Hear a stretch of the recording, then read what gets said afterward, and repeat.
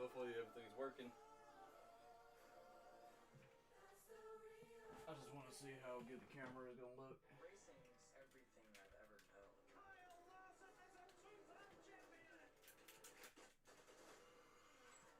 Alright. Not scared of anything.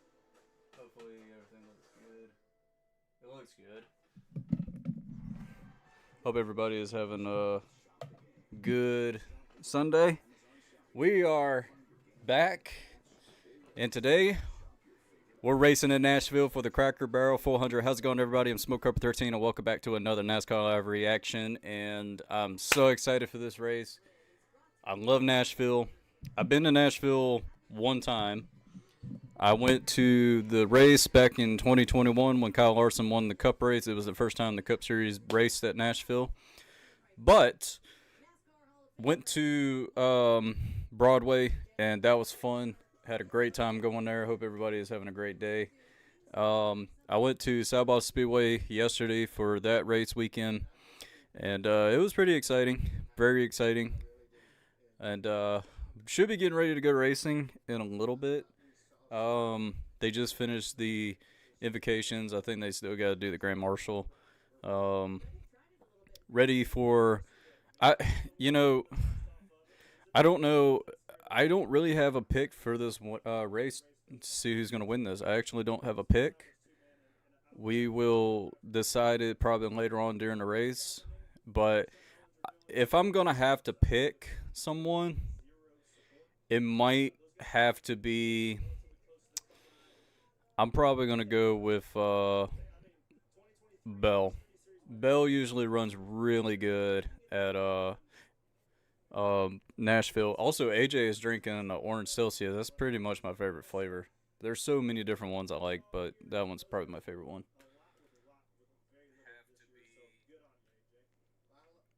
Yeah, I like that, Corey, a lot.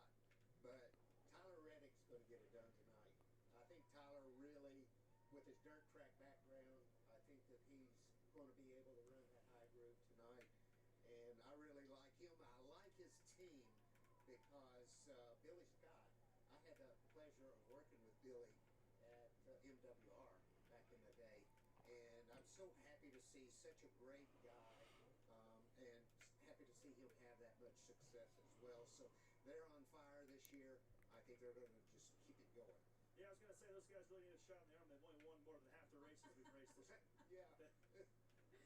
He's looking for win number 6 tonight, but it's his boss, driver for Joe Gibbs Racing, Denny Hamlin, who's on the pole and looking for his first Nashville win. I think driver 11 is going to be strong. Calling all the action in the booth tonight. Let's send it upstairs now to Steve Letarte, Dale Earnhardt Jr., and Adam Alexander. Thank you, Danielle. We'll continue this theme of King What's that? track. And I have to say, I think Mark Martin, our guest, got the number one pick because he went 45 Tyler Reddick. We know how good he's been all season long. Where do you go, Junior? I like my pick. Chase Briscoe is my guy. He's starting back at So basically, I think my buddy is going to Pocono, actually, in a couple weeks. Unfortunately, I won't be able to.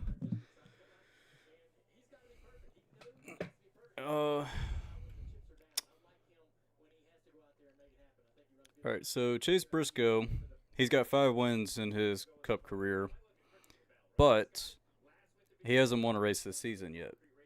A lot could change. See, Christopher Bell has 13 Cup wins, but hasn't won a race this season. And I didn't even know Bell was 31. I thought he was younger. I thought he was about my age, but no, he's 31. It's actually raining at the track now. I would say one of the reasons he was good last week, strategy out of balance. Adam Stevens was very creative, could play a big role here tonight. Holding pattern new to rain at Nashville. Stay with us on. Hopefully this rain will leave in a bit. I'll be right back.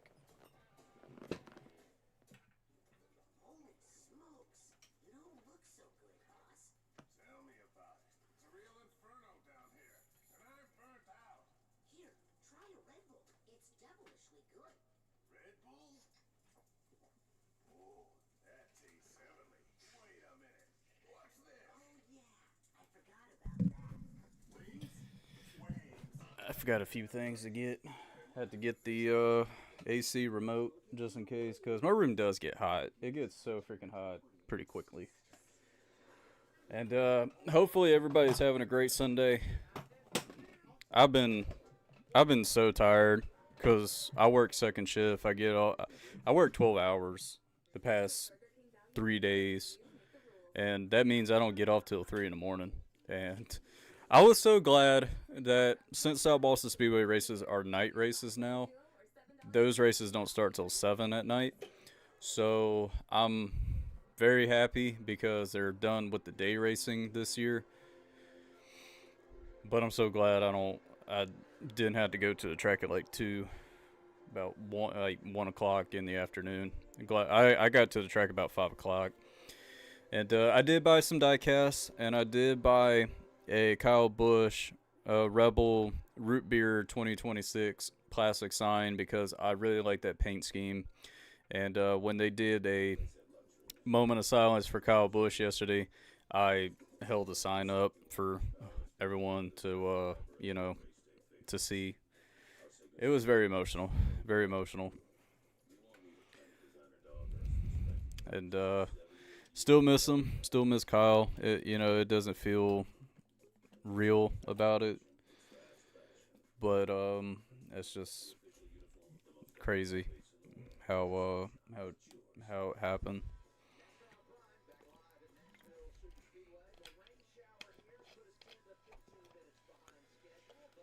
Should be getting ready to start engines in a bit because it looks like it's not raining there anymore.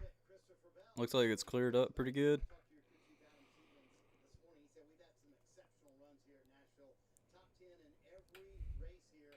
It's drizzling a little bit. It's sprinkling a little bit. It's an easy answer because I got great cars, and yeah, just driving for Joe Gibbs Racing, we've always had really good stuff here. Nashville is kind of just this mix between an intermediate and a short track, and Yeah, it's kind of drizzling at the track. I don't think it's anything I'm doing driving. I think I just got to get nice cars to drive.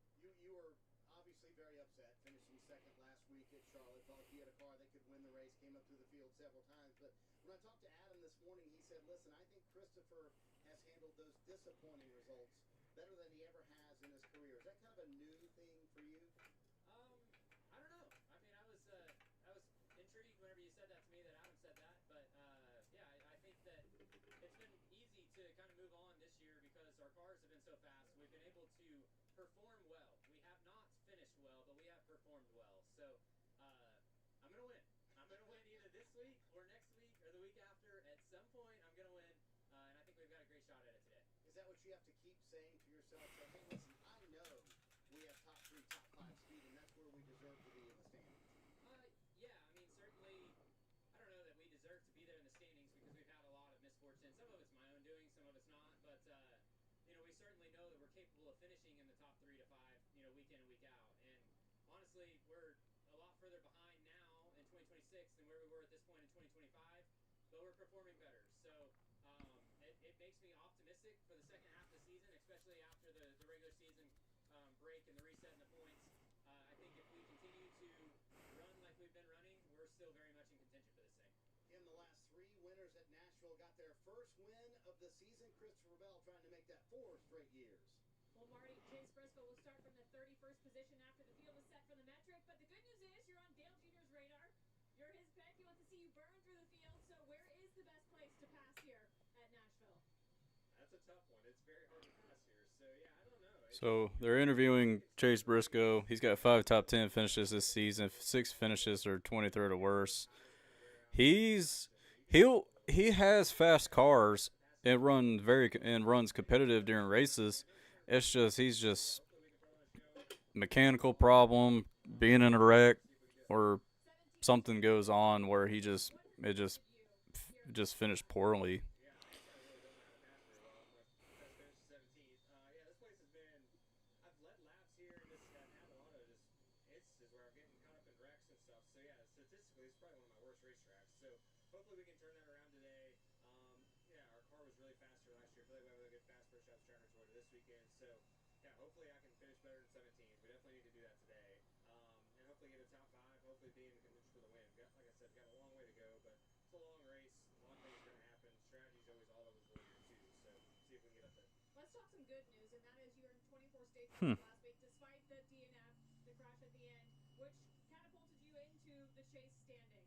How confident are you, second half of the regular season, that you guys can hold on to that footing? Yeah, I mean, I'm definitely confident that we can make the chase, but we want to be top 5 in points. That's kind of the real. It's pretty insane how. Last week, So okay, with all the good news, the basically, yeah, if we would have finished top 5, kind of like we ran all day, I was watching the IndyCar race. big turnaround for us. So, Eh, yeah, we just willpower, man. and we've used up all of our mulligans and then some for this regular season. So just trying to, my index. One thing, the thing is, I like about willpower, he does not care as showing his emotions. He shows his emotions because racing is his passion. But I just love how 100% he is when it comes to emotions, and he shows it. Like, dude, he told the camera to fuck off. and I was watching Scott McLaughlin's interview after the race and him making contact with Power, and there was the quote. There was something he said like he gave me no option. I'm like, dude, you had an option. There was multiple options you had in that situation, but yeah, it didn't go so well. Didn't go well.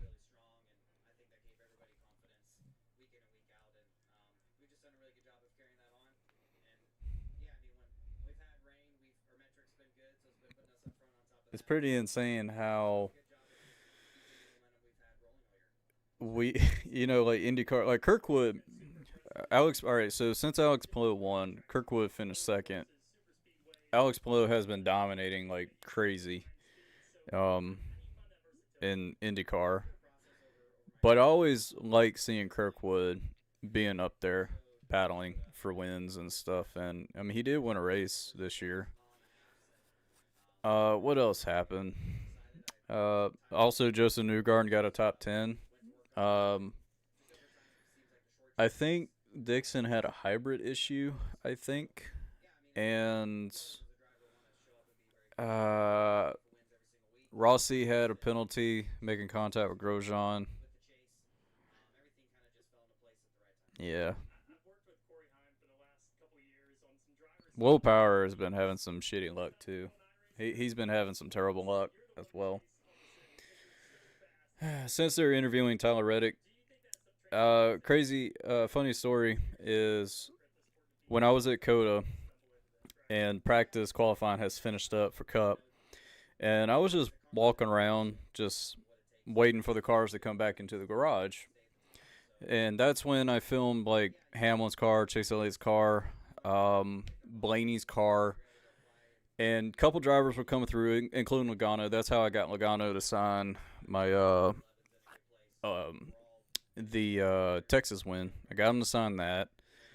Chase Briscoe was standing there, just in the garage, in the middle. It was like a split between team haulers, and there's like a big opening, and then there's another, and the other side is team haulers as well. He was just standing there menacingly, like staring at I don't know who, just standing there, like in the episode of SpongeBob. He's just standing there menacingly, and I think I even posted a picture of it too on Twitter.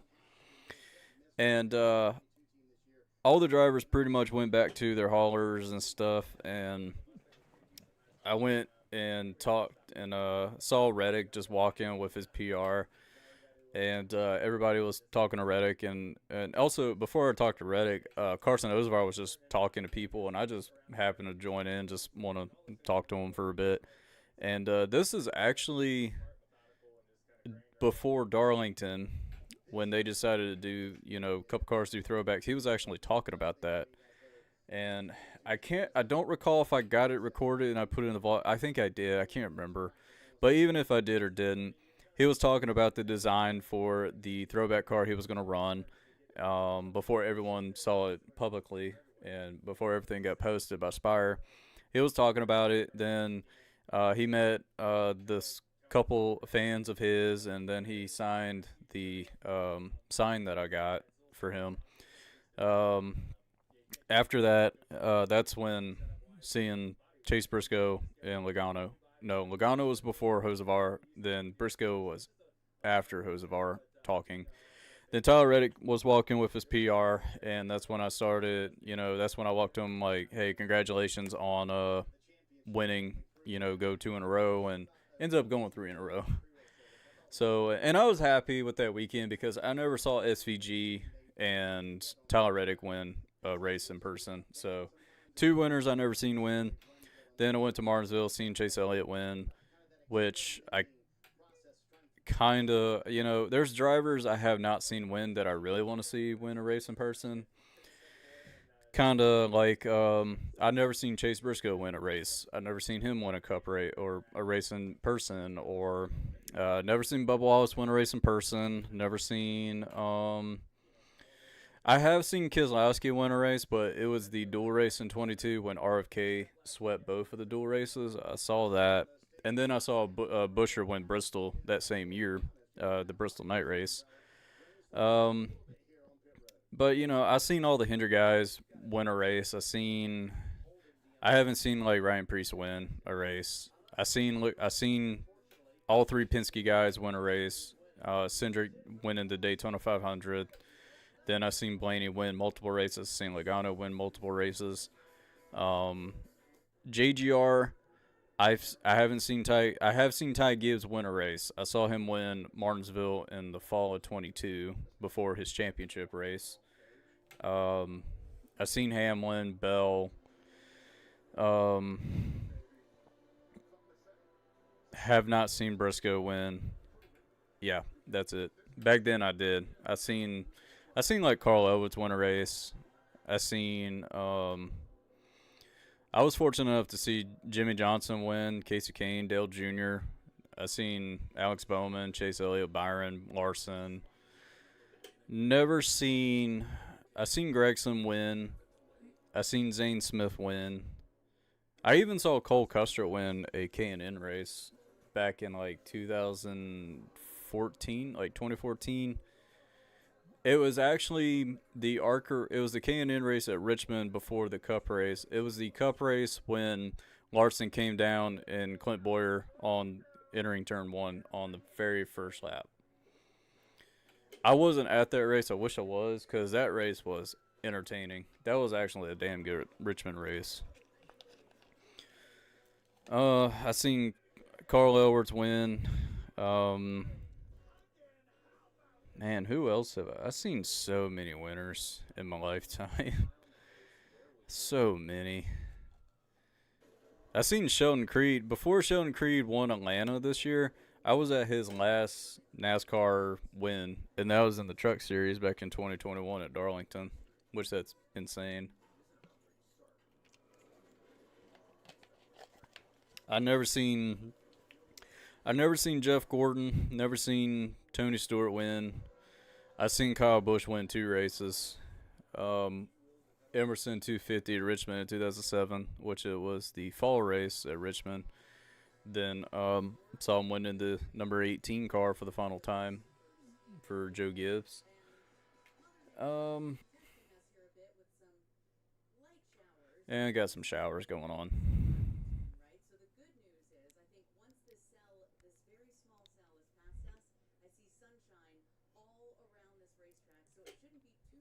Trying to think who else.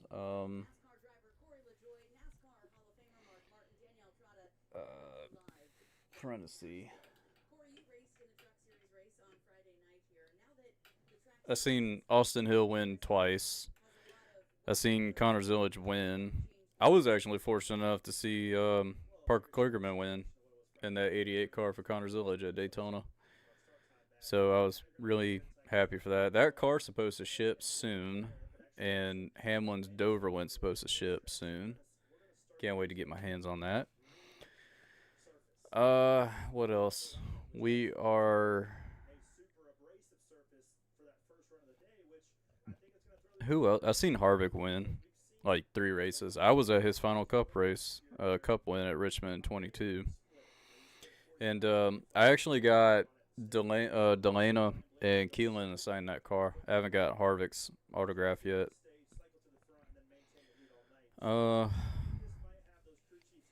Hmm. Trying to think who else I met. Who else I seen win? Alan Gustafson, he, mentioned that there's not much drop off on the tires. Sam Mayer, AJ Allmendinger. I was at AJ Allmendinger's last Cup win so far. Saw him win the Roval multiple times. I'm trying to think of like a winner that was like out of the ordinary, like somebody that doesn't really win a whole lot. Because there's quite a few I've seen have won races that have won a race that haven't really won in a good while. Like I never saw Casey Mears win, but my dad was at the 600 when Casey Mears win, which is pretty insane. Hey, Bowman's here. We got Bowman.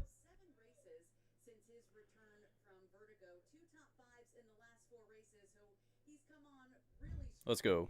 I want to hear what Bowman has to say. And Alex, it's so great to have you on here. How you feeling, buddy? I haven't gotten to talk to you since the whole bout of vertigo. You 100% ready to go? Yeah, thank you guys for having me. I would say I'm as close to 100% as I'm gonna get. I've been a little beat around over the years with some different injuries that I'm just gonna fight. But yeah, I feel pretty okay and glad to be back in the race car.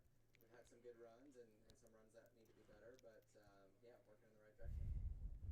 So, Corey, tell me a little bit about, what you had to do, your rehab to get back in the car after this vertigo. Yeah, so for me, really the hardest thing was trying to figure out exactly what was causing it because it wasn't like a standard inner ear problem, right? Like it kind of stemmed from my back more than anything and a spinal injury.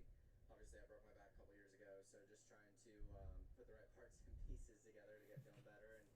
And through it all, like I had a lot of pain leading up to that. Obviously, never had any vertigo stuff until Coda, but just trying to get that pain to calm down was the biggest thing. I wasn't like sitting at home with vertigo by any means. Mm. Really, like the G forces from the race car were about the only thing that that would bring it out. But yeah, so a lot of PT on my back really was the biggest thing, trying to get kind of my nervous system calmed down. Obviously, like the body's a crazy thing, right? And like your spine, there's a lot of nerves that can do different things, and yeah, feeling pretty good now and happy about that. How scary is that, buddy? Because we worked, you work every day to keep yourself mentally fit and physically fit and Hmm. in a state to try to keep honing your craft each and every day to get better on Sunday. And then you feel like you're up against your body that's failing you in a way. It's like we saw, how fragile it is to be in the mental and physical state to compete at the highest level. And when you're not that, what sort of thoughts go through your mind? Yeah, it was weird for me because I mean I feel like I probably worked harder this off season than I really ever have through the off season, and was physically in the best spot that I've ever been in, and yeah, it was just weird. Like, I mean, I was doing PT and things to try to get feeling better before Coda, like really the whole season leading in, and honestly, everything we did, I just was feeling worse and worse, and I never would have assumed to tie that into the vertigo stuff, but yeah, it was tough. I think those first couple weeks, I'm like, man, am I ever gonna get to drive again? Because What's up, Scott? Not much, man. Just watching the interview for Bowman. it's gonna fix it, and then we go do that, and it wouldn't fix it. It's like, all right, what's the next thing, and the next thing, and the next thing? It got pretty frustrating, but I had a lot of really good help. Yeah, rain delay. For everybody that helped out along the way, and yeah, now I feel pretty good. It was honestly kind of a light switch as far as like not feeling good to feeling good, and yeah, glad to be in a better spot. Yeah, we're really happy to hear that. I wanted to hear about the people that had your back because it was 1 year ago, Alex, hard to believe, at Michigan where we saw one of those really difficult crashes. But I still don't know how you Hmm. showed up in Mexico City. I know that was a really hard recovery.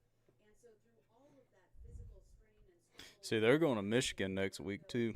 who are the people that you've leaned on the most? What has that journey been like of the highs and lows and just having people that support you and help you no matter what? Yeah, I mean honestly, it's a big Definitely. thing,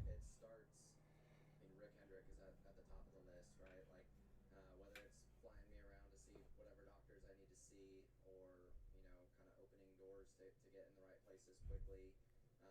Yeah, Michigan last year was a bad one.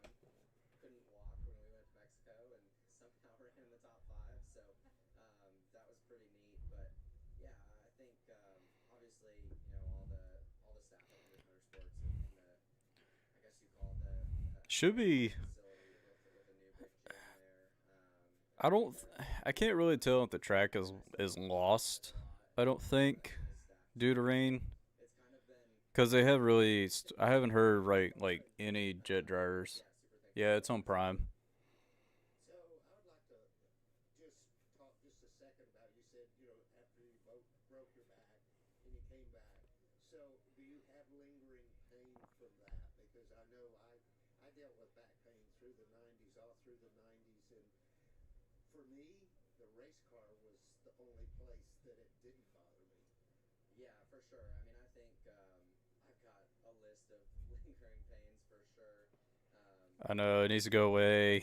Daily trying to get PT for different things, and yeah, I feel like my back is in a good spot right now, but certainly has been lingering. I didn't really realize it was probably from that as much as I should have. I guess I should have realized it more quickly, but yeah, I think that's just part of what we do. Also, like I'm not the way I'm built, like just works poorly in the race car, right? Like my knees are really cramped up all the time. Like race cars are really built for Kyle Larson, and You're not a little guy. I'm not Yeah. Kyle Larson. So as you probably have felt. So yeah, I think that kind of makes some things more difficult, but it's just something that you have to stay on top of, like any other sport, right? Probably more so in a lot of other sports with the beating that they take, but yeah, just trying to be on the right side of it.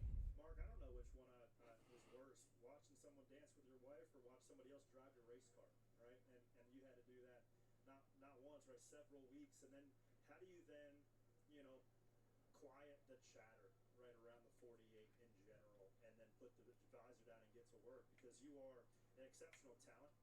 Been driving for Rick Hendrick for a long time, and the pressure that I felt just those 3 days driving for Chase, like that pressure is something you wear, because it's like this unspoken expectation to win, because there's nothing that is in that building to allow you not to win, right? The people, the parts, the equipment. Yeah. And then All right, you who you? really want to do that guy well, because I mean, Mark, you did it right for a long time. You just want to perform for that guy. What's up, PS? What is the mindset right It now? rained a lot, and How do you pick up? yeah, you see, it's been raining here. Sure. I mean, I think It rains days of pressure for you. I've been doing it for 10 most of years, last week, there have been and I think it rained like Monday or Tuesday. I can't remember, been falling but we needed it to. as well. So Uh, yeah, it's a lot, and obviously, when you as a Bowman fan, back I always pull for Bowman. But I mean, we got caught in crashes that weren't anything that we did the first 2 weeks, and then go to one of my best racetracks and don't finish the race, and it's like, man, like that puts you in a bad spot. Obviously, they kind of it's really hard to it's hard for a filling guy to have like those big weekends, So mm, if you look at where we're at right now, like we're trying really hard to put something together to be able to make the owners championship, but it's just tough. Like we're a ways back, and we haven't exactly had the weeks we've needed since I got back in the car. Like a couple of them, like Talladega and Texas were great, but some of them just haven't been there. So yeah, just trying to do everything I can on my side of things. I definitely want Bowman's hat. I do like the all black and 48 black on it. I definitely want that one, and it's got the rope on it, which I like that too. Multiple different drivers in the car and kind of everything that's happened. So just trying to make those guys proud, do the best job we can, and they've been digging really hard. So appreciative of all their hard work. Let's give the crew chief a shout out, Blake Harris, and that It entire. looks like it's raining more now. There is no give up in this group or the driver now that he's back healthy. As you mentioned, Talladega and Texas, 2 top 5s for Alex in the last 4 races. You're rolling off 19th tonight, buddy. Good luck. Yeah, thank you guys. Thanks for having me. Some slight showers, right? Just a little sprinkle here at the track, but I see. But I see some sunlight. Stay with us. There's some sunlight peeping through. Ever since we hired Dale Jr. in our insurance, reckless have been moving fast. Look, it's pancakes.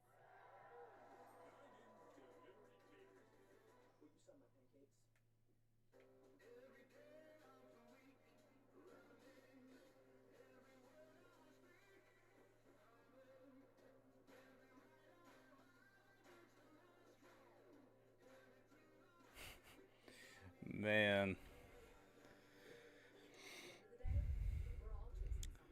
Yeah. I tell you what, when I was at South Boston Speedway, they were so the limited sportsman cars were doing 30 laps. They were doing twin races, and late models were doing 75 lap twin races. So, and I didn't know that the limited sportsman race were going to be 30 laps. I didn't know, and I was like, man, this. I was like, wait, that race was over. The first race was over already. I was like, dang. And then they wrecked like after like on the very last lap of the race for the first one. Then it was probably about 10 o'clock. It was like 10 something, and the big one happened in the limited sportsman race on the coming off of four, and it was a really bad wreck. It was a pretty big wreck too. But after all that happened, and I think it was, but before that big one happened, this dude just got dumped out of nowhere, like in the middle of turn 1 and 2. Just instantly got dumped. People were stopping. People were trying to avoid him. Couldn't avoid him. I mean, he and the guy got T-boned pretty good too. He got T-boned on the driver's door. It wasn't pretty.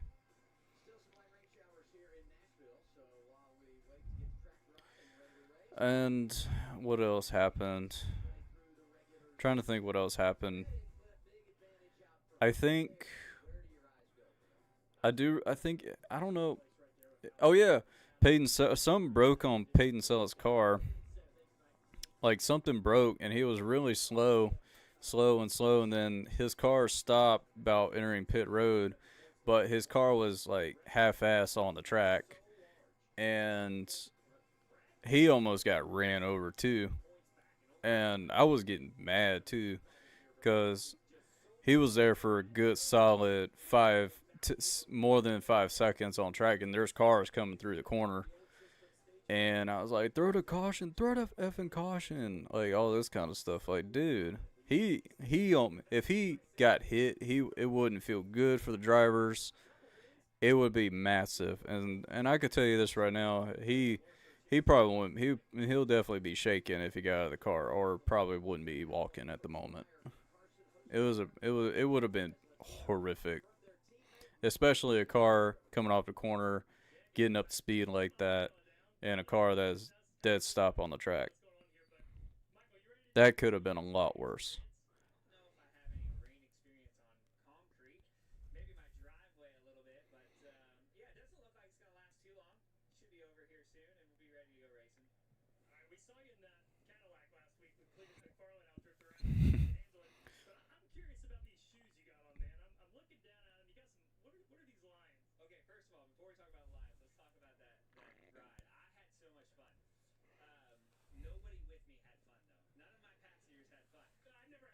I would love to meet Cletus, just just to hang out with him.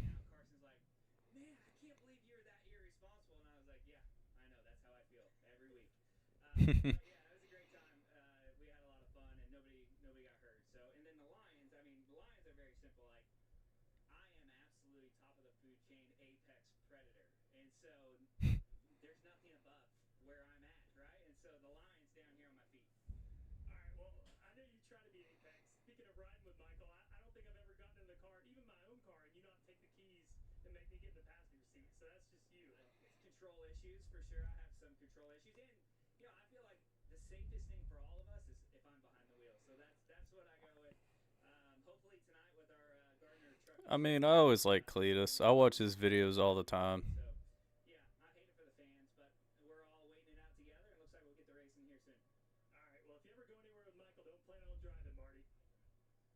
will keep that in mind, Trevor. Brad Kozlowski and I are watching RFK Innovation. What is that, Brad?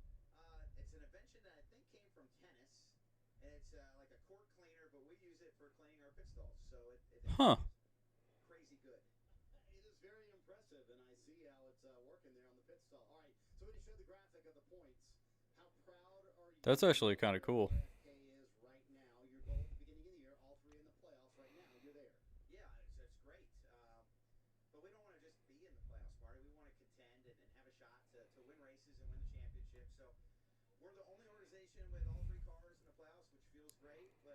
still looking for that next step to where we can consistently win races and be a threat, and so we'll keep some market there. Yeah, it's gonna be a long one. It is 7:42 on the East Coast right now. They would say RFK. Did you ever honestly think that you would be able to get there to maybe leapfrog? And I'll tell you this: when I went to Nashville for the Cup race in 2021, that was the hottest race I've ever been to. Winning races, so if you're looking at his peak is maybe a little better than ours. Yeah. Consistency's really strong. Look, and I'm gonna be for real. I know Cletus races and stuff, but he's not ready for O'Reilly's. He's not. I think from a Ford perspective, I will let him run some more ARCA races and some truck races, especially ARCA. I will let him run some ARCA races before he ever does O'Reilly series. That's just my personal opinion. Because he spun the car out like twice yesterday. I haven't even watched the highlights, which I should have before I went live. But it's he's just not ready for O'Reilly's, in my opinion. He's not. Yes, he races, but you got to be prepared and everything to run O'Reilly's. And I tell you what, I do love that paint scheme, that 33 paint scheme he runs. I definitely want that diecast for sure. If I can get it and get him to sign it or get it autographed, that would be amazing.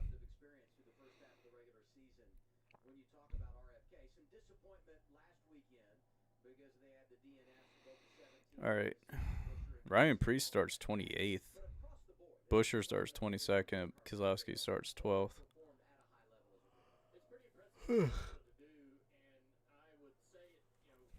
And I kind of want to start collecting all of Ross Chastain's Busch paint schemes. They just look really cool.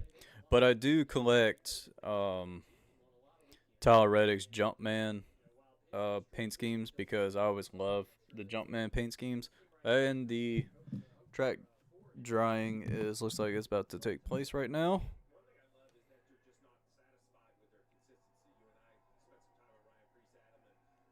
Track dryers are coming through.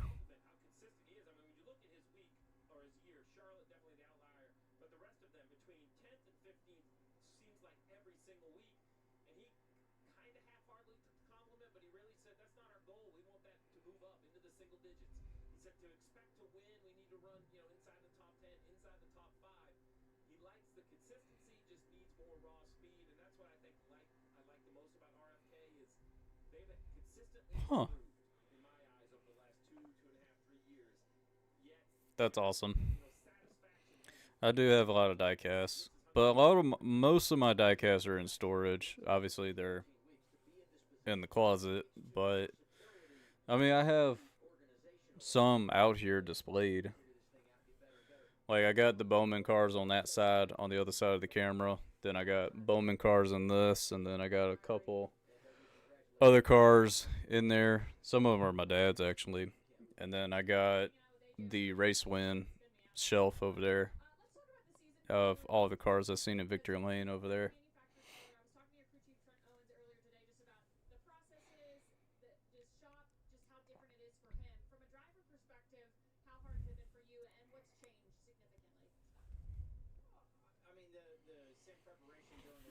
And personally, when I look, most of the time when I go to Walmart and want to go find like some NASCAR authentics, plus I haven't had any luck finding authentics because I go to 2 different Walmarts, and the one reason I don't like going to my Walmart because everybody I know goes to that Walmart because I live in a small town, everybody knows each other.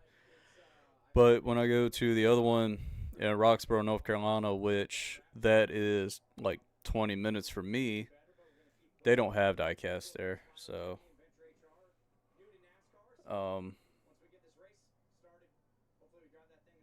see, I started collecting NASCAR shirts too. And I do have some that I'm selling. I do have a couple Larson shirts. I do have a Larson shirt that I am selling, and then I got like a Jimmy Johnson and a Ryan Newman shirt I'm selling now because I just don't have any use to have them. I just want to just get just sell them, just get 'em, have somebody get them if they want them. Lauderdale Junior Pit boxes, fuel tanks, old drivers, nice. And I do collect like Bowman shirts, and I need to get his new crew shirt. I haven't gotten that one yet, but I have pretty much all of them. But I think 2019 is when he did the. I can't remember if they did a crew shirt for his Exalta for 2019 and 2018. I need to find those. Um, I get the Bowman shirts every year. I did get one of the new ones for this season. Um, I have a couple Josh Berry shirts, got a couple junior shirts, and one of the cool junior shirts that I currently own is the 2016 like graphic shirt with the car and the name and everything. I think I paid like $10 for it. Yeah, like I have a Jimmy Johnson crew shirt from 2019, and I just want to sell that. Got a Newman 2019 crew shirt, Oscar Myers. It's on it might be on my eBay page, but I know it's on my Macari page. I know if somebody want to make an offer on it, go ahead. I'll take whatever for it. Well, try to at least get more than $10 out of it at least.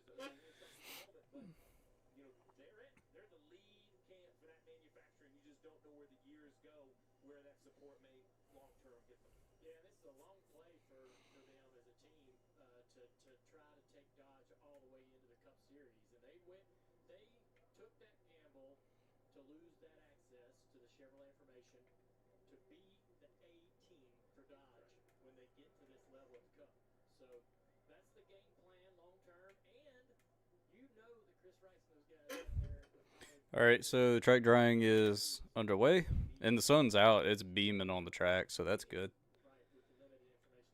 Nah, it's not that I'm losing money. It's just I think the top drivers that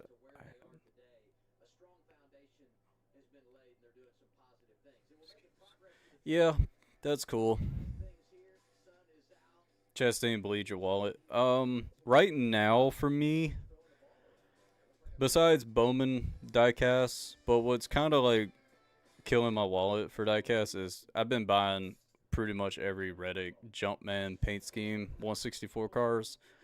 I still need to look over and see which ones I have and don't have because there's so many of them. There's so many Jumpman paint schemes out there. I still need to see what I don't have.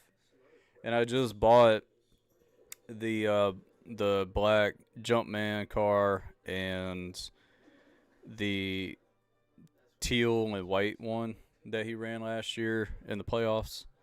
I do have those two. I just bought those yesterday.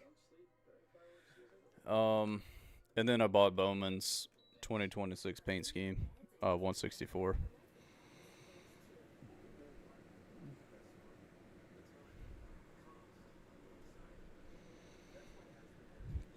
And so far, I only have like one diecast I need to get signed till I get more that need to be signed. Like when I get Hamlin's Dover win from last year, and I did pre-order Tyler Reddick's Coda wins autograph. Just might as well get that. Might as well have it signed just in case if I don't meet Reddick. Trying to think who else.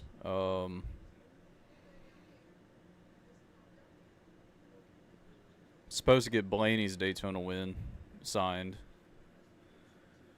but I don't know when that elite comes out. The autograph elite comes out for that one. Supposedly soon.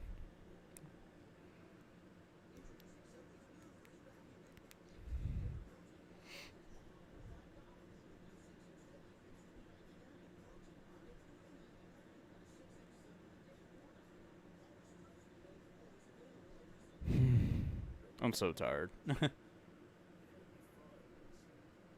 Best way to get autographs, in my opinion.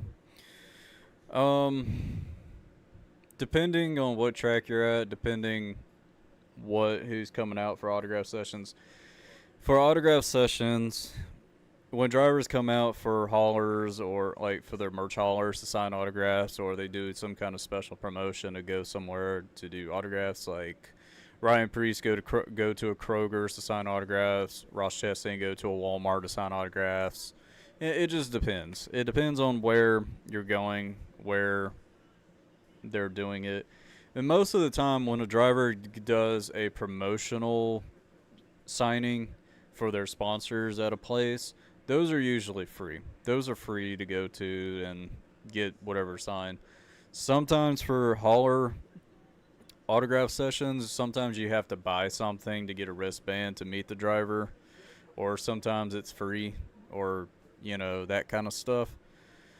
And honestly, I understand the reason why they're doing the wristband thing, so they can get money out of it, because they're trying to sell their merch. That's what they're doing. And but if you get like a VIP pass, you get all access and meet drivers as much as possible as you possibly can. Whoever comes through, who doesn't, stuff like that. But you can meet like pretty much everyone, including crew chiefs and crew guys and stuff. It just depends on what's going on and what's not going on.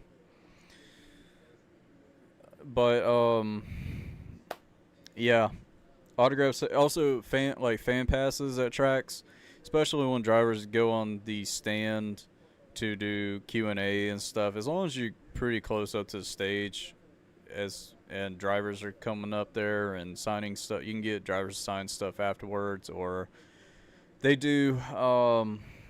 Because when I went to Indianapolis in 2024 for the Brickyard, drivers were everywhere, as going to haulers, signing stuff, or doing promotional stuff, or even doing the MRN radio to meet, do Q&As and stuff, talking on the radio. And when drivers are finished, they'll come out, sign autographs and stuff. That's how I met. That's how I got like Keselowski and William Byron's signature that way. Uh, then drivers will come through like after drivers meeting, especially Martinsville, for the fan pass. When you're up against the gate and stuff, drivers will start walking through. Pretty much every driver will walk through and sign stuff. And also, there's another car I need to get signed. That's Larson's Texas win, because he actually came very late for driver intros. He was very, very late. And yeah, I kind of wish he was able to sign, so that's one car I don't have to carry when I go to another race. But every driver is pretty easy to meet. There were times where it was very difficult, like meeting Hamlin, Kyle Busch. Truex was kind of hard to meet too. But I was fortunate enough to meet Truex a few times and get him to sign my cars. And I always liked Truex. He was pretty much one of the first drivers I met. NASCAR Cup Series driver. He was pretty much the first NASCAR Cup Series driver I met. And I met him during his rookie year at Bass Pro Shop in the Cup Series, which that was really special. And I told him, you're my favorite driver and all that, besides Junior. And but I was able to meet Truex in I met him back in like 2005, 2006, and met him in Pocono in 22 and Charlotte in 2023, because I want to get his autograph on my diecast that I saw him win, because I saw Truex win a few times.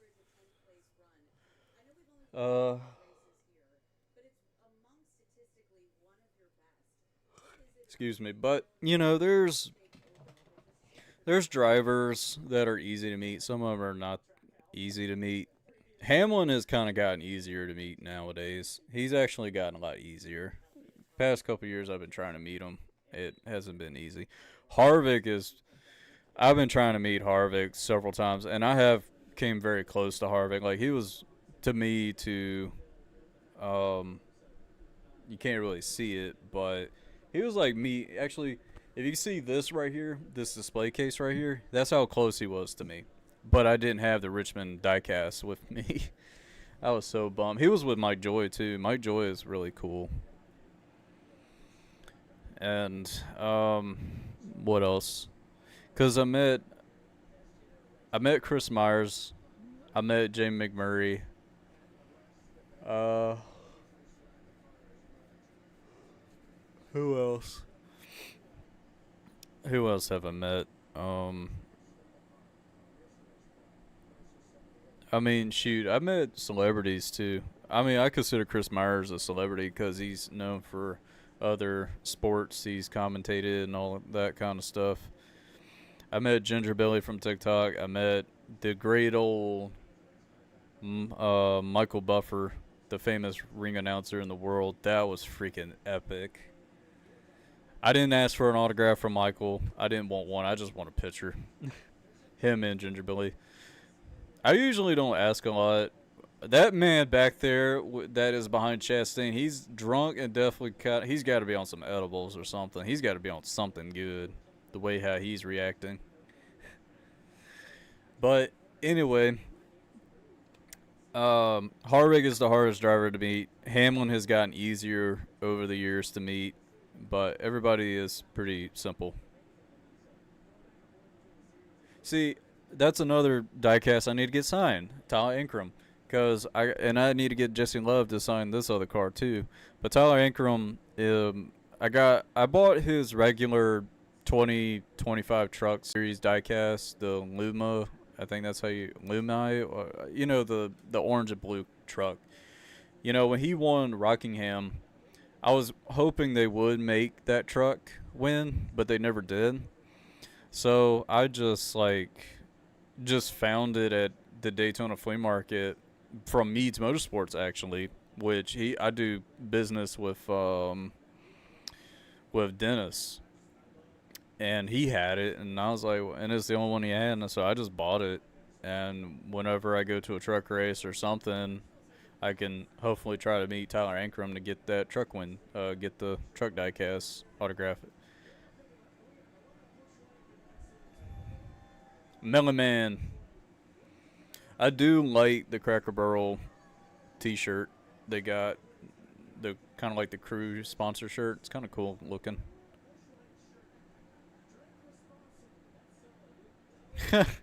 There's a kid wearing a Busch Light t-shirt. When I was at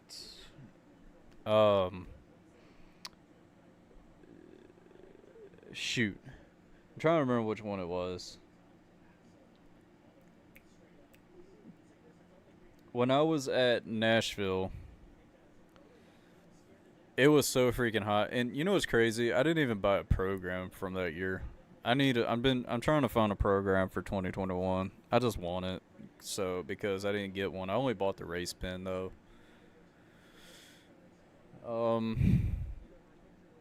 Pocono is also another easy track to meet drivers because there's a spot called Autograph Alley. All the drivers got to go through there to then they'll sign autographs and stuff.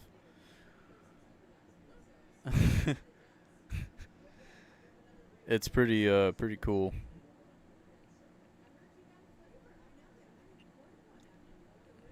That's how I met Hamlin and Truex. And, that was the first time I ever met Hamlin and Truex as well. And a bunch of people told me that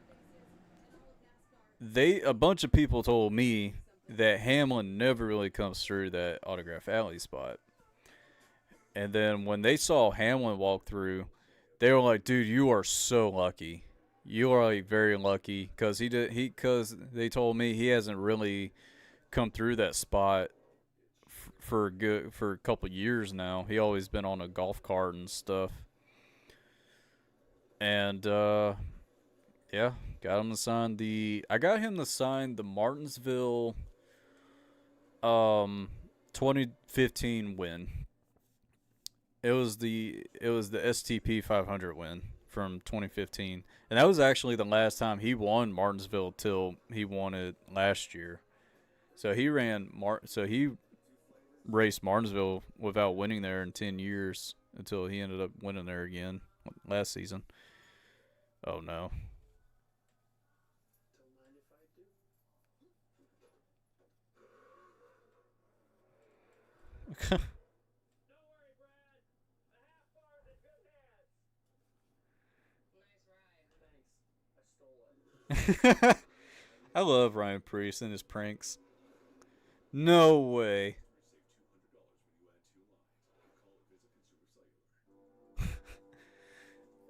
Anyway. And Truex, I can't remember if they told me Truex rarely goes through there too, but I would assume he would still go there to meet his fans, meet people. And I remember Kyle Busch getting swarmed. He couldn't come over where we were. He was getting swarmed by so many people, even Chase Elliott was.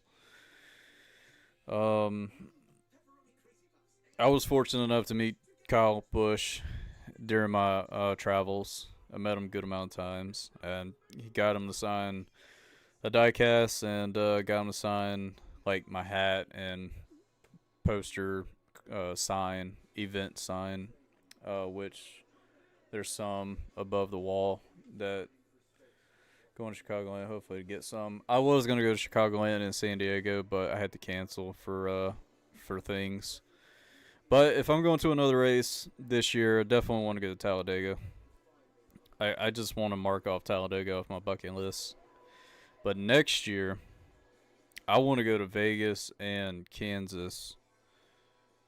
Hopefully, I can be able to go to those.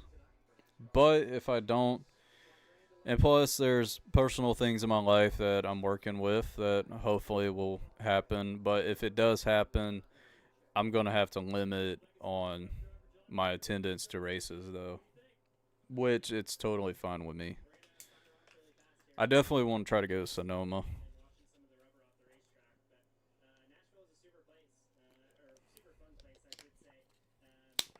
Yeah, I saw Kyle Busch win 2 races. I saw him win a Busch race back in 2007 at Richmond, and then I saw him win the Bristol Dirt Race in the number 18 for the final time for Joe Gibbs. And I'll never forget when he crossed that finish line. I turned around. There was a big Kyle Busch fan, like so shocked and surprised and happy, and we were like hell yeah, man! Like awesome to see your guy win. And even if your driver is not winning, but it's really cool seeing, even if you dislike or dislike a driver, even though there's people that hate drivers, which I don't understand the hate because hate's a strong word. And second, it's very happy to see a driver, a fan of their driver win a race in person. You just go up to him and be like, "Hey, hell yeah, your guy got it done." Awesome. And that's what makes memories great. That's what makes a memory great. Because when Junior won and when Bowman won, I felt that energy of excitement. Because it feels so freaking good. It felt so good. And I hope Bowman gets to run a Busch race this season because he was supposed to run Nashville and Darlington.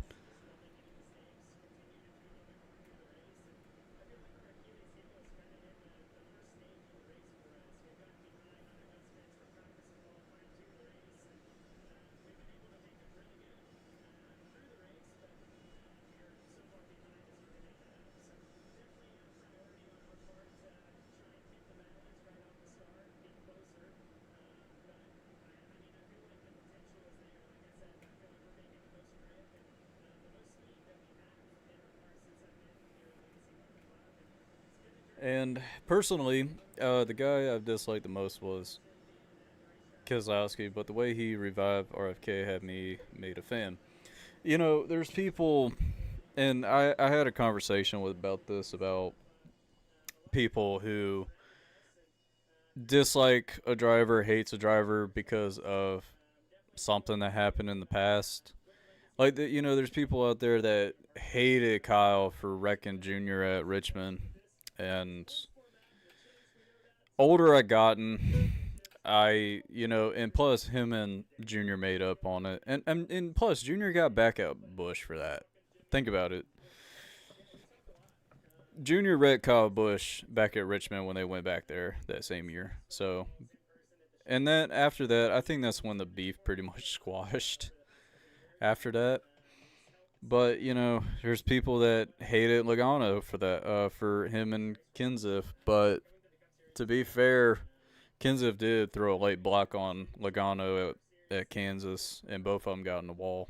So that's why Logano retaliated. And a lot of people don't like Logano for blocking very aggressively or racing hard or against people. Like with Logano, all right, Logano and Byron at Darlington in 2022. Byron put Logano in the wall. Let's be for real. He put him in the wall. And Logano came back and retaliated, bumped him, and that's how Byron got in the wall. You watch the replay, it's right there. Hamlin and Logano at Martinsville in 2019.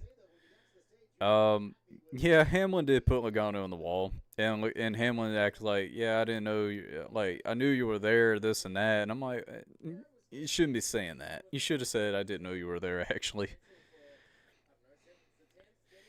But yeah, look, and like with Logano and Kyle Busch at Vegas in 2017, that was all on Logano. Logano just threw it in there and drifted up the track and got in the Busch for that, and Busch spun. Yeah, I mean Logano had that coming too. He had it coming.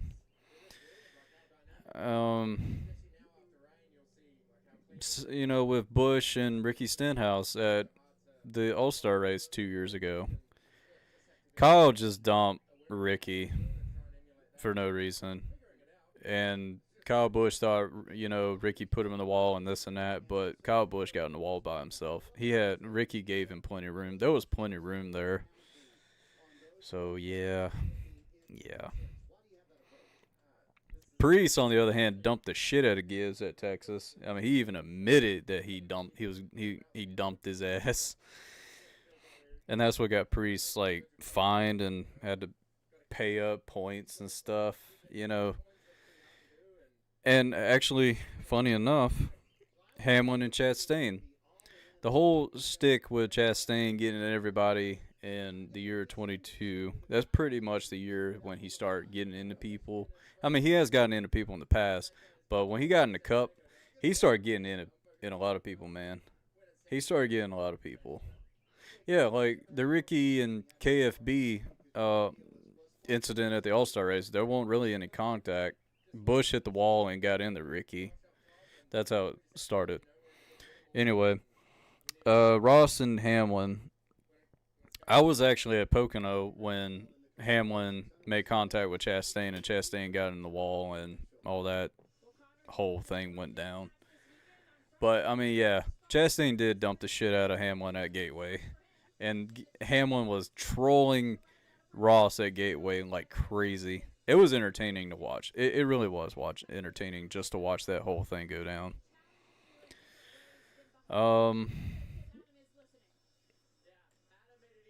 And then Junior and Mike Davis having a conversation, and Mike Davis didn't agree that them two made contact, and I was like, "Are you kidding me? There's smoke off the cars." And then Junior says there's guys that wreck each other because of past history. And Mike is like, "Give me an example." And Junior's like, "Dude, give me a sec, man. I live this, I dealt with this my whole life in this." And I instantly thought of, the whole thing with Chastain and Hamlin because of Gateway. That's what made it all started. Like I said, the Kenseth and Logano. Either way, both of them got in the wall or, got wrecked out one way or the other. they still wrecked each other and because of past history. Kurt Busch and Tony Stewart got into it. Kyle Busch and Kevin Harvick wrecked each other. Literally wrecked each other. Keselowski and Kyle Busch in the past. You see it. You've seen people get wrecked because of past history. It's not new. It happens in racing. It's been happening in racing since it started. it's it's it's the truth. It's the truth, man. You see it happening. It's not just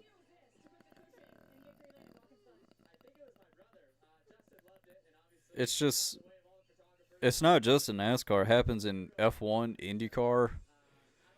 Happens. I mean, look at how Rosberg and Lewis Hamilton got together multiple times. Look how that turned out. They hated each other.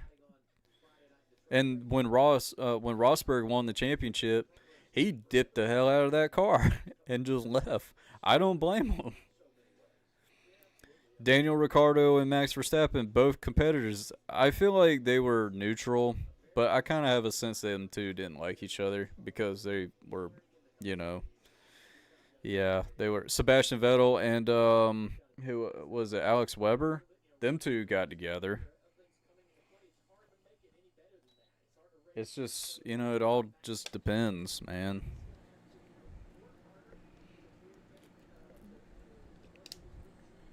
Hell, Will Power just got in with freaking Scott McLaughlin today. And even Scott McLaughlin said I had no option, but there were multiple options there, man, to not deal with it.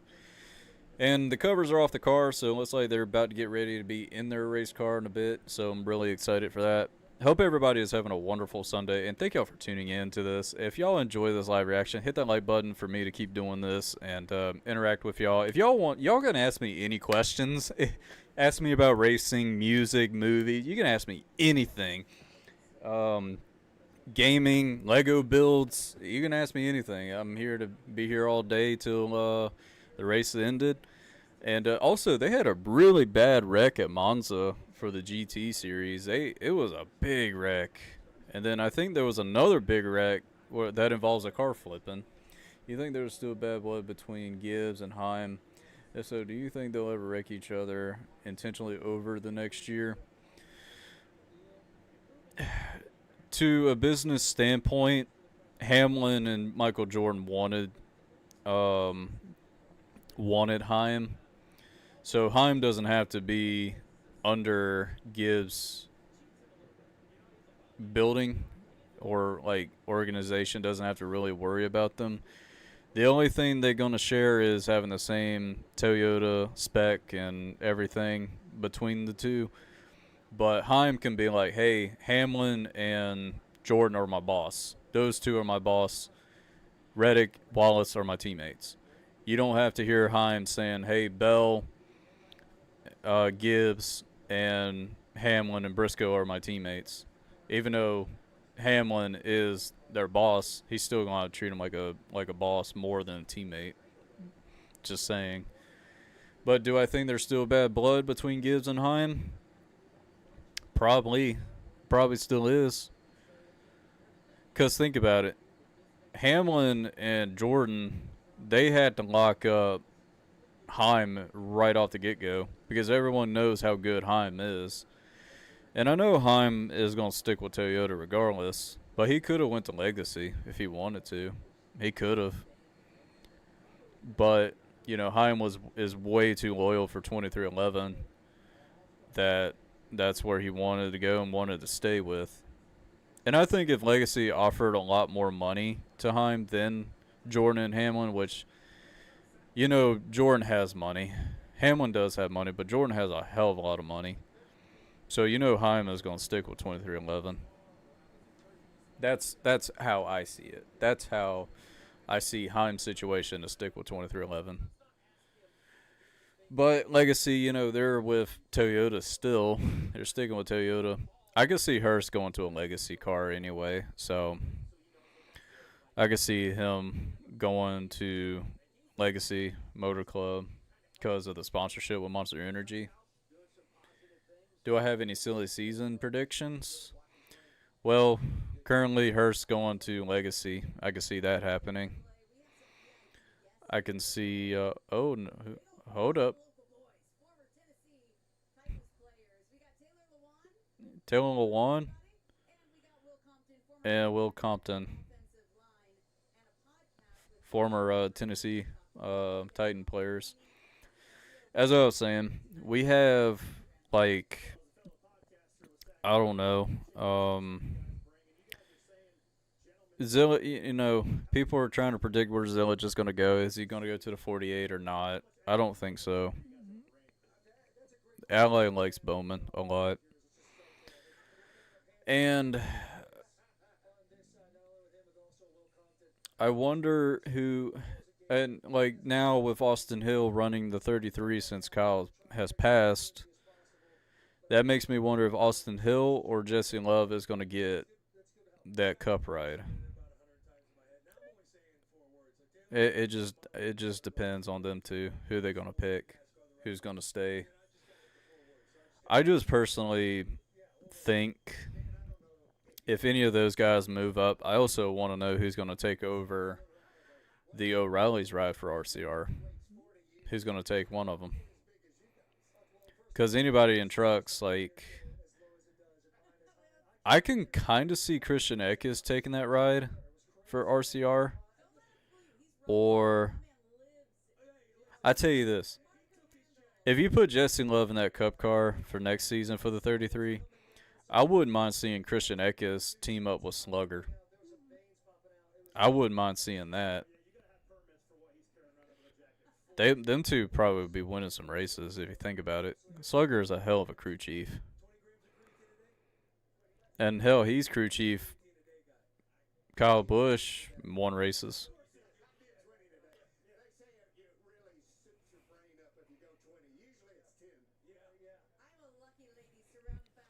Yeah, I understand.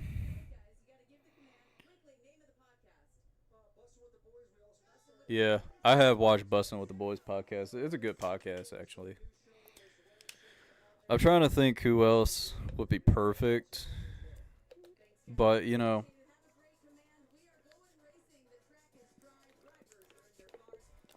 drivers are in their cars right now. So we're about to get going in a bit.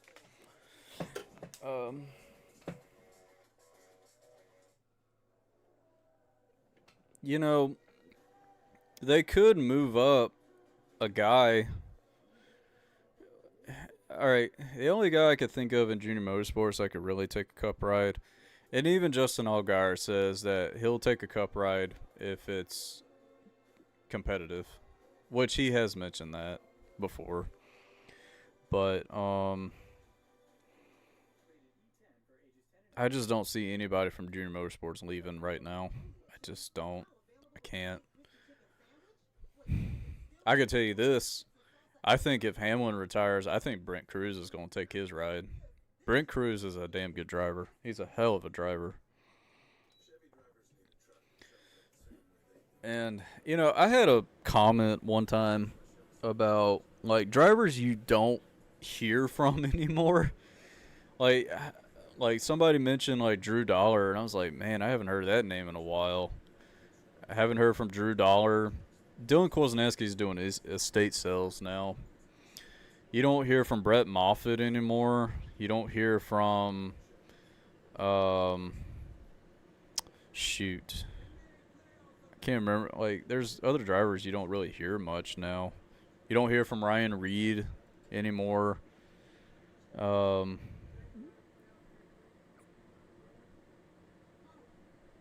Man, who was Ray Black Jr.? I've been trying to think of Ray Black Jr. for some reason. He just popped in my brain. You don't hear from him much. And my friend Gio, which you've seen him in my vlogs for Daytona, I think he owns a business like close to where he lives. hear me out. Hear me out. I think the one person I think that would be a really good fit for RCR, Parker Reslov. I want to see Parker Reslov in an RCR car. Even a junior motorsports car would be really cool to see. But I would take that opportunity in a heartbeat. And we all know RCR cars are competitive. They are pretty competitive. They can run with junior motorsport cars and Joe Gibbs cars. It's just I want to see Parker in that car. I think that would be a good fit. Holy shit, that would be a great fit. And you also have Lane Riggs will be a perfect candidate to go to a great team. Anyway, I was about to say Perkins. Why was I going to say that? I think if Penske was still in the O'Reilly series, I think Lane Riggs would be a perfect pick to be in their car. And I've seen Lane Riggs race in person before, and he's a hell of a driver. He's a damn good driver. Everyone knows how good Lane Riggs is. I would like to see Lane Riggs go to O'Reilly series in any car, any competitive car. I think he'd be hell of a pick to go for like Junior Motorsports, RCR, or Joe Gibbs. Now I'm getting ahead of myself here, but think about it. There's not many open rides for O'Reillys and Cup now. Trucks, you can. I mean, a lot of truck. It depends on sponsorship too. But I could see Lane Riggs moving up the ladder. If Lane Riggs could win the truck champion this year, he'll definitely move up for sure. I could see him moving up. But, you got these other drivers like local short track racing series. Like, there's a couple guys, especially South Boston Speedway, and I can't remember his name, but he has like Andy's frozen custard on his limited sportsman car. He was racing yesterday too, but he didn't have that sponsorship. He had a different one. I think at one time Reslov was to that summer Daytona where he pushed Burton instead of Bush. Yeah, he was, but still, that I think that's what pretty much killed it. But hey, I wouldn't mind seeing. I still wouldn't mind seeing Reslov being in a competitive O'Reilly's ride. But here we go. About to get ready for the Grand Marshal.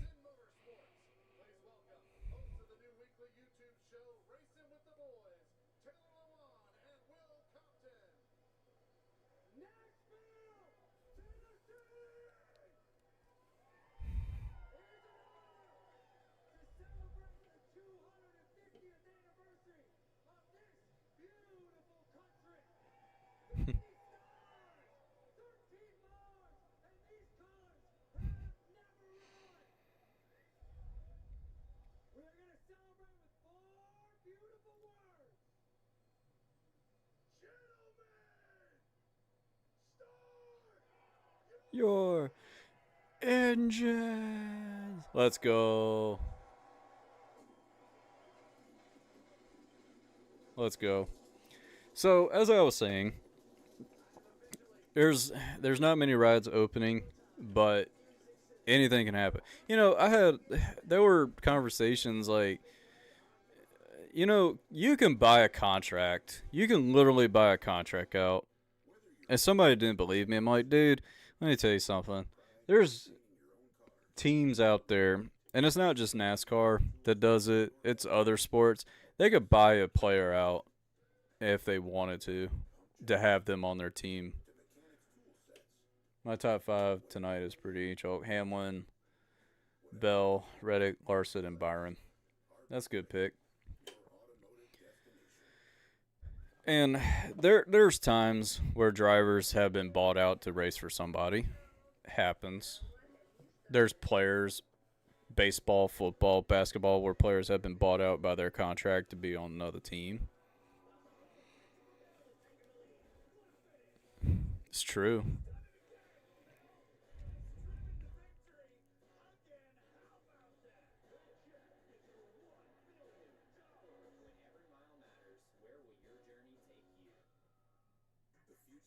I tell you what, I remember when Alex Palou supposedly signed a contract with McLaren, and this whole debacle with Chip Ganassi and McLaren and all that kind of stuff didn't go well. But I know Palou is definitely happy sticking with Ganassi because of him winning these races and championships.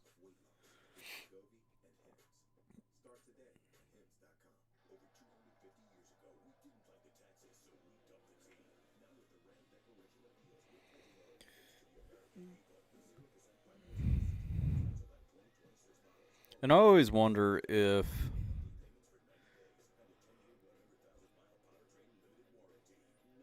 like Dale Jr. You know, like I said, drivers need sponsorships to be in a ride. They need sponsors. Yeah, I watch IndyCar. I actually watched the race. I watched some of the IndyCar race. I was still tired from last night and a couple days before because of work. Because I worked 12 hours past 3 days and went to the race last night. But yeah, I cut it on to watch some of it.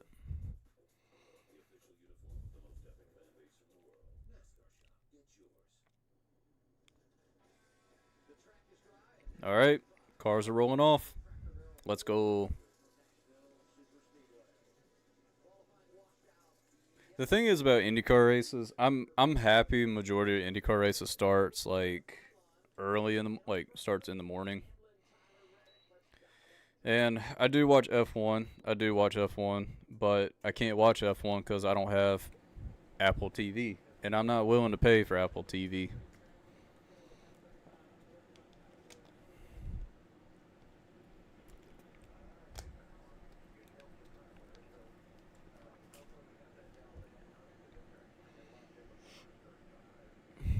And for next year, I definitely want to see like Dodge join Cup. I have a feeling Honda will probably join Cup soon. And there's other car manufacturers I think that would be cool to add to NASCAR. Dodge coming back in Cup. Honda joining Cup because of the Accord looks pretty cool to have in NASCAR in general. I kind of want to see Kia join NASCAR because they got a car that looks just like the Toyota Camry. And even Hyundai has a car that looks like the Toyota Camry.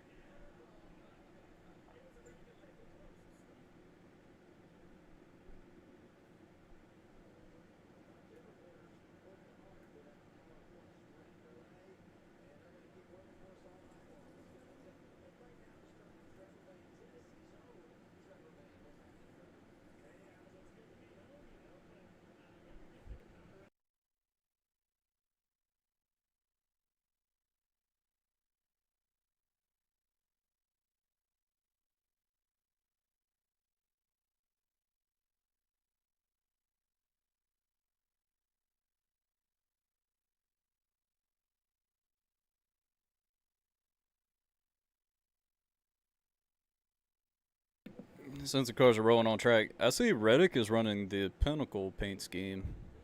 I like that paint scheme.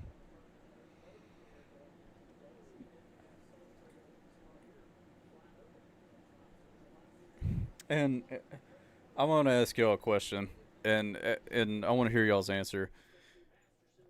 If you ever stood next to the Gen 7 cars in person, the next gen cars in person, they are really small. They are pretty small cars compared to the COT. The COT cars were pretty big cars. I want to ask y'all, like they're small and way down to the ground compared to the COT cars.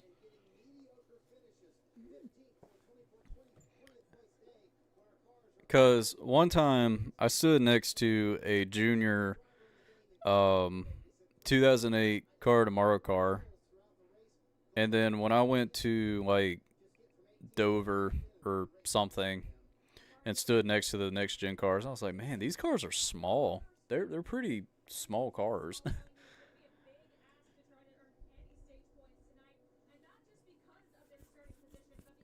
Man, Briscoe does not have a great finish at Nashville at all. And here's the thing: I stood next to an Indy car one time, and that was at the Daytona Museum. Well, the Daytona Hall of Fame thing they got there. I went in there and see all the cool race cars they had. I actually met William Byron because William Byron. Um, Funny thing is, when so me and Gio went to the flea market, and me and him hanged out. We were looking at cars. I bought some. Then I told him like, hey, if we got enough time, I want to go check out the the racing museum they got there. So we went, and Gio was like, hey, I'm gonna go back and get that Justin Allgaier car, and so I can get it signed. So he had to walk all the way to from the museum all the way back to like the J.C. Penney parking, which is kind of a little bit of distance. Uh, so he went back there, and all of a sudden, William Byron started walking through because they're going to interview him because of his Daytona 500 win. And then when Gio came back, and was like, "Hey, Byron just walked through the building. They're going to do like an interview for him. We could wait, and we can meet him after after he finishes and stuff." So we did, and got him the sign. Gio got him to sign like a hat or something. Not a hat, like a shirt. It was like a shirt. I can't remember. Got him to sign that, and he signed the uh, Daytona cutout sign that I bought at the gift shop they had inside the track. And because Gio was kind of like in a rush, like he wants to get in line to meet junior motorsport guys, and I said, dude, we got plenty of time, my friend. We got plenty of time to meet them, and we did. Somebody brought a bottle of Traveler whiskey to get autographed, which that was really cool. Feels like my Subaru is bigger than the Cup car. Definitely, definitely. Like these, I can literally probably fit. Let me tell you this right now. My room is kind of small. I could probably at least fit 2 next gen cars in my room right now. Yeah, I could at least fit 2 of them. I could definitely fit one, and I could definitely fit 2 of them in my room easily.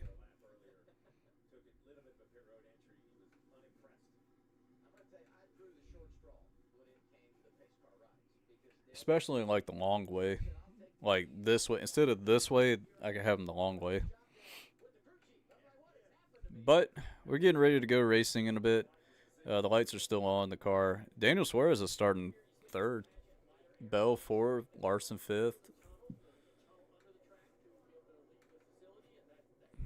I love that Bowman paint scheme, the teal and blue. That's the diecast I bought yesterday, and I think Busher is running the Castrol paint scheme. That looks good. Man, look at all the food trucks they got there in that spot. I would definitely love to go there. That's one thing about NASCAR races. I love the food trucks they have. And when me and my friend went to Coda, she wanted they got like these potato chip things on a stick. I bought her one. That was really and I tried it and I liked it.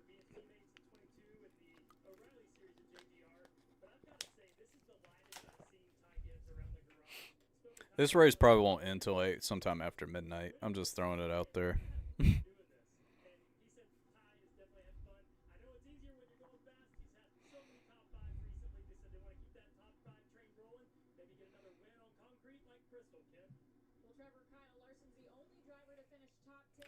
What's your race meal? I got Bojangles.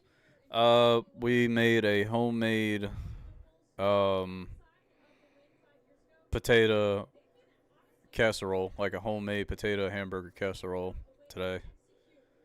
But yesterday, before I went to the race, I got Taco Bell, and then I got like some fries and I got like some chicken bites and fries and a corn dog from the race because I was getting hungry.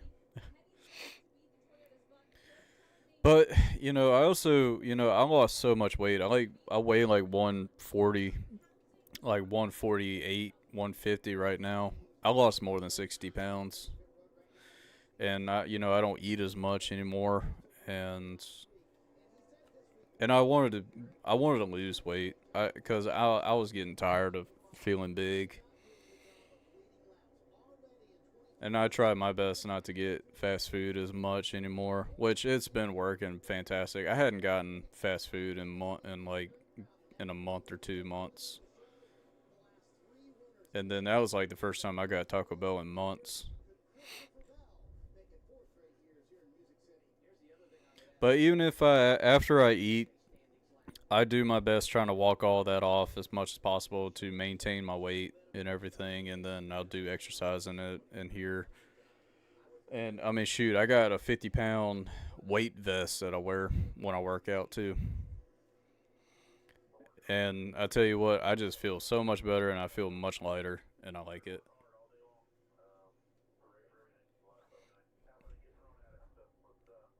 And you see, what really kind of hurt me eating more, because I work 12 hours. And when I work those 12 hours, most of the time I only eat like 3 times a day.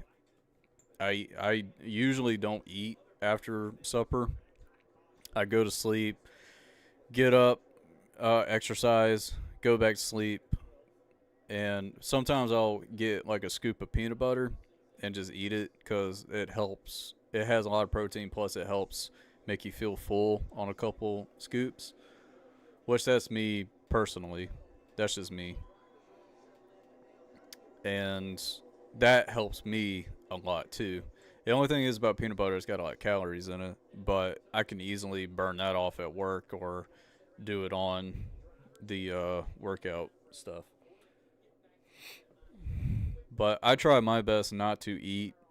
I always, and I've been doing it so well where I don't eat after supper when I get home from work, go to sleep, or, sometimes I'll eat, then work out, then go to bed, then get up early in the morning, do it, work out again, and go back to sleep.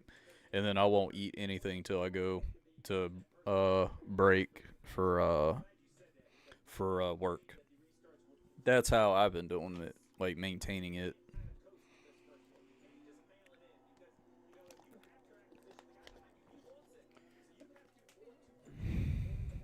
And I drink a lot of water, and there's these Gatorade flavor waters you can buy, and I buy the kiwi strawberry ones, and they have 0 calories, but I like those a lot.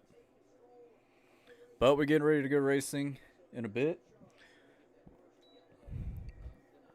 Can't wait for it. Hope everybody is having a wonderful Sunday. Thank y'all for tuning in. And let's get ready for this live reaction to actually officially start with these cars going around the beautiful Nashville racetrack as the pace car is off. And the cars are getting ready to go green in 3, 2, 1. And going through the gears, and he jumped the start for Hamlin. Okay, then. All right. All right, entering. I mean, Hamlin definitely jumped that start.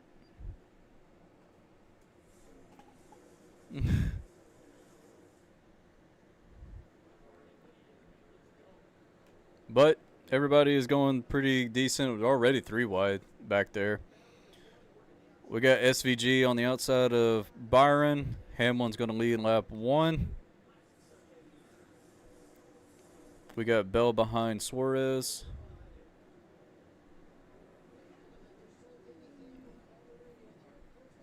Yep. Yep. Hamlin got posted for jumping the start. I knew instantly he was going to get a black flag for that.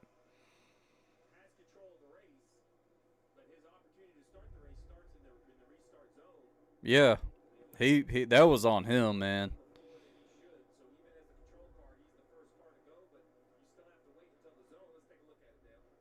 Yeah, he definitely jumped that.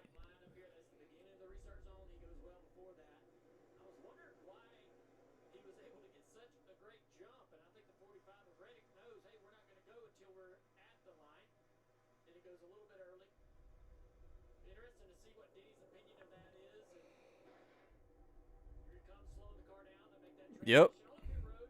Almost spuns out on pit road, too.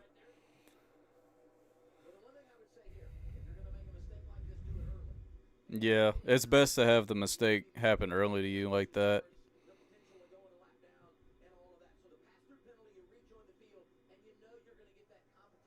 Bowman's up to 16, so he passed a couple spots. Now we got Reddick and Suarez, Bell, Larson, Gibbs, Blaney, Byron, SVG, Logano, and Jones. That's your top 10. But Bell looks like he's about to get by Suarez for second right now. But here comes Larson. Larson's coming through, too. Bell's going to clear Suarez for second. And we got a Burger King sponsorship. Larson is all over back with Suarez for third.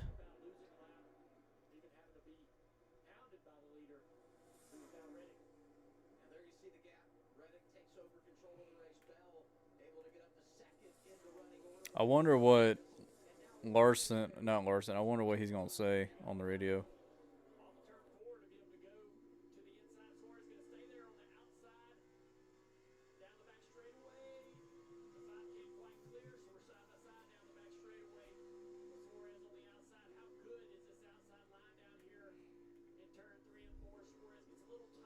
Suarez got tight. Larson's under him.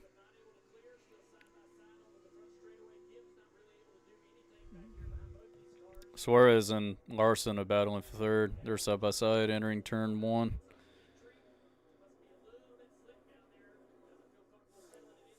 Suarez is fighting hard to keep the spot, but Larson is just too strong on the bottom. And Larson's going to clear Suarez for third.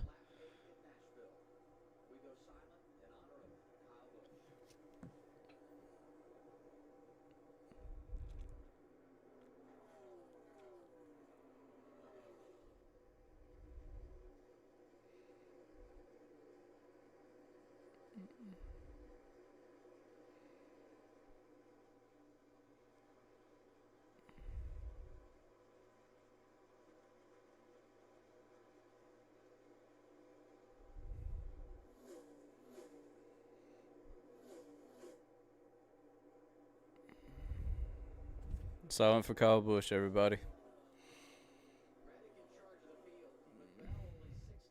Now Gibbs, he's going under Suarez. He's going to try to get by him for fourth. But Suarez is fighting hard.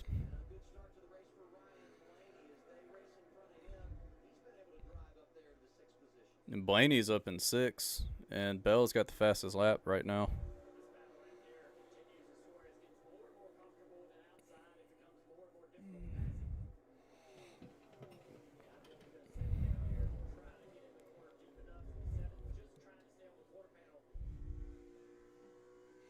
And Suarez got cleared by Gibbs, but here comes Blaney on his quarter panel for fifth. Yeah, SVG is moving up. Contact with Blaney and Suarez, but here comes Byron. Byron going all the way to the bottom, trying to get by Blaney for fifth. Side by side. Ooh. That's going to help Byron get there. Oh, Blaney got a little twitch on his car. He almost lost it. Jeez, Blaney almost lost it.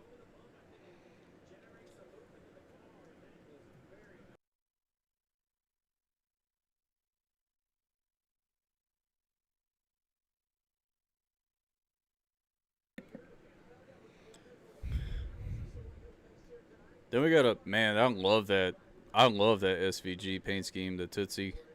That's cool. And I love how it's got the outline of the headlights for a Red Bull.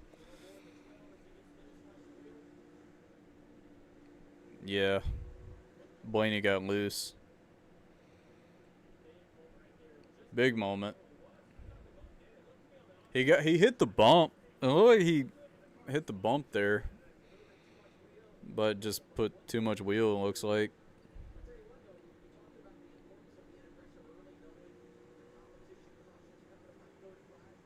They have a competition caution at lap 35. And you see, this race is only 300 laps, and stage 1 is only 90 laps.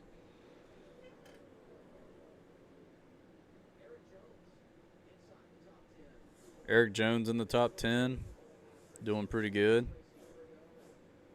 Chase Elliott is 22nd.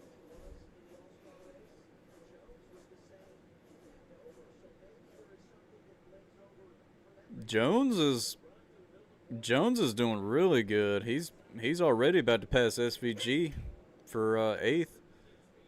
That car has got some speed in it.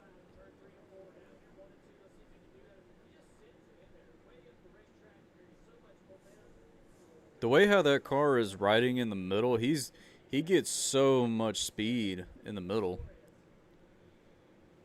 Like, he lets it off, then just turns it, and it just goes.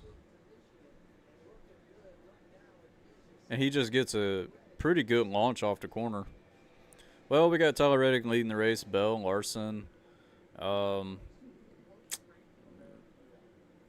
Then you got Giz, Byron, Blaney, Suarez, Jones, SVG, and Logano. Oh, man, Eric Jones. Eric Jones is battling Suarez for a spot. We got a Dodge Ram commercial.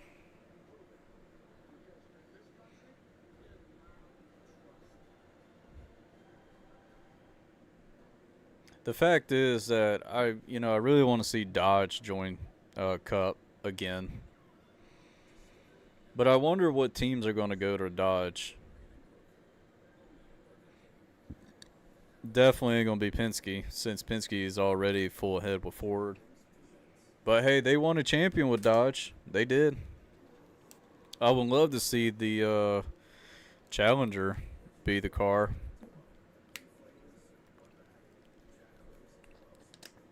But I have a feeling it's going to be the freaking Dodge Dart. I don't know why. I mean, the Charger would be cool. That's what they ran. Ooh, I don't know if SVG got in the wall.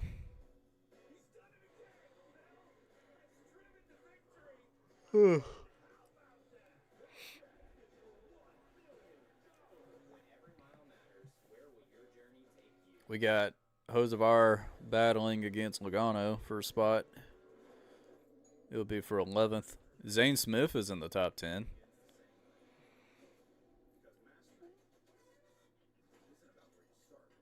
We got a Logitech commercial. I wonder if the people that are watching this race on Prime do get the same commercials I do. That's what I'm curious about. All right, we're back. Commentating. Just shy of 20 laps in Nashville for NASCAR's Cup Series. Tyler Reddick leads Bell, Larson, Gibbs, and Byron. Let's have a look now at the Burn Bar presented by Red Bull. Yeah, we saw this some last year. Basically, this is a calculation of miles per gallon. We expect these guys to get between 4 and 6 miles per gallon. Average running is around 5. You see it in the pylon, like Reddick right now. I do like that Spire Academy paint scheme for AJ. It's a nice looking car. AJ got by Logano.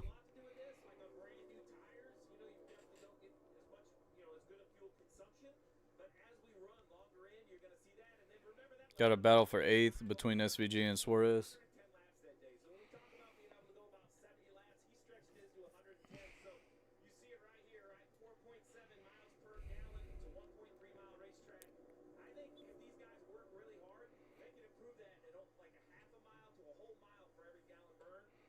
Tuh.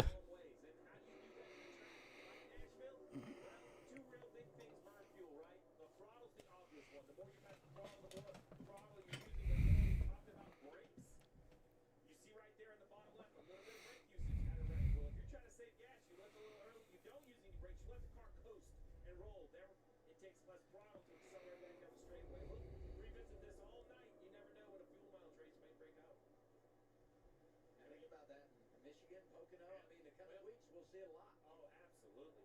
Here on Prime, we used the burn bar a lot last year. We didn't really use it at the 600 much. I was wondering if people were curious where it went. Yeah, and really for the 600, even though NASCAR's longest race, because of the 100 lap stages, it really doesn't show up as much. Here, stage 1, stage 2, I noticed. Logano, he's still losing spots. Corey Heim is racing in this, and he's in 19th. He's in the 67. I wonder what paint scheme he's running. All board. Tractor's left.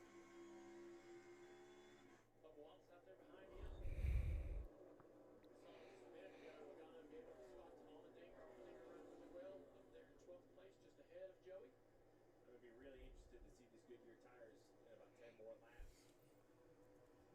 This should be the worst, right? I mean, Yeah, you see, they're going to be doing the competition caution on lap 35, and we're on lap 25. increasingly better as they put more rubber down on the racetrack. Track becomes less abrasive to the tire. But Zane Smith is catching Suarez for ninth. About Zane Smith. And, they had a strategy play. He leads 31 laps, most laps he's ever led in a race. We knew there could be momentum there because he finished second here in Nashville a couple of years ago. But what was amazing to me, they got the top 10 of the 600. They led those laps, had a penalty, and still were able to rally. This is a guy that's really finding some rhythm right now. Ran good here last year, had a top 10 in one of the stages. So, I mean, I was hoping that we would see Man, Hamlin is all the way back there. continue that conversation around this young man. He's got a lot of talent. He's worked really hard to create his opportunities. And Jones is up to 7th, too. And can't really tell. He's about a second behind Blaney right now. Just give him a little time.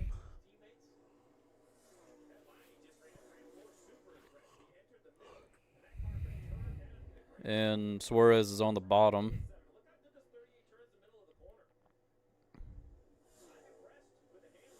I tell you what, I'm really impressed how Smith is handling it.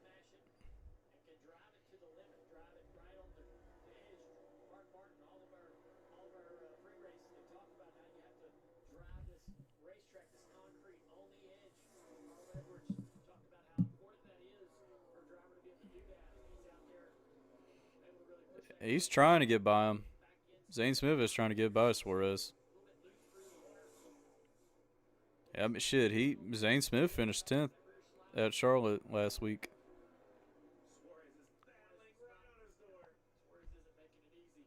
Yeah, Suarez is making it really difficult. See, Blaney is not far from Byron. And Bell is not far from Reddick either.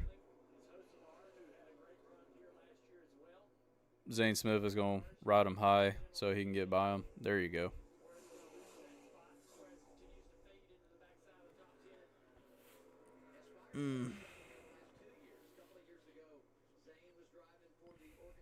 And Bowman's in 19th.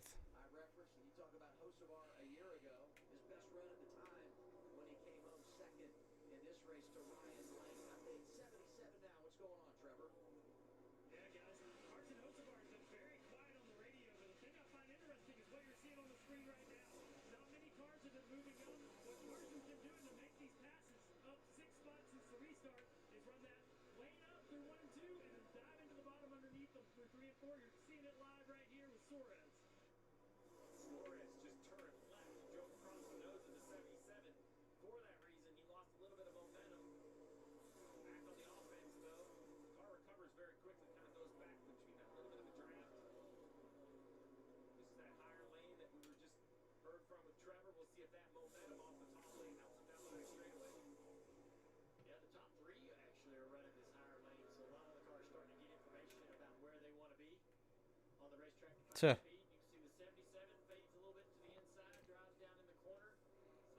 77 got shut the door by the 7. Hosevar is trying to get by his teammate.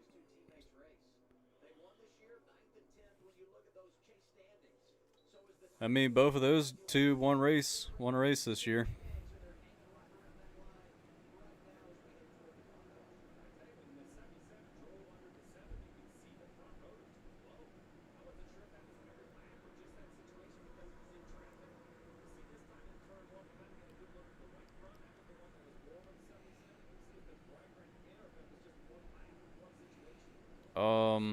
Oh wow, yeah. The rotors on the 77 is bright red.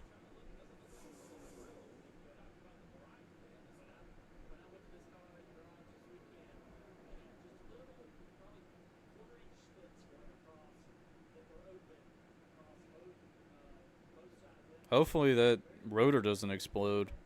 But again, I mean, there were majority of the teams, I would say more than 60% of teams were just completely solid. So they do have a little bit of learning there. But you can have And I love seeing the brake rotors get so red like that. It's so cool. like I said, the ability to determine how much heat gets into that rotor. Here's a great look. The left front's not very red, but look right here. Look inside that right front wheel. It is on fire in here, which we see that in short tracks. It just really jumped out at me here in Nashville. It doesn't shock me that the left front is that cool. Obviously, to your point about the different tuner against That's just bizarre, though. so maybe they feel where they're set up, they feel like they're just using way more right front brake than left, and Oh, they use Hosevar got loose. Blaney is up to Byron for 5th. He's trying. Blaney is on the outside. He's trying to get a huge run on Byron. But I wonder, since Hosevar's brake rotor is literally red as hell, I want to see the other cars, but now we got a caution for the competition caution. So we can't see it right now. Competition caution. And the reason they're throwing the competition caution is because of tire wear and stuff, but the trucks in the O'Reilly series didn't really need one because the stages were really short. Jones, Van Gisbergen, Zane Smith, Carson Hocevar.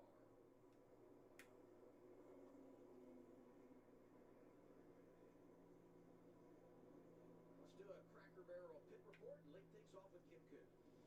Yeah, William Byron running in the 5th position, and they've been honest about the tough year they've had. They've struggled to get the updated Chevy body the way they wanted it, but I had a really good conversation with crew chief Rudy Fugle this morning saying they made huge steps All right. having all that training time during All-Star weekend. Trying to get comfortable. To them moving in the right direction. The car fired off good. Look at him was going free into turn 3 and off 4, Marty. Kim checking in with Denny Hamlin to answer Dale Jr.'s question after the start of the race. Hamlin started on the pole, jumped the start. NASCAR black flagged him, made him come to do a penalty down pit road. Hamlin has not said a word about the start of the race. Not sure if that's driver code for telling the team, hey, my bad, or not. But Hamlin said he was going to, quote, ride around in the back until this cop caution, Trevor.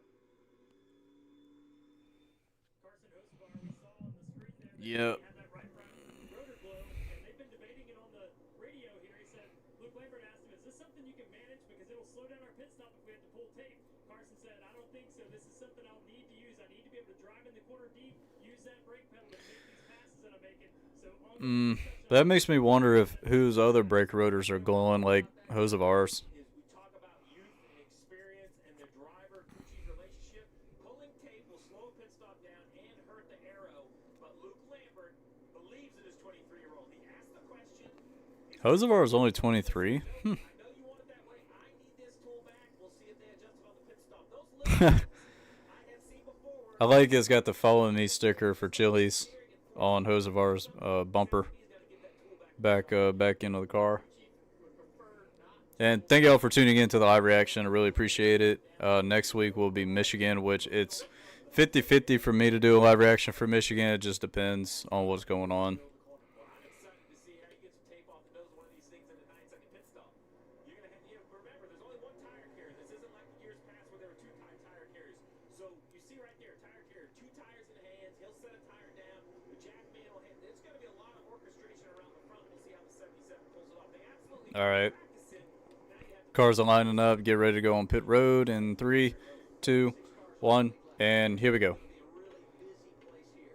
Kim Coon, they're heading your All right, Byron's in his box. Telling us at the desk during that rain delay. Larson in his box. That continues today. Said it feels Reddick in his box. the traction compound losing grip. He did report he had a slight brake shake there. Gibbs and Bell are in their box. So let's see who's going to come out first. Larson's out. Reddick's out.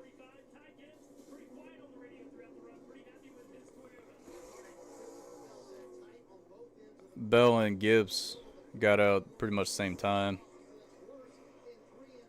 Bowman, holy moly.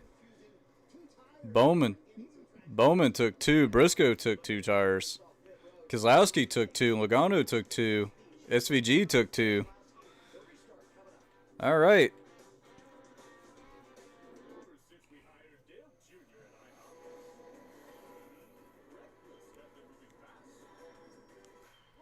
Pancakes. I like IHOP. I think IHOP is pretty good. I prefer IHOP over Denny's and Huddle House. But I like Waffle House though. I think Waffle House is pretty good. Plus, people at Waffle House fight other people. That's entertainment for me. And I saw where Denny's got the band that played heavy metal in their restaurant. You know what the fuck is up, Denny's? I was so happy when they brought them back. That was great.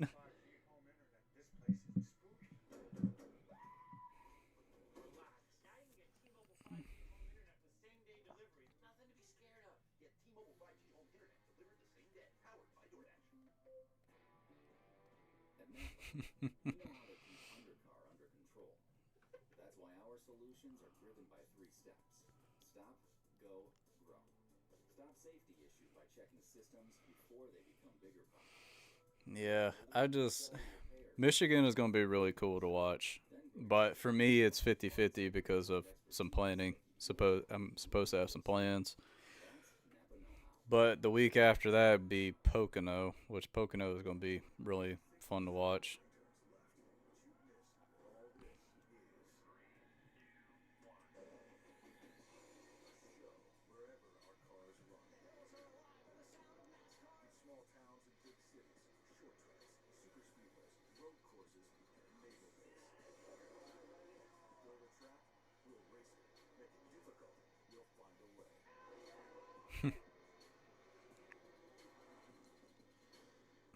Mm-hmm.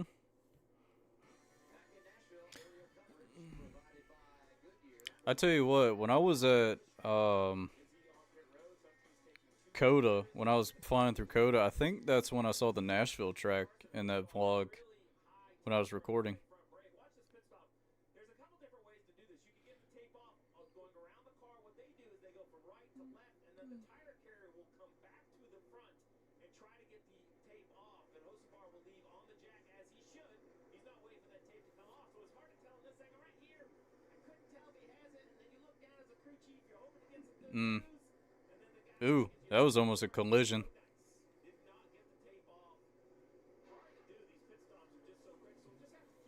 Almost a collision between 2 cars on pit road.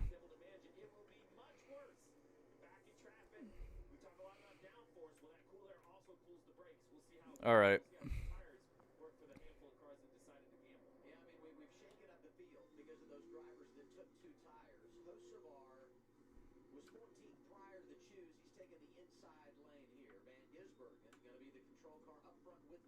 Bowman is restarting 7th.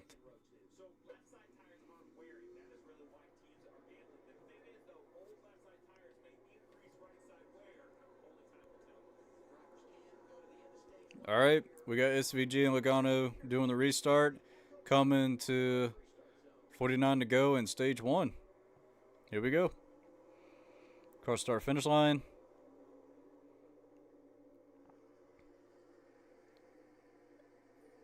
And we're about to, I thought we were going to go 4 wide.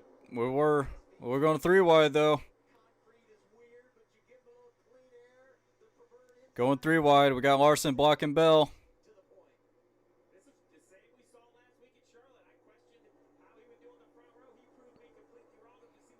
Oh boy, Keselowski got loose.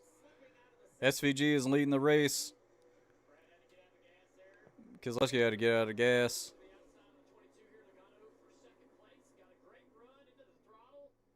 Reddick on the outside, going to go around Reddick. Reddick going on the outside, getting around Logano for second. Now Reddick is hunting down SVG for the lead.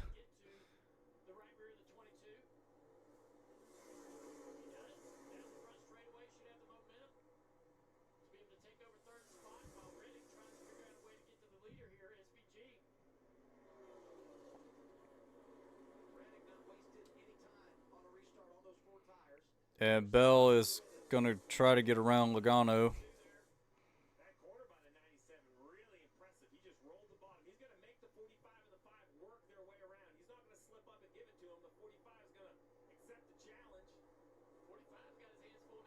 .45 and the 5 are battling for second.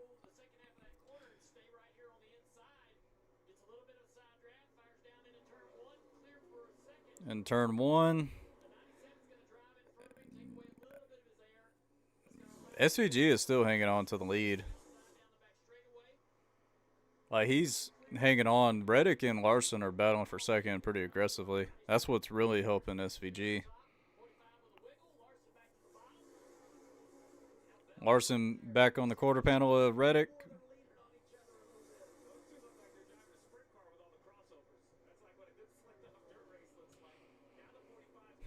Now Bell's under the bottom.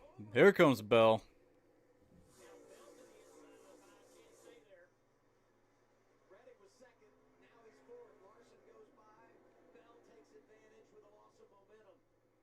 Now Bell, he's going to try, and nope, that ain't gonna work. But Larson was able to hang on the second.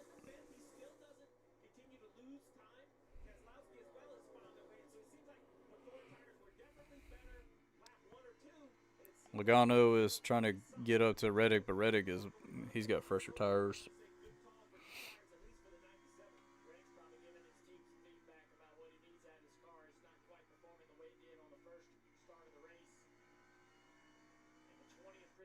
Hamlin's 32nd.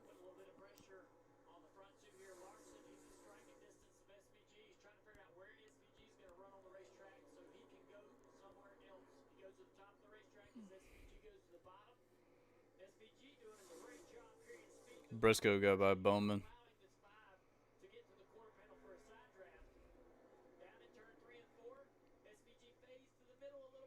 Here comes Larson on the outside of SVG. Larson's going to be there on his quarter panel. And Larson on the outside is going to get by SVG, it looks like, for the lead.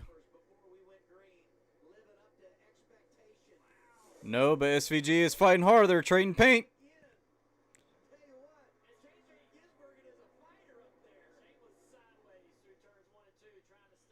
SVG and Larson are still battling for the lead. They did make contact.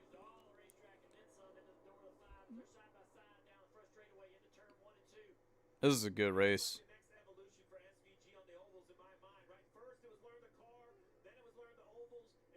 Now SVG, he's getting better on ovals.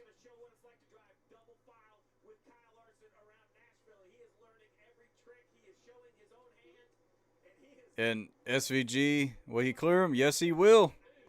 SVG cleared Larson to keep the lead.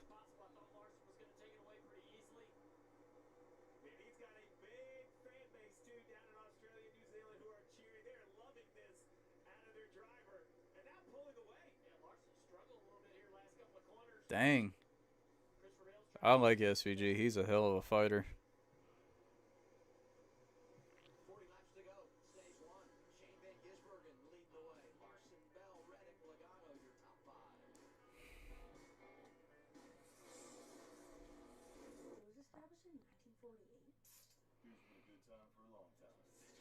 Got a Mountain Dew commercial. They changed Mountain Dew name to, I think they call it American Dew now for this promotion.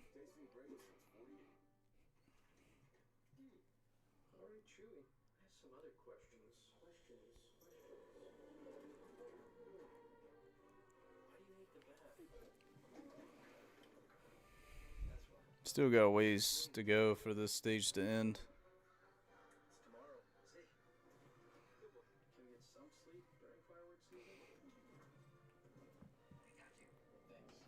Oh, and Larson's coming back. He actually had a good run on him, but here comes Bell to the inside, but he's going to back out. That's going to help SVG to get a huge run on the outside on Larson. Now SVG and Larson are side by side for the lead, but will that help Bell get a huge run?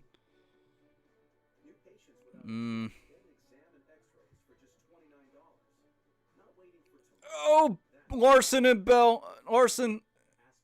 Larson got real tight under SVG, and that really hurt SVG to lose 2 spots. But Larson's leading right now.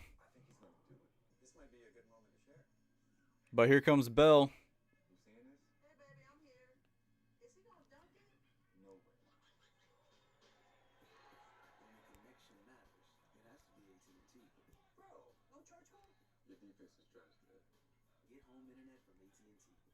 available across the nation. Introducing Subway's new fresh value menu. 15 different protein pack choices, all for under $5. With new 6-inch deli face, $3.99. Protein pockets, $3.99. And a 6-inch sub of the day, $4.99. Always freshly made, always available every single day. Go camping, they said. It'll be Now Reddick is trying to get by SVG for third. fast with all these two-guys working the great outdoors. Sound like fun. Lucky Amazon Health AI is on your side. You can upload food pics from wherever you are, and it helps them, which is good. Because Lewis and Clark over there sure are good.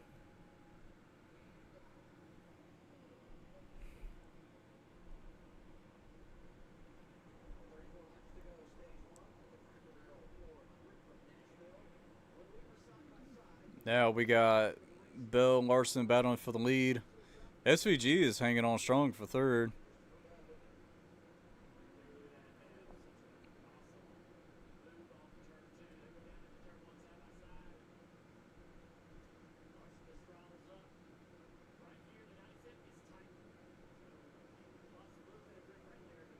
But Bell's there. He's right on Larson.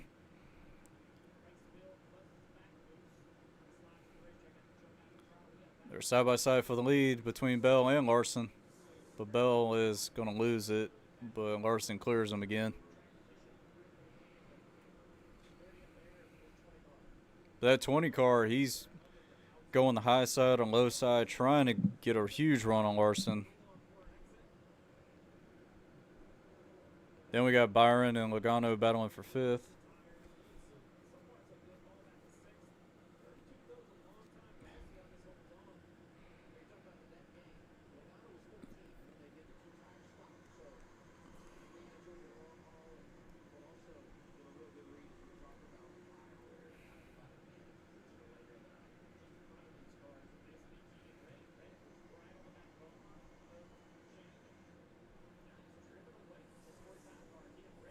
SVG is driving away from Reddick.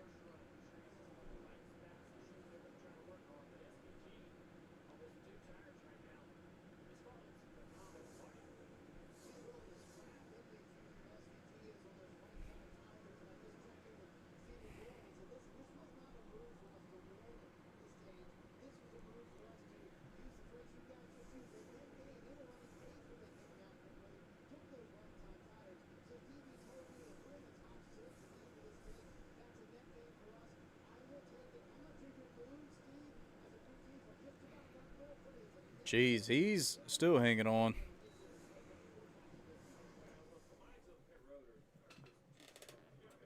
Yeah.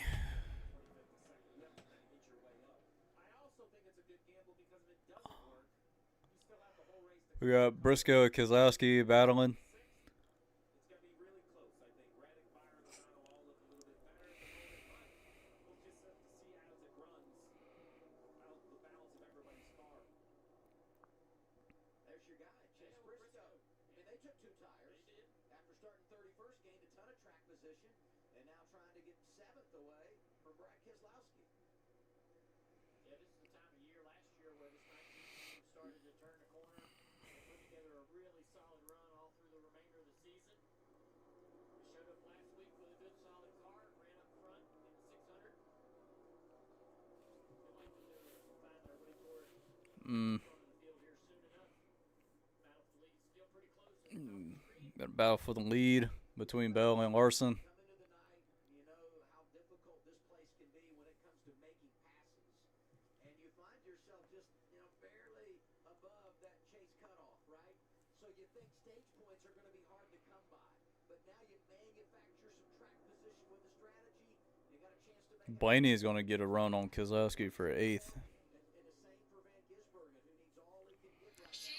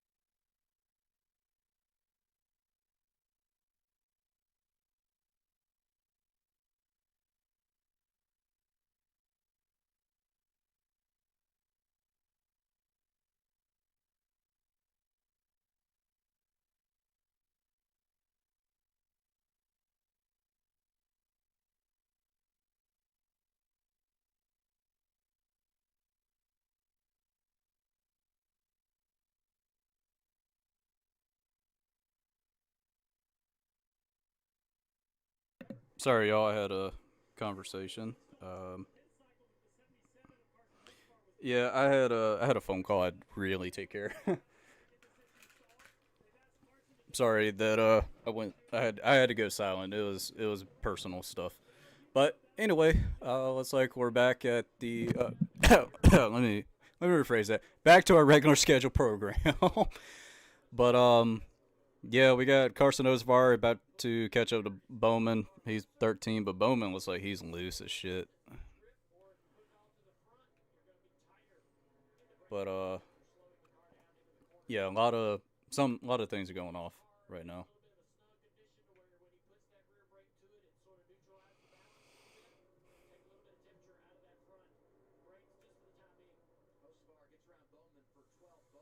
Okay. So since Bowman took two, obviously he's gonna get kept getting passed till the stage end is. Oh, we got a car on the wall, and then it's Silich. Oh, he broke a brake rotor too.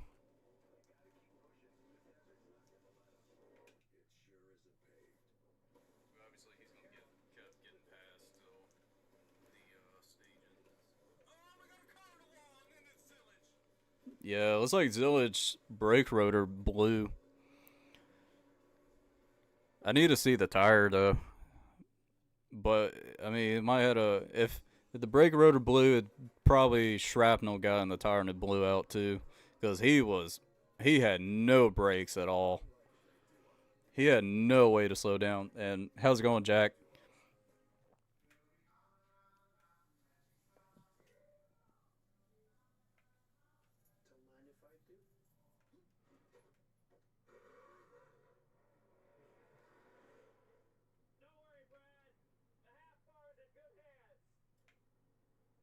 ride. Thanks. I stole it.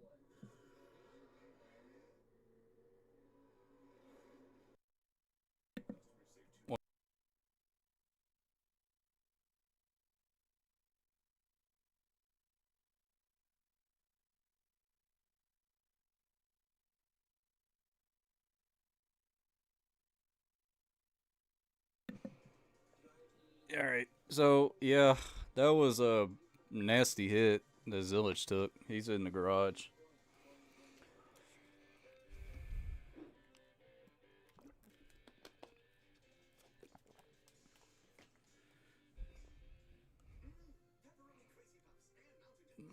Now that kind of makes me wonder about uh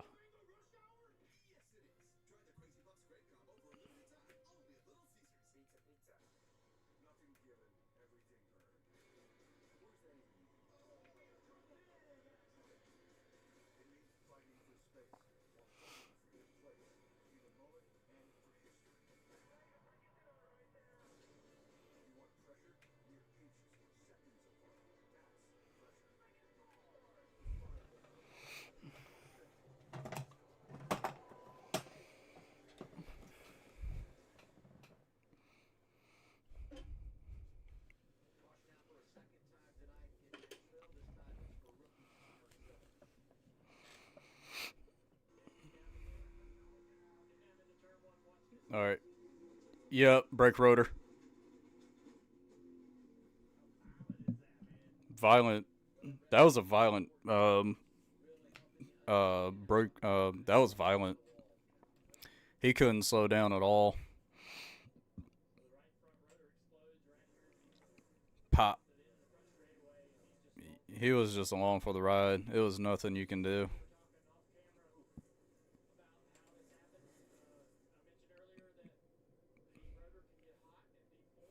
Mm, that's a hard hit. And look how badly it broke the right front.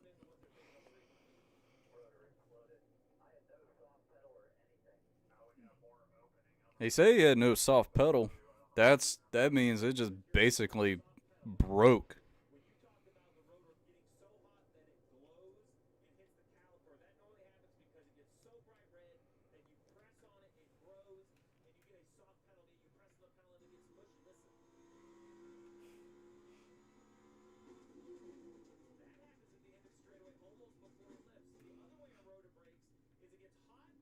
you have so much opening that down the straightaway, it's like ice cold. It's like going out and throwing like ice cold water on a molten piece of glass. It just cracks and explodes. So what happens is you just heat shock the rotor, hot, cold, so many times that literally he cast steel, cracks, splinters, and explodes. My bet would be on the latter for here. I don't think it got so hot that it made contact. I think it actually got hot, cold, so many heat cycles that the cast iron rotor itself just exploded, especially where it did. Normally when it hits the rotor, it's like you get on the brakes, it makes it grow. That almost happened right before he was going to lift, which would be the coolest point for the rotor. Like it cooled so much it finally exploded. Either way, result the same, and it's awful. And you know, we talked about the 19-year-old trying to run all 300 laps. So here's a race he's only run, 75 laps. He's just not going to get the learning experience he wants. We came in here worried about brakes. We've talked a lot of teammates in the garage about brakes every time we get a approach. We're starting to see in this race. Man. Talk about issues. Now we have drivers who have had issues. This will be an issue tonight, but also you think about the low down horsepower. We've got more horsepower, so we have less. Wow, that thing is destroyed. The whole brake rotor is all broken up in pieces, like really bad. But we're still in stage one. We still got a long ways to go in this thing. And look, it like even though it destroyed the brake rotor, but the whole tire is apart. The whole rim is off the whole tire and everything. That's insane. Including leader Kyle Larson. You see him top left of your screen. He said car is good, a little free. He did tell his team though, ran hard there. They will make an air pressure adjustment, take fuel and tires, Trevor. Tyler Reddick feels like that 45 Toyota has freed up since it's cooled off outside. They'll make some adjustments to tighten him up and pick 4 tires to set up for the stage break, Marty. Trevor, almost at the end of stage one. Question is, do you go for a quick stop here at stage points or take your time and make the next stop? Remember, Allen's team is going about waiting on fuel before fresh tires. Bell said we are so close. Meanwhile, SP All right. All right, so Blaney, Elliott, Larson, Suarez, Wallace, Hosevar, Reddick.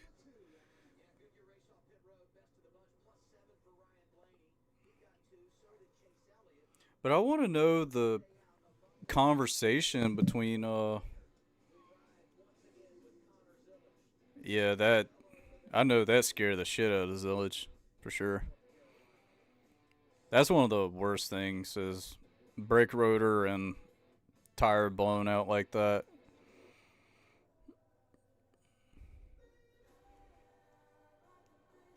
I tell you what, the Batman Lego game looks really cool.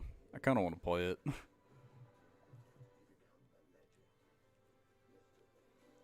Russ Al Ghul.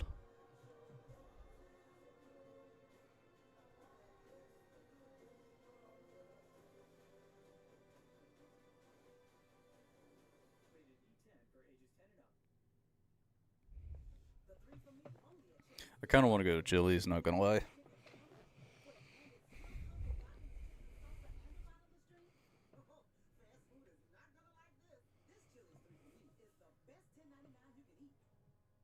Chevy drivers need a truck that shows up the same way they do. That's why Chevy Silverado is #1 in manufacturer loyalty. So they can go where others won't. Make their own way there. And always get it done. And as long as Chevy people keep showing up, we'll keep building trucks that do the same. Just announced. Get 2.9% financing for 72 months on all 2026 Chevy Silverado 1500 models. Chevy. Test drive. NBA playoffs are back. You ever miss it, Blake? Miss it. I'm in the playoffs right now. Scoring points, getting blocks, grabbing boards. Draining threes. This guy gets it. You drained a lot of playoff threes, Blake? 29, brother. Well, I guess anything can happen in the playoffs. Did that feel a little insulting? Yeah. Be a part of the NBA playoffs with better payouts on FanDuel. Introducing Subway's new fresh value menu. Get 2 different protein pack choices, all for under $5. With new 6-inch deli piece, $3.99. Protein pockets, $3.99. And a 6-inch sub of the day, $4.99. Always freshly made, always available every single day.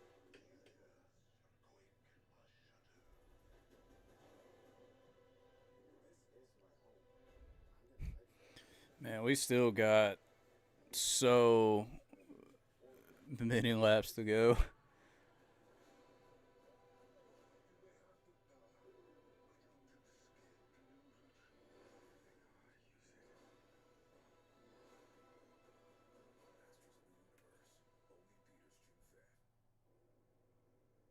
Going to be a short run to the finish of stage one in the Cracker Barrel 400 here at Nashville. And now this relief lap sponsored by National Debt Relief. Getting out of debt is easier when you have all of us behind you. Chad Fincham getting a lap back, so he's one lap down. Good for the driver from Knoxville, Tennessee. Allmendinger and Herbst stay out. Blaney, the first off the pit lane on 2 tires. Let's update the 20 of Christopher Bell. Yeah, Bell all the way back 29th right now. Slow on the right side, and then a little kind of pushing and shoving around the front. Really focus on the rear. Can't get the tire off. The car wasn't jacked up high enough. Finally, they get it jacked up more. I don't know if the jack is Okay, something's going on with the jack on Bell. or if it just wasn't high enough to begin with, but slow transition. Slow stop for Bell. All right, here we go for the restart. We got AJ and Hurst starting it. And we got Briscoe making it 3 wide on the restart. And Larson on the high side. He's going to try to make a move. And we got Hurst going for the lead. Oh, Jones getting blocked by Chastain. But look at this. We got Hurst and AJ. We got Blaney going for the lead.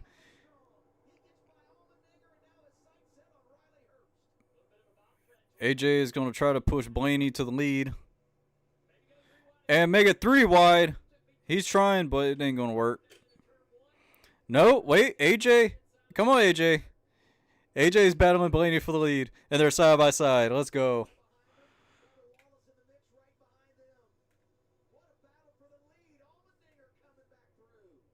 Chase Briscoe in the mix. Remember, this is a driver that's outside the top 30 in the NFU pre-race. He didn't think stage 1 points were an option, and here he is battling with a chance to score points early. Well, the fact he took 4 tires last time. And Blaney on the outside and AJ on the bottom. Uh-oh. Oh, no! The 71 of McDowell. We got Chastain in the wall, too. Oh, man. The right front. I saw Chastain slow. He front tire on the 1 got contact. It's like somebody else was involved, too. Disappointing. The 1 runs so well here, and he looks so good in practice. That's the happiest I had seen him in an interview. He was glowing. Couldn't wait to get this 1 car in the race. Chastain was 14th. He is crab walking. He is trying not to spin that car. He is mad. Yeah, you mentioned how happy he was after practice. I think he was as happy as he had been since he won the 600 last year. Hey, Adam, it was another rotor while Chastain's It was a rotor, it looks like. Yep. That makes me wonder. Like I said, that makes me wonder for SVG. And then McDowell, he tried to avoid it, but he kept going up in the 17. He spinning around. That's great information, Marty. We weren't really sure what happened. We just saw the 1 in the wall. There you go. You see the smoke already. So now if you're Stephen Duran, the crew chief of the SVG, you were sending engineers, you were asking your team at home, what is wrong? What do we think we need to go? Overcool, undercool? Do we have to add some tape? As crazy as that sounds, I'm reading radios. The 77's talking about, I don't know if I should pull tape or add tape. They think they want to cool it a little bit more. You talked about it, Dale. More power, less drag. These cars are coasting off into the corner. 71 just loses it.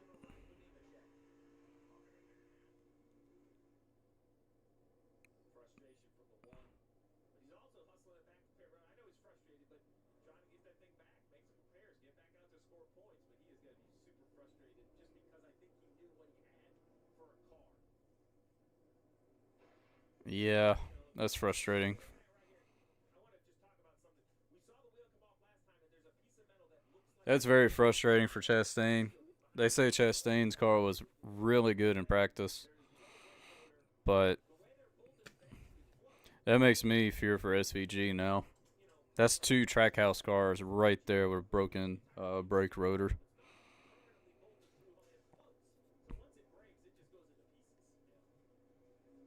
And once your brake rotor goes into pieces, you just hanging on. Because there's nothing you can do to stop it. The only way you can stop it is the wall.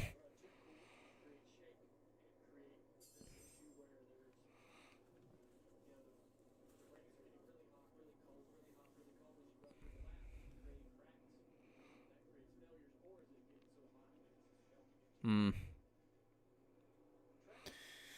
Alright. We still got 6 to go in stage 1 right now.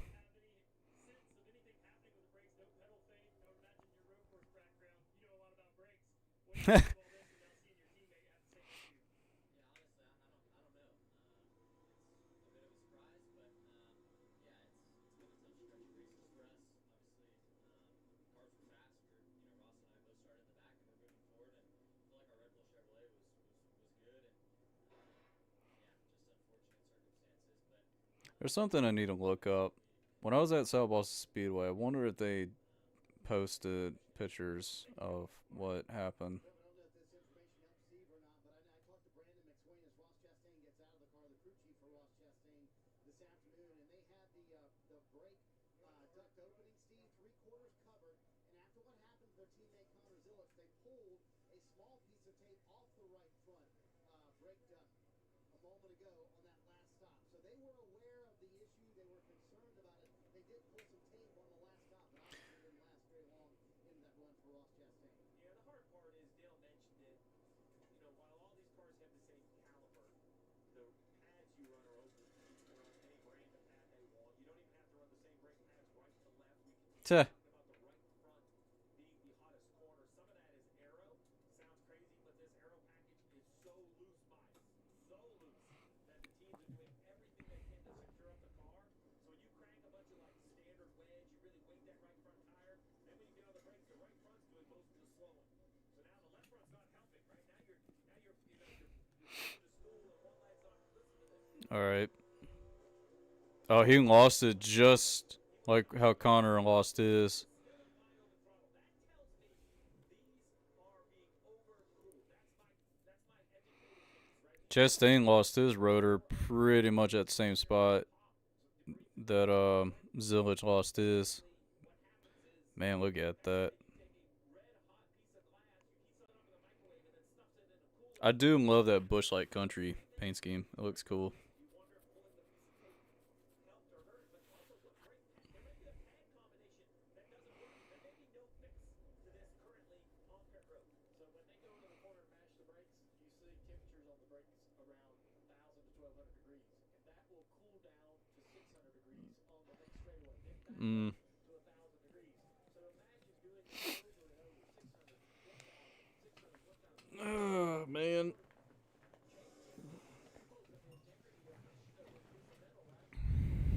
Sleepy. Their failure, I believe this was already, this was going to happen. The caution that we had just delayed the initial, the initial failure of this right front rotor. But what other teams, and none of the other teams know what package between the masters, between the rotors. They have no, the brake pads themselves. No one else outside of track. No. Nobody knows when your brake rotor is going to go out. Or at risk.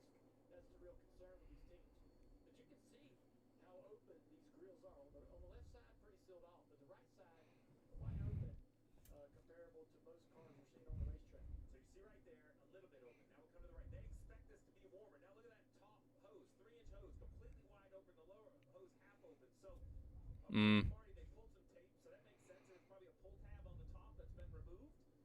But you see they already have split cooling because they have split expectation.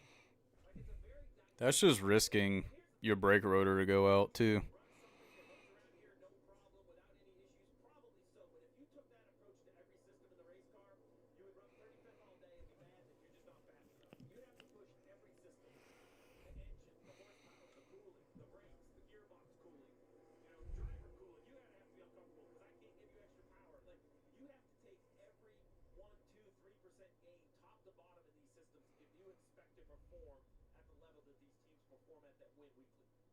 Forget where pit road will be open this time around. And it's going to be a short little run here to the finish of the opening stage. And one of the things we talk about with this race car, it is a lot of single source parts and so forth, and people might call it. All right. So should be getting ready to do some pit stops, unless they are going to. And make sure y'all check out some Dixon flannels. I'm wearing the awesome flannel that I bought recently. This is the Gypsy Gold flannel, and then I got the hat, which we got Carson Ozavar pitting. Okay. I would love to see Dixon Flannel sponsor a car. They actually made one for Tony Stewart. They did one for Travis Pastrana. I think they did one for Cletus McFarland. And they recently did one for St. Patrick's Day. And it's got Connor Day posing for with the flannel. And it's cool. It's cool looking flannel.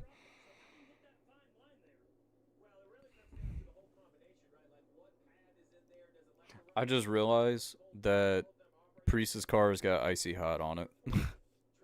I do like that Celsius paint scheme. I wouldn't mind getting that in a 164. And orange is my favorite flavor of Celsius.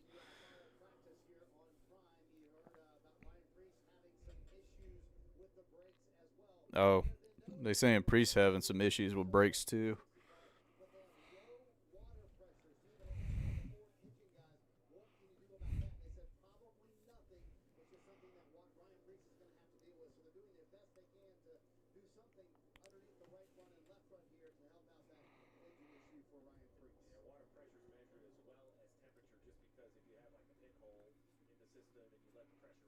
Mm.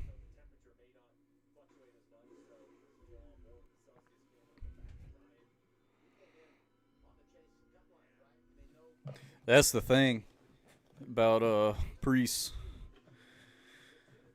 He's like he said, he's having some brake issues too. I'm just hoping it won't. Anything can happen with this race. This race.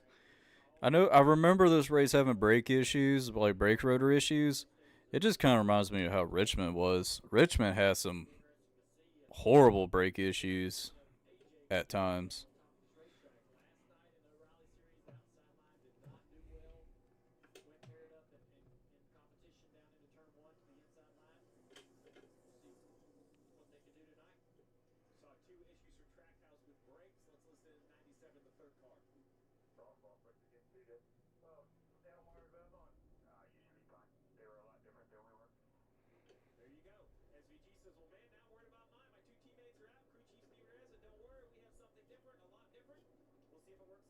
We'll see if it works out for SVG with brake rotors.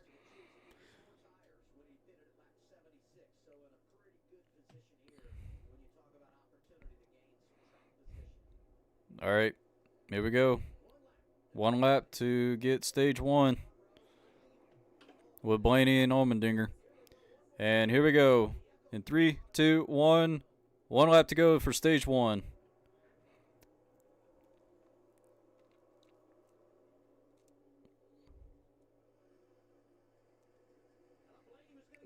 Blaney, but AJ is fighting hard. Larson's going to have a huge run on the back. And will Larson stick it? Can Larson stick it? The 5 of Larson, can he stick it? AJ is going to side draft him. AJ is going to get it. I think AJ is going to get it. AJ wins stage one. And we got 4 wide back there. Jeez, that was cool. All right, AJ wins stage one.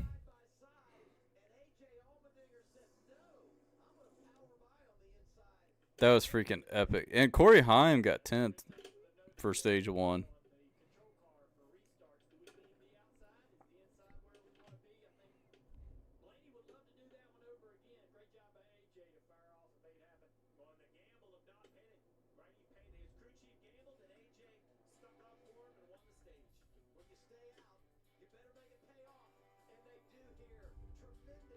That was cool. That was an epic battle.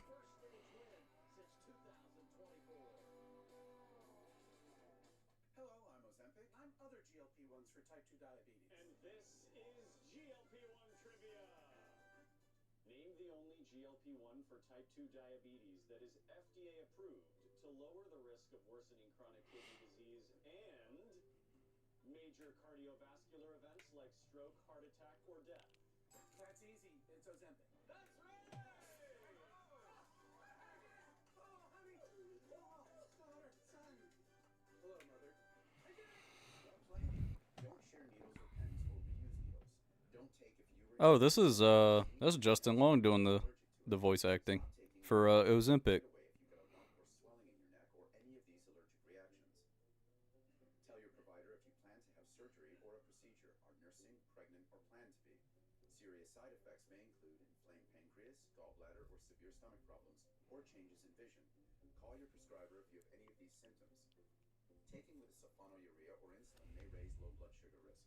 Common side effects include nausea, vomiting, diarrhea, stomach pain, constipation. Some side effects lead to dehydration, which may worsen kidney problems. There's only one Ozempic. Introducing Subway's new fresh value menu. 15 different protein pack choices, all for under $5. With new 6-inch deli face, $3.99. Protein pockets, $3.99. And a 6-inch sub of the day, $4.99. Always freshly made, always available every single day. Wait, hold up. That's Canadian Tire. That looks like Canadian Tire. Could be wrong.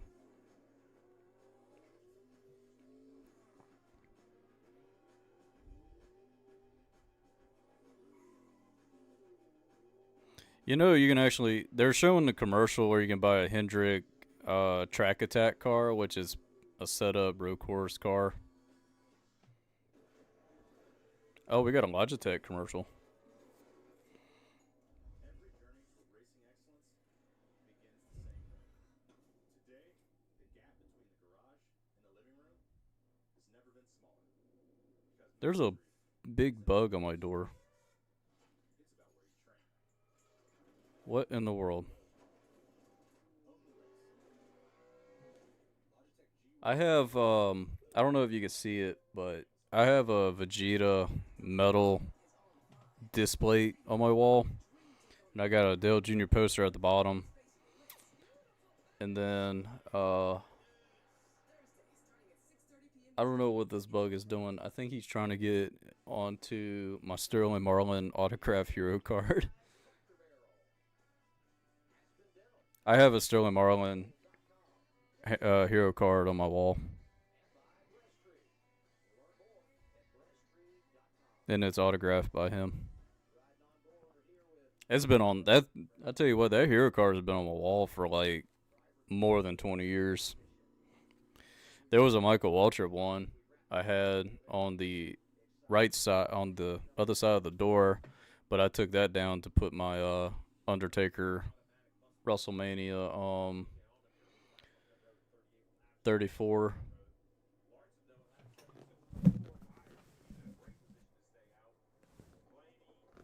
It was the Boneyard match plaque with some dirt.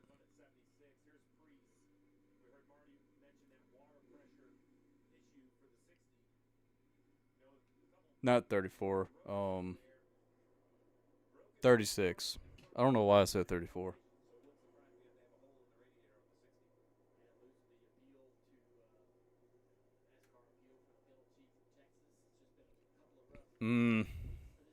That's Priest is done. Priest is done.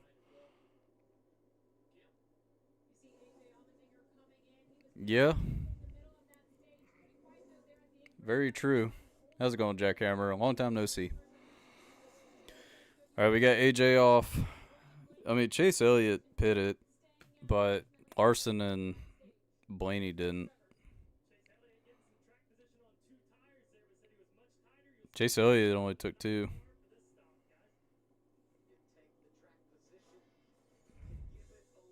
Hurst and got Suarez. Something's going on with Suarez. Maybe he's having brake problems too. And we got a good old Harbor Freights. Everybody goes to Harbor Freights. We even got a Harbor Freights. And guess what? That's where my tools came from for work. From rapid pump jacks to mechanics tool sets. Whatever you need, we've got it. Whatever you do it for less. Harbor Freight, your automotive destination. Oh, man.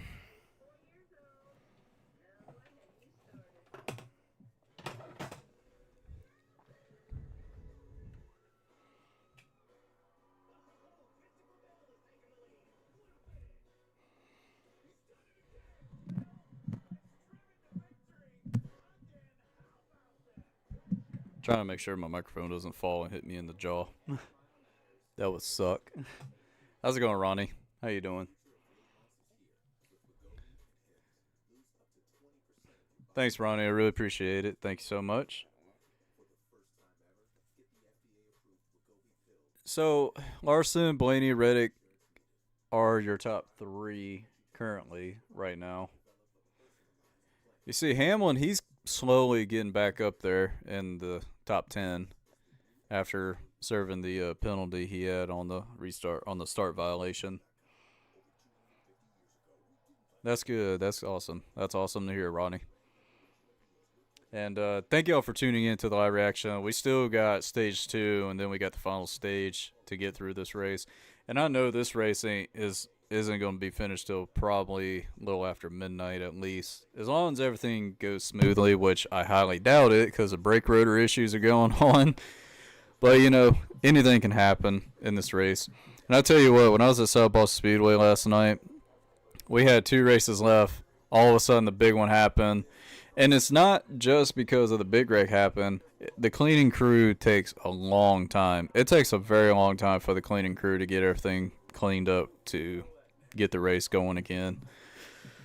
And I didn't get home till like midnight last night.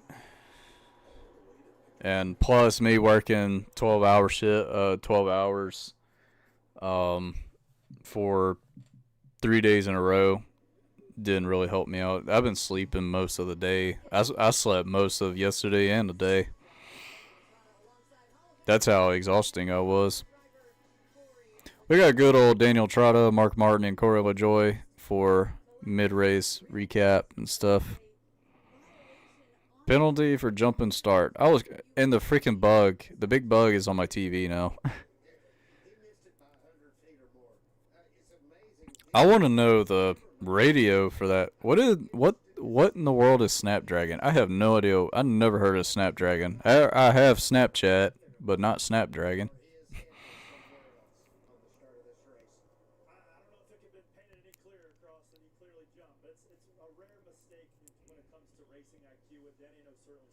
Yo, Corey LaJoy basically calling Hamlin dumb.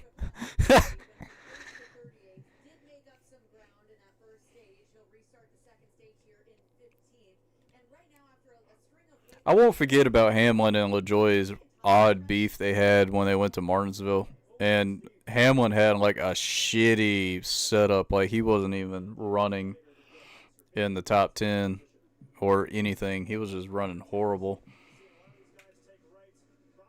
And then LaJoy was like running top 15, top 10.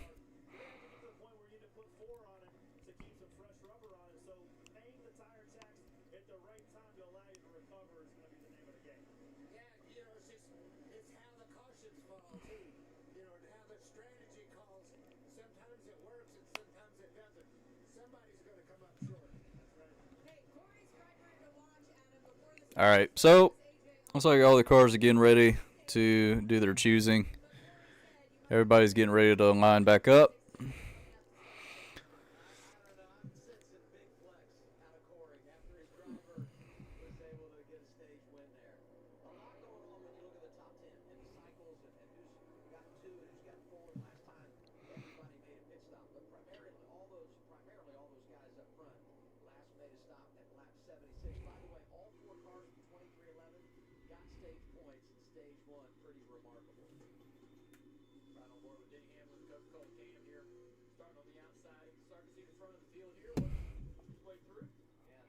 All right, here we go. Getting ready for the restart. And the start of stage 2 is underway. Going through the gears with Larson leading with Blaney next to him. But Larson had a great launch. And here comes Briscoe on the bottom.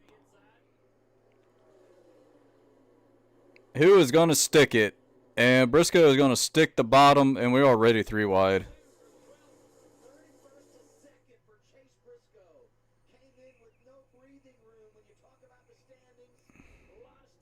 Oh, man. Still 3 wide.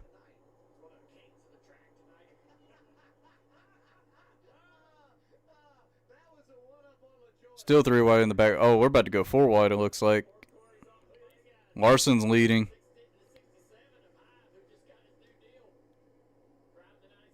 And Hamlin on the outside getting by Keselowski and Ty Gibbs, but he's got a huge run. He's going to try to make a pass on Logano.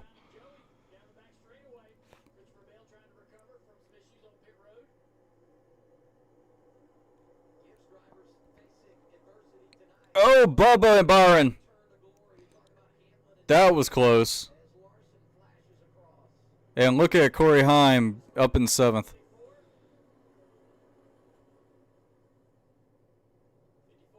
'54 in the 6.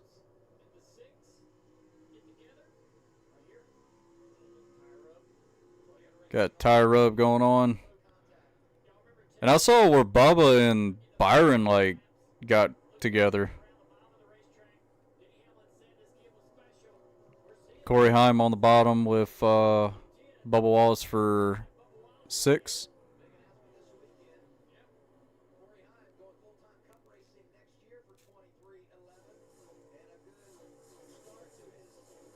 SVG is still hanging strong in the top 10. Very impressive.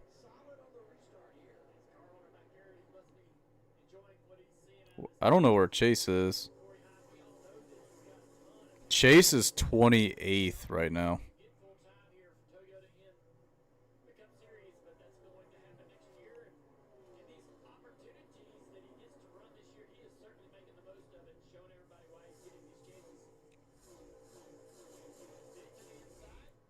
Denny to the inside of SVG.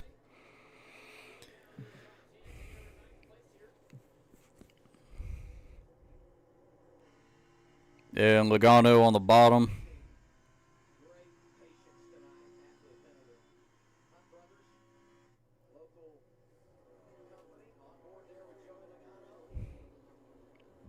The fact is that Logano hasn't won a race yet. I think the only guy on Penske that's really showing speed is Blaney. It's just pretty insane how Logano and even Cindric was doing pretty decent at the beginning of the season. But now it's just all over the place. Besides Blaney hasn't struggled, and he won a race this season.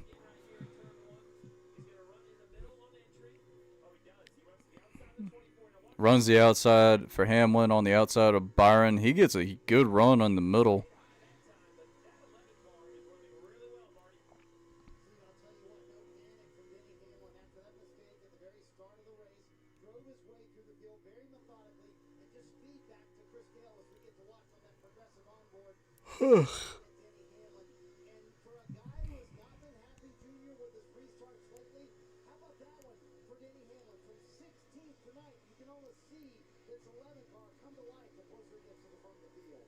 And Hamlin is focused, like, man, I have not seen him blink at once.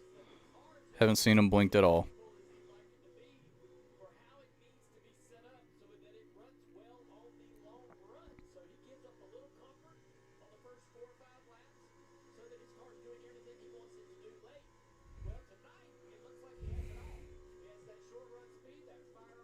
I thought somebody blew up ahead.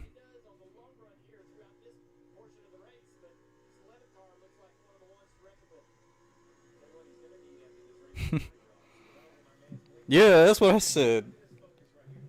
It's like the man never blinks. Needs some eye drops.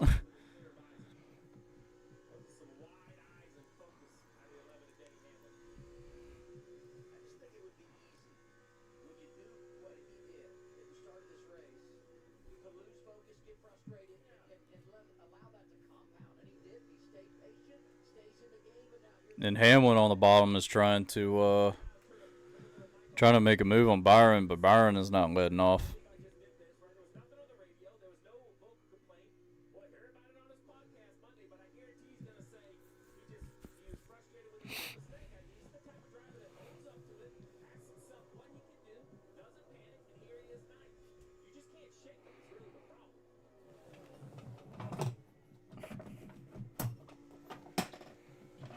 Oh boy.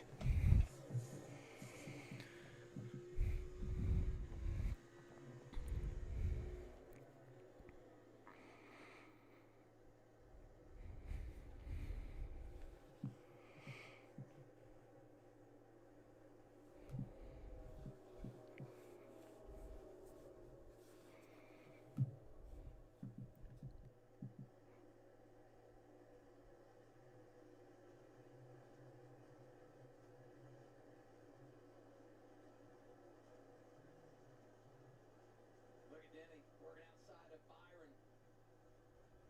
Gets another spot up to 8th in the running. Yep. Hamlin getting by Byron for 8th. So Larson is leading the race, but Briscoe is actually not far from him.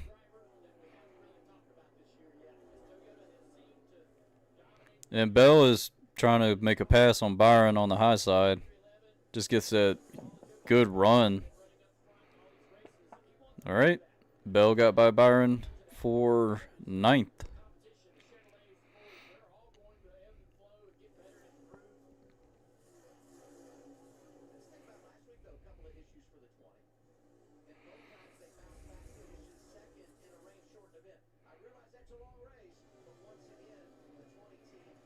Man, Eric Jones is doing great running 5th.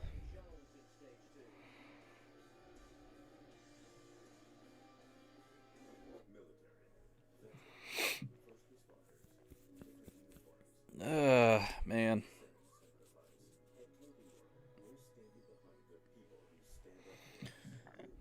I think Hamlin and Bell got the best cars. I think those are the only two that have the best ones for this race.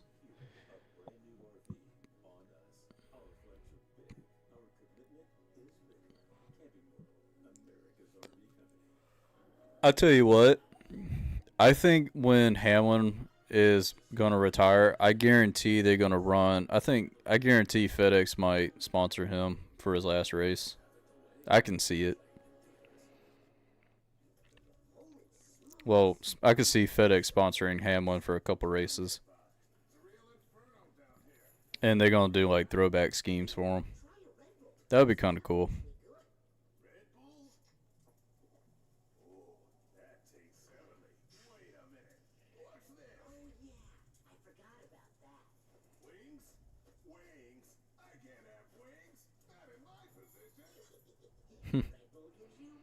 All right, so Bell got by Bubba. I don't know what this Jack Link's commercial.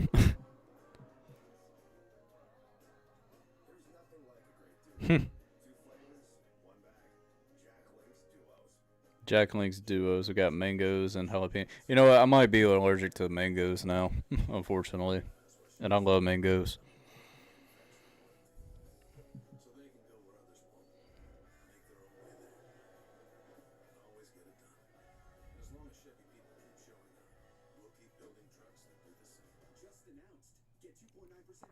Yeah, Hamlin and Bell, they're hauling ass through the field now.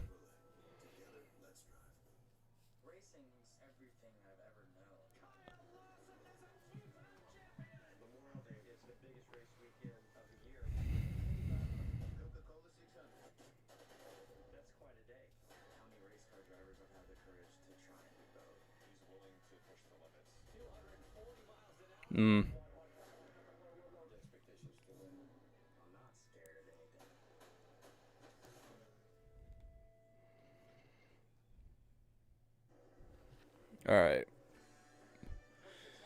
We got 27 laps in the stage 2 right now.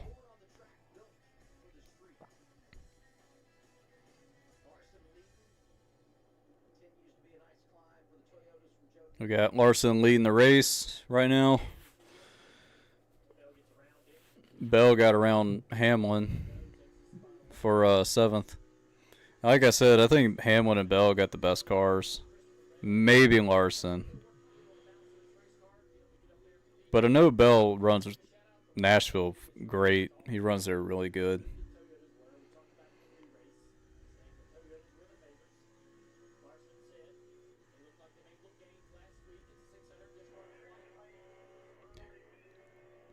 Hamlin says he's too tight.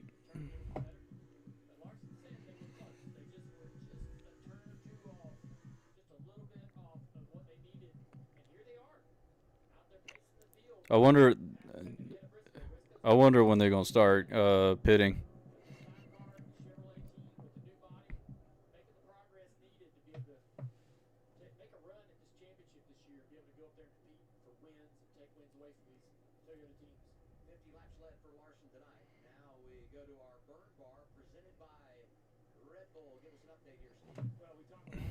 Got a Red Bull sponsor.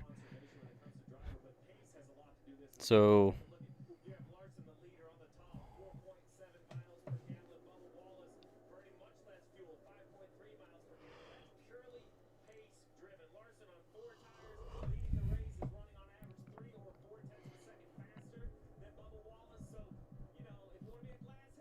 yeah. I mean, the reason Larson is burning more gas because he's leading, and Briscoe is not really far from Larson.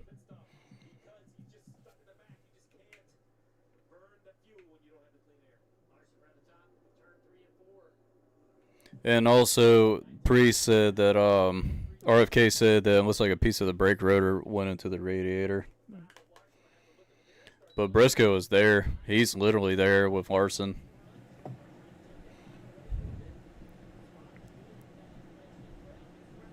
And it's going to be close to do some green pit stops.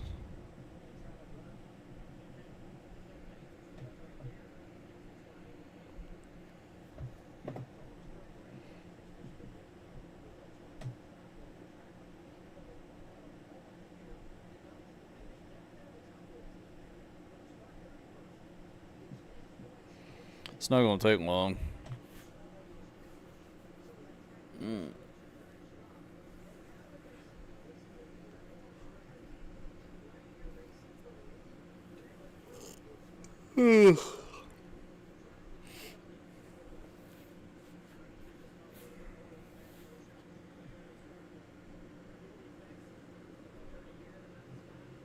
My ear.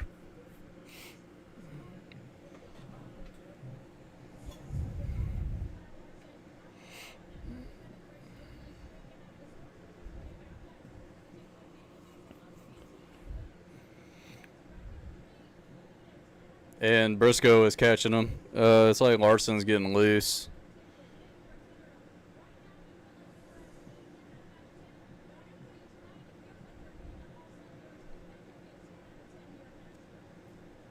Un-Larson like. Alright, that's new. But Briscoe is literally on Larson's bumper right now. Got a Credit One Bank sponsorship. You know, I totally forgot. Larson was sponsored by Credit One Bank when he was in the 42.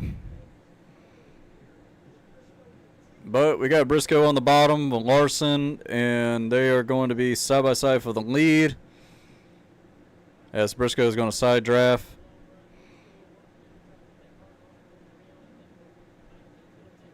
And I don't know, Larson's going to get a good run on the outside. He's going to side draft him. Side drafting each other.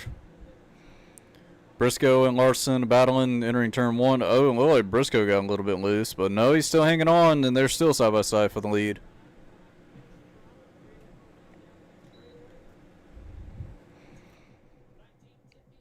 $19 on the bottom. Is he going to clear him? And yes, he will. Briscoe is going to clear Larson for the lead.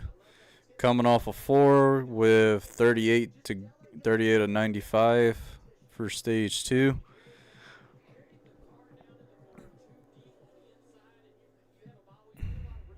Somebody's ahead of Briscoe. It's like, I don't know what that is.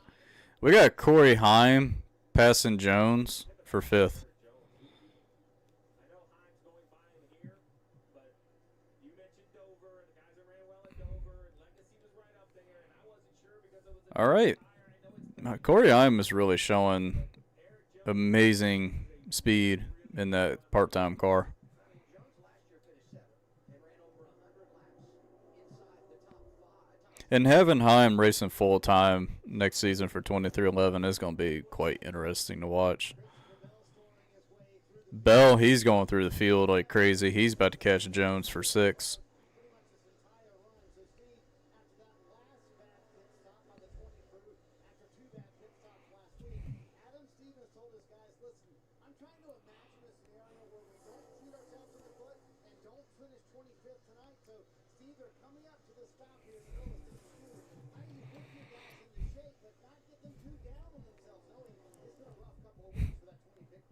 Well, at this point, you hope that they can just kind of move forward with it. It's all about preparation, opportunity, figure out what you had wrong. And we got some heavy metal music playing. Tell if it was human or mechanical, but you just got to trust them. This is that time where it is a total team sport. You're going to need a clean start.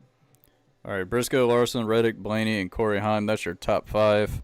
And I just noticed there's the sponsored gain on Dollar General on the Dollar Tree car for Eric Jones. I'm kind of surprised. I kind of wish Dollar General would sponsor back in NASCAR. Because we got so many Dollar Generals in my area. There's literally one down the road from here. But we got Bell passing Eric Jones for position. Stop safety issues by checking systems before they become bigger problems. Go further with quality repairs that prevent costly comebacks. Then grow your business behind the parts, people, and expertise that keep your shop moving at full speed. That's Napa Know-How. And we got SVG catching up with Byron. Okay.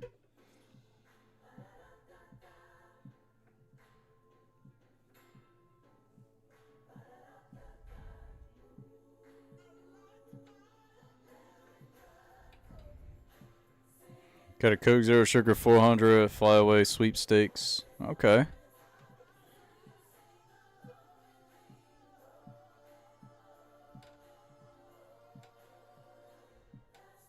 Got Hurst and Gregson battling.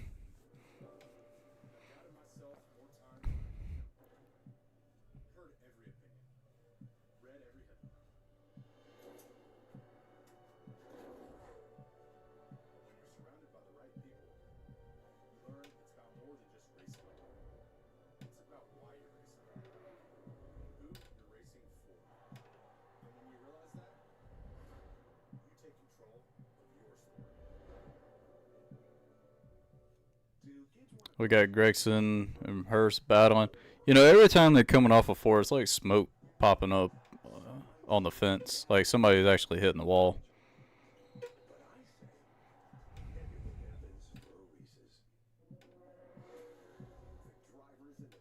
Man, SVG is caught up to Byron. And he's there. SVG's there.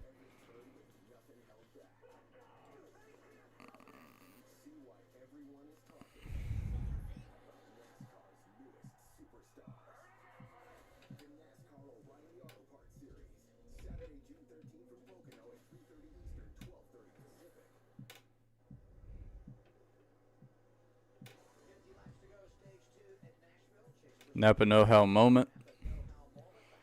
I just can't believe he jumped the restart.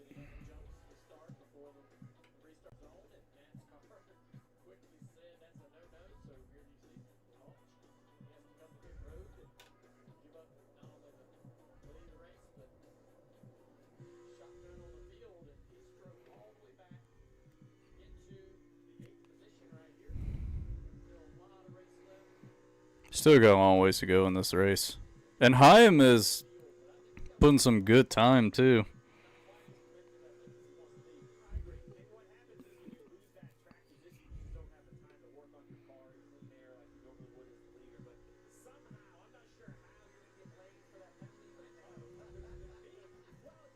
First start / restart violation of career.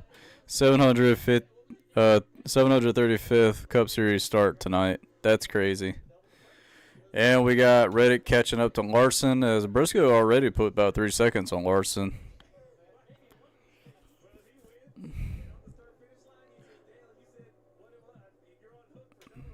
And SVG in the top 10.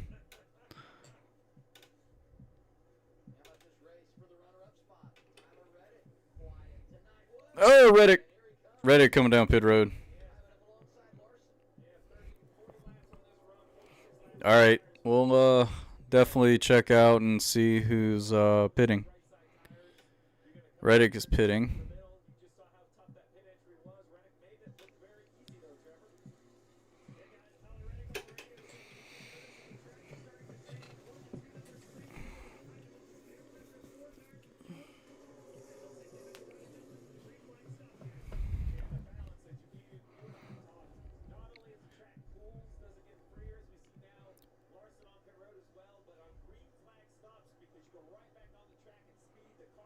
Larson is pitting.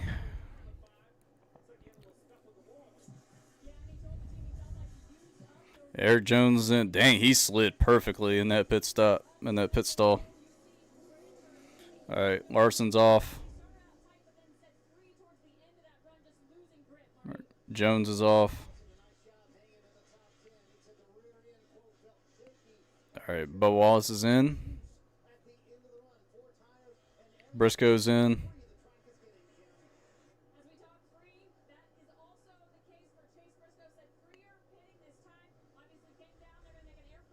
All right, Briscoe's off.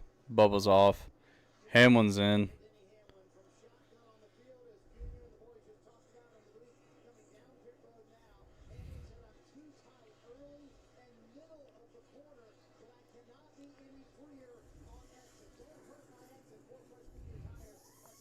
I tell you what, Nashville has a very long pit.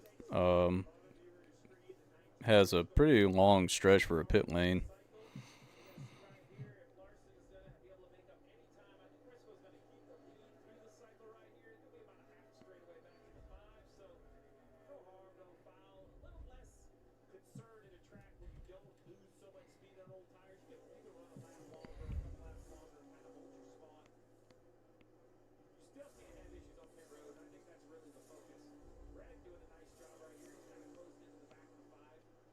Yeah, Reddick is pretty close to Larson.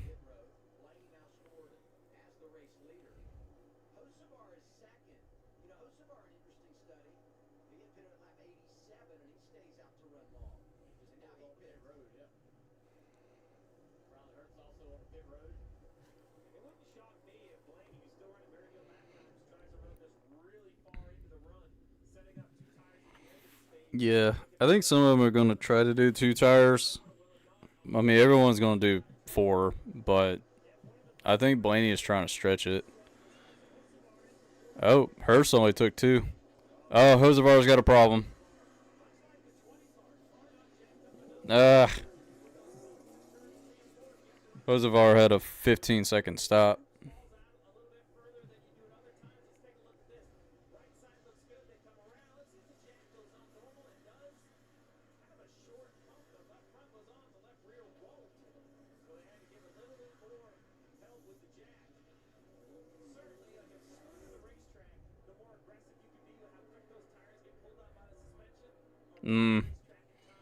That's unfortunate. Uh-oh.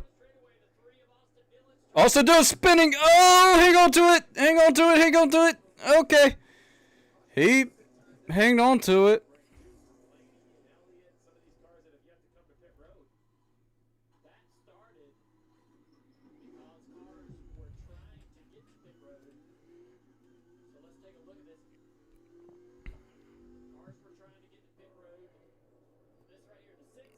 Six had to avoid the 47.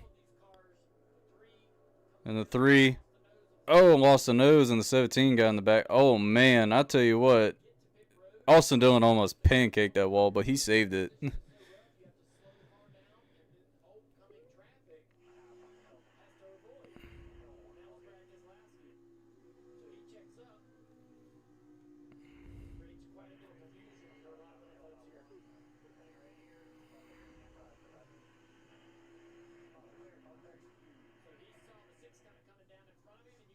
starting to get out of gas a little bit. Busher doesn't know that and runs into him and spins him around. Mm. Unfortunate situation there. That could have been worse.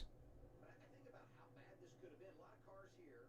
You go through the grass after all the rain, right? So there's a whole lot of things that could have gone really, really bad, made it a lot worse. And overall, Dillon able to get away without hitting the wall. Trimble on low camera. 47 moved down the track like, hey, I'm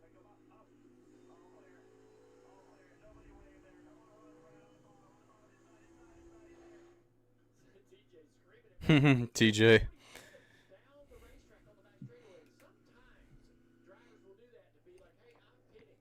I'm moving down here, and this is unusual. That's a signal that I'm coming to pit road. Well, Brad didn't really pick up on that. TJ wants a wave or somebody up on the spotter stand to say, hey, we're coming to pit road. He doesn't get that either. Just a little bit of a miscommunication. Only 8 cars on the lead lap.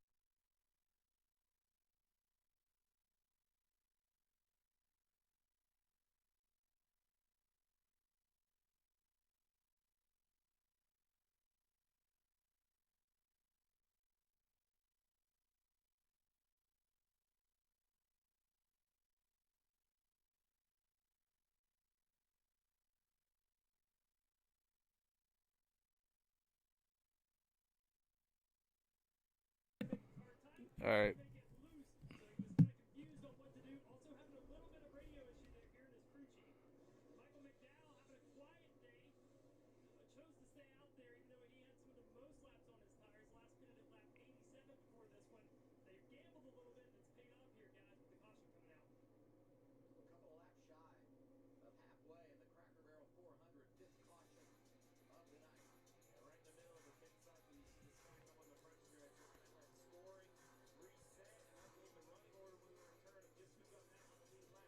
I don't know. That was just.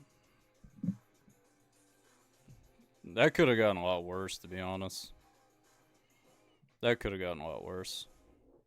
But we got a caution and all that, so everybody can come down pit road. Our barbecue takes longer than this race. Okay. I tell you what, that brisket sandwich from Arby's does look really good now.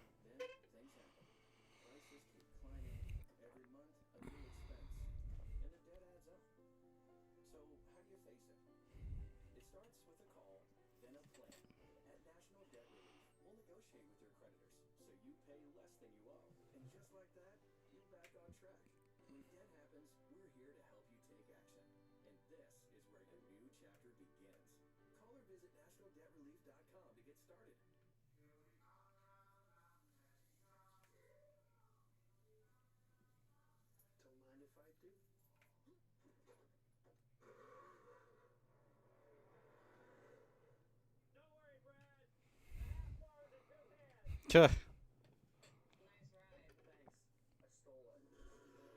I like Priest. Priest is funny. If you ever get a chance to watch Busher and Priest's pranks, they're too funny. They're too funny.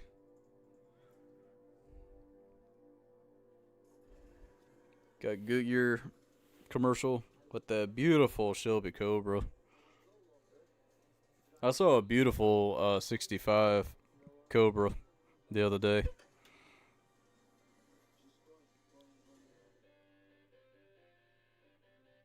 And it's like a gunmetal gray. It looks cool.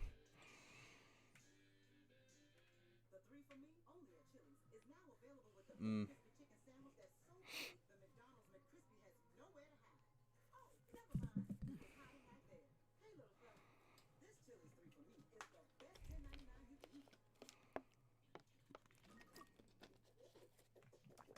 I'll be right back. I gotta use the restroom.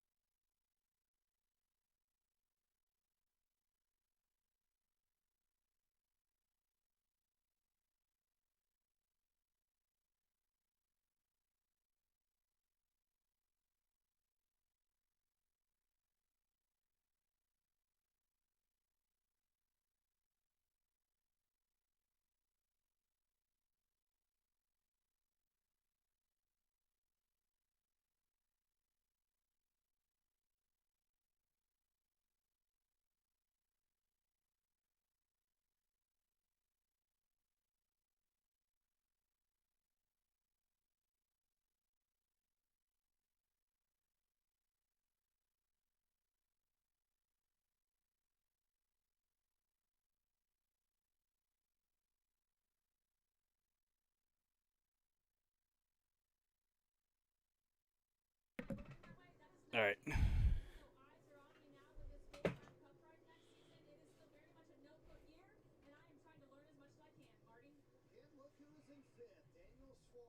Man, Suarez is up in 5th.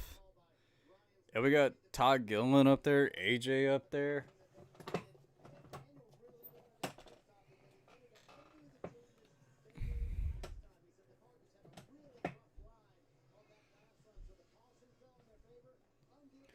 Still got ways to go. Suarez, one of those 8 cars that was still out when the caution waved, so he's able to get his pit work. And we had those 8 cars on the lead lap. Free pass here with the Chase Briscoe.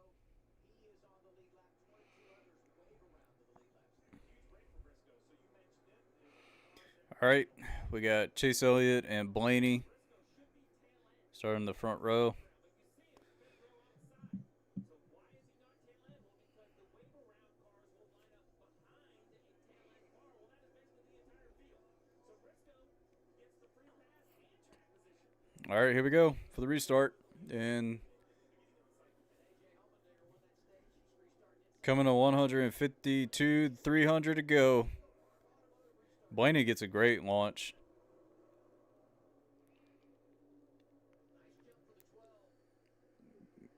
Big jump for the 12. And we got 3 wide in the middle of the track.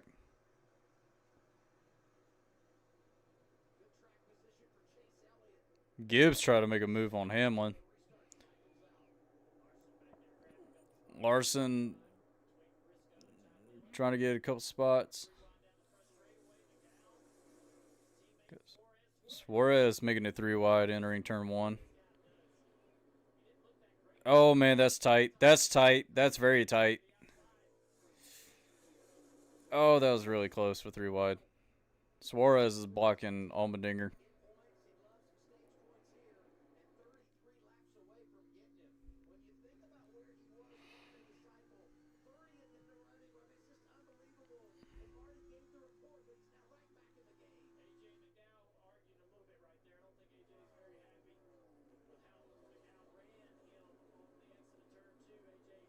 Oh.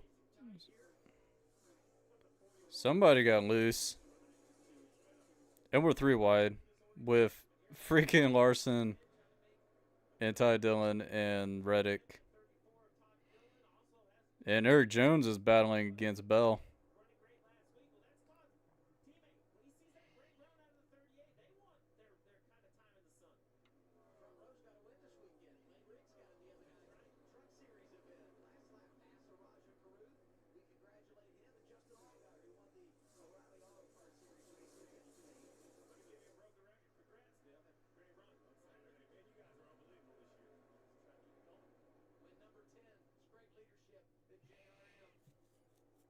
And Denny Hamlin was trying to make it 3 wide.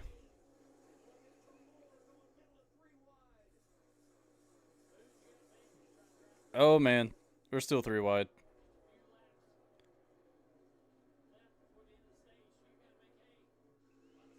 The matter of fact that these guys are still kind of keeping it calm.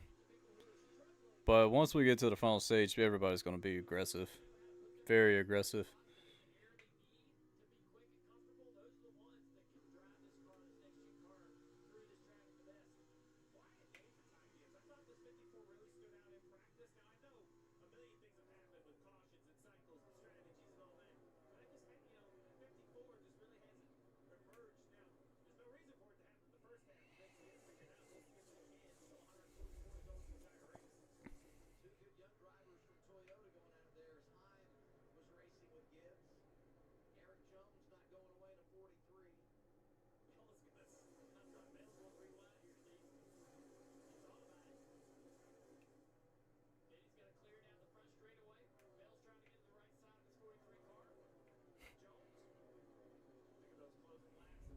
I just saw the replay with Will Power and Scott McLaughlin get together.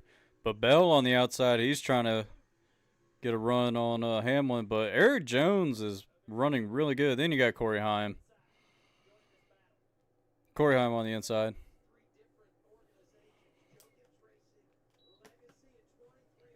Legacy and 2311 battling.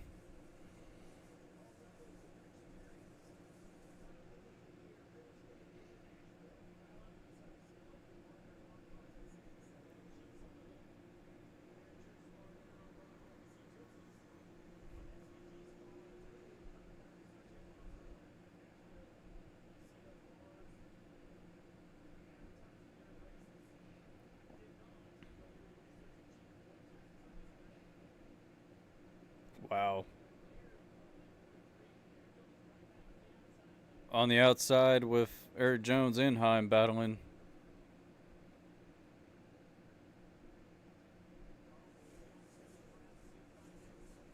He's fighting the car too. But Jones is doing really good.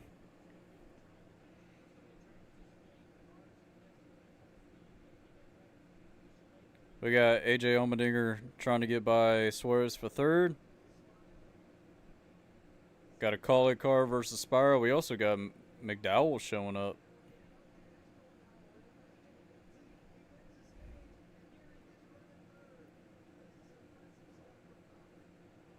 And AJ has won at Nashville. He won there in the O'Reilly series in that Bailey Zimmerman paint scheme.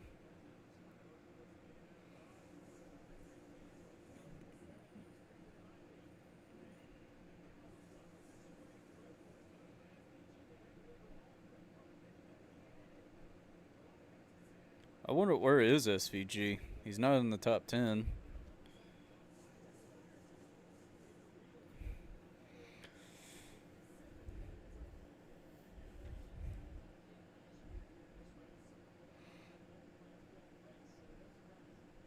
He's definitely got to be in the top 20. Won 2 of the last 4 races, 1 win in the first 261 races for Spire.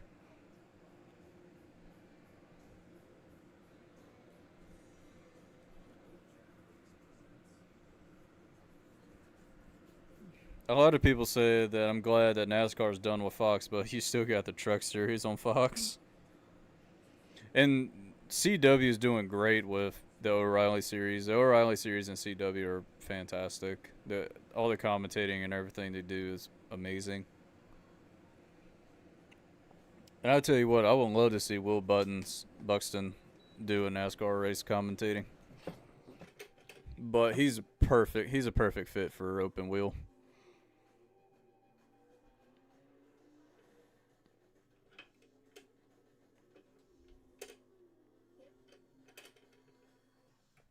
We got Hosevar and Gregson battling for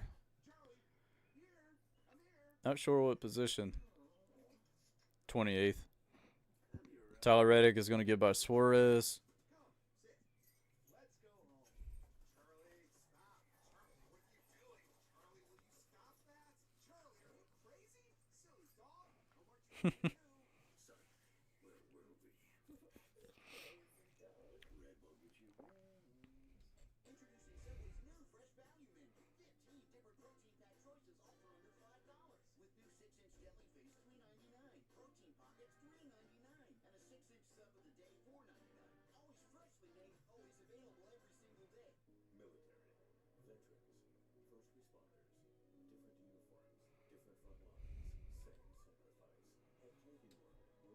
Got Camping World commercial.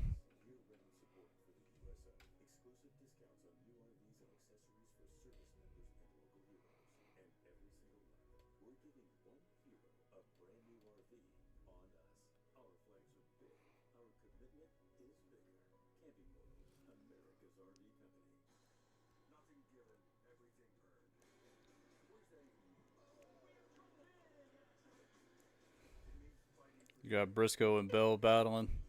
See, Blaney is still leading this. Chase Elliott second. AJ is third.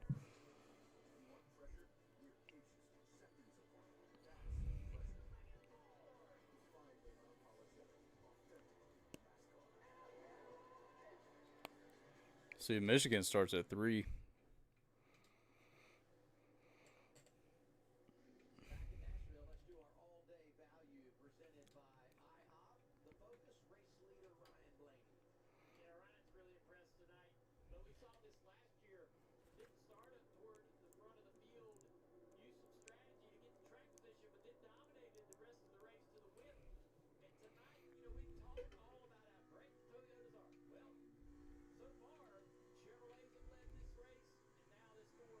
Ford, yeah, I think this is the first time a Ford has led this race. It's always been Chevys and Toyotas.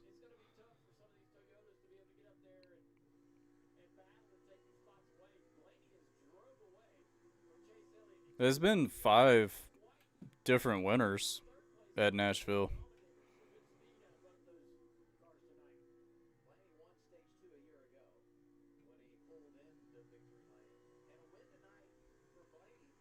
be victory number 750 all time for Ford. So a high water mark on the line here for the manufacturer, but a long way to go. Going to be 15 laps remaining, stage two this time around. This onboard camera really shows the color changes. So down the straightaway, you see pretty clean concrete. That's just insane. Really, 3 and 4 is crazy dark. Down here, you know, there's a little bit right here in the middle of the corner. You see that smeared rubber where the car really gets tight. That's where the front end's loaded. Down here in 3 and 4, though, it just jumps right off the page for me.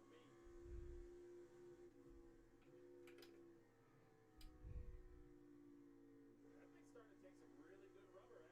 That might be why some of these cars are starting to move up. Obviously, blaming Don right around the bottom. See the gear on the bottom left, fourth, something.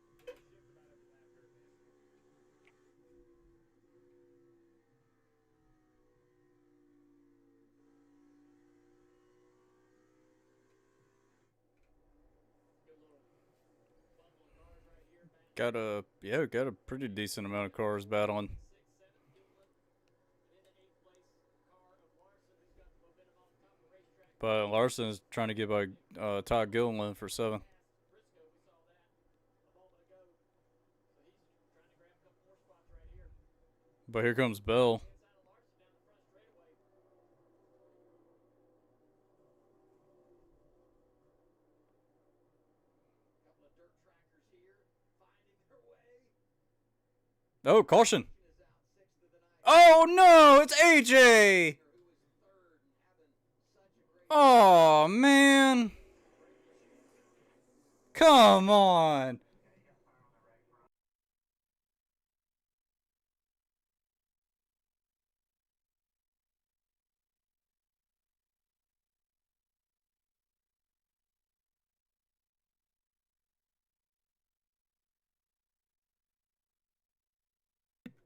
You gotta be joking, man. He was running so good. He know he took a hard hit.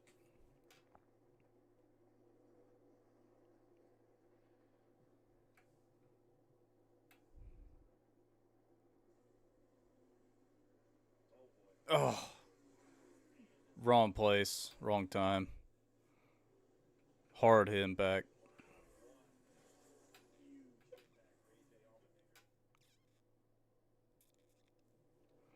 That's unfortunate. Fuck, man. He was running so good.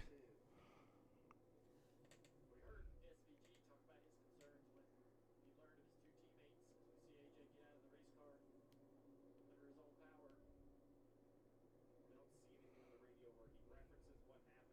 I'm with you, Dale. It looked very similar to both of the rotor failures we've seen so far. Cam, what are you hearing about the 16? Well, I talked to crew chief Trent Owens earlier in the day just about brakes and the possibility of failures, and he said we were concerned about overheating the brakes. So they did open up the brakes to have more cooling than they did in practice yesterday. He also told me that That's just unfortunate, man. package, they went with the more aggressive cab package. So maybe those two things contributing to what we're seeing on the 16 right now. Damn. SVG talked about being worried about his teammates, right? Oh, man, now I'm nervous. Everybody in the field is seeing what's going on. This is creeping into all the drivers' minds about, hey, what's going on out there? Why are we seeing all of this? What can you tell me about my car to give me the confidence that I'm not going to have that same issue? The one thing different about this, and I think this is why he hit so hard, is this one looks a little later. So let's go back to that head-on shot. Remember, the others came when we thought we had onboards. We could still hear them on the throttle right there. You see the fire out the pipes? We back it up a little bit from there. We keep backing up, right? And as it rolls forward nice and slow, you see the fire out the pipes of the car behind them. I think you're going to see fire out the pipes of AJ. Well, it's about the same time he lifts. I was wondering if he had lifted first or not. The reason I say that is because I think if you are still on the gas when the rotor fails, that tells me it's overcooled. If he had lifted, stepped on the brake pedal, and it had failed. Let's listen in.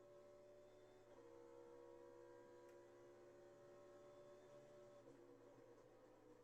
hard to tell. The others I thought were clear that they were still on the gas. That might be a little later. So I don't know what it is as far as too warm, too cold, but I do believe it has every look of another failed right front brake rotor.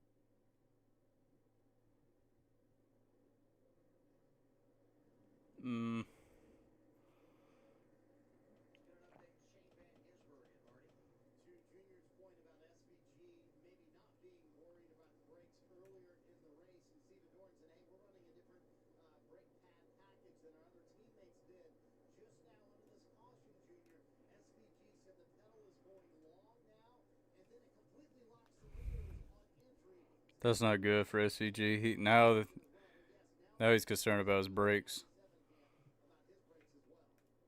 imagine having that going on inside the car and knowing you got to drive this thing wide open down the next straightaway and commit to running the lap time and hoping that when you get to the end of the front stretch, you don't blow a rotor, go into the wall. That is that's the life of a race car driver. And there's nights like tonight where it will stress you out. And you're seeing these things happen to driver after driver. We went through something kind of similar years ago with the tire wars, and you see guys that go out there and run and blow right front tires, and you think, man, I hope that doesn't happen to me. It seems like it's almost a lottery, but it's in some of these drivers' minds, especially the ones that have been around these cars when they've blown those rotors. I mean, Mike McDowell sits right there and watches AJ go into the wall in front of him.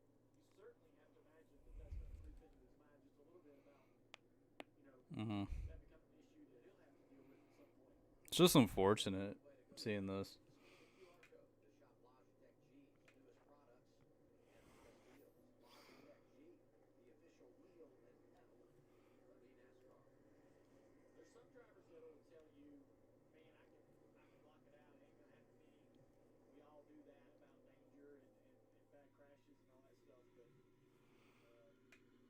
but part failures are a bit of a different deal. You feel like you're in control of keeping yourself out of trouble or bad wrecks, but part failures are something that as a driver you don't feel like you got a lot of control over. And as a crew chief, you have a lot of anxiety there because you and your driver, you're a team in this, and you don't want to have a mechanical failure. But like I said earlier, I just want to be clear. You just can't be ultra conservative because then your driver's going to lose his mind because he's going to be slow.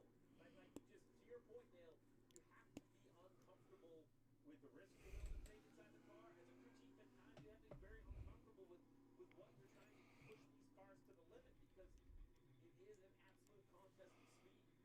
And you have a lot of races where you hear brake vibration and brake complaints and nothing happens. Yep. So then you go 10 weeks with that, and then all of a sudden now we have a race where we are having these brake issues, and man, I wish I would have took those comments in practice maybe a little more seriously, or had a different opinion on it. It also matters how old you are. A lot of the 20-year-old guys out there, they're not thinking about their brakes. They're just driving.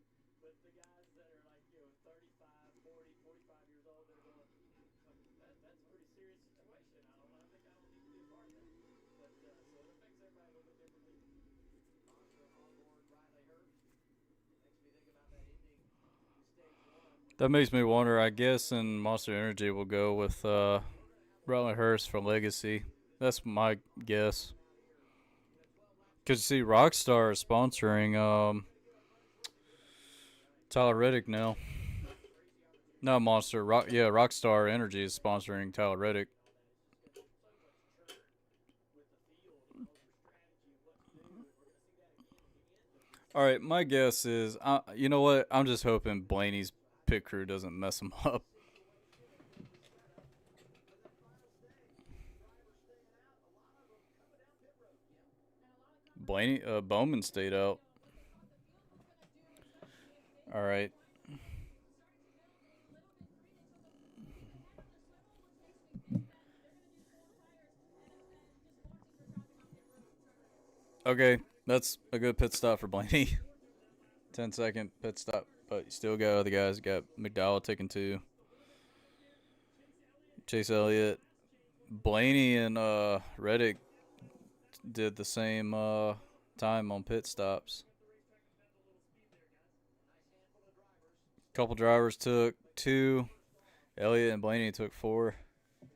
Hamlin took 2. Briscoe took 2. SVG took 2. Bell took 2.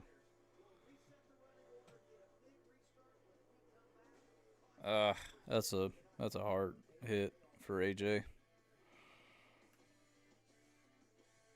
Some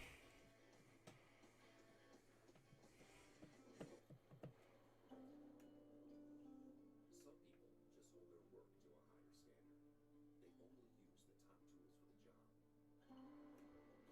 hold their work to a higher standard. They only use the top tools for the job. And they know better tools means better results. TopDog makes professional-grade diagnostic tools for professional-grade do-it-yourselfers just like you. It's like a pro. You can't top done. The Burger King value menu lets you make the rules. Whatever I'm feeling, that's my deal. Whopper Jr. and chicken fries again? So, still feeling it? Choose your $5 duo or $7 trio from 7 tasty menu items like the original chicken sandwich. Do parents cover kids' eyes to protect them? Uh-oh, that's a scary part. Or to secretly steal their Reese's? It doesn't sound scary. Super scary. Perhaps moms know everything happens for a Reese's. NASCAR Powerball. The chase to 1 million is on. Carlos, are you ready? Don't miss your chance to collect cash prizes on your way to an all-new destination where you could take home $1 million.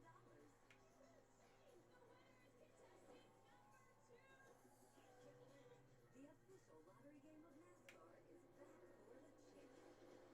Powerball. The chase to 1 million starts now. And there it was, the first great American yell, echoing like a sonic boom across history. This country didn't tiptoe onto the world stage. Hell no. We were born loud. All right.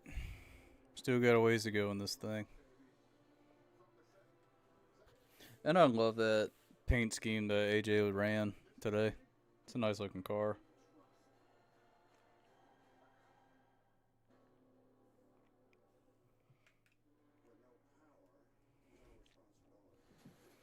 responsibility. I know who I used to be. I know who I am now. Somebody's got the city by the throat. So the show this time,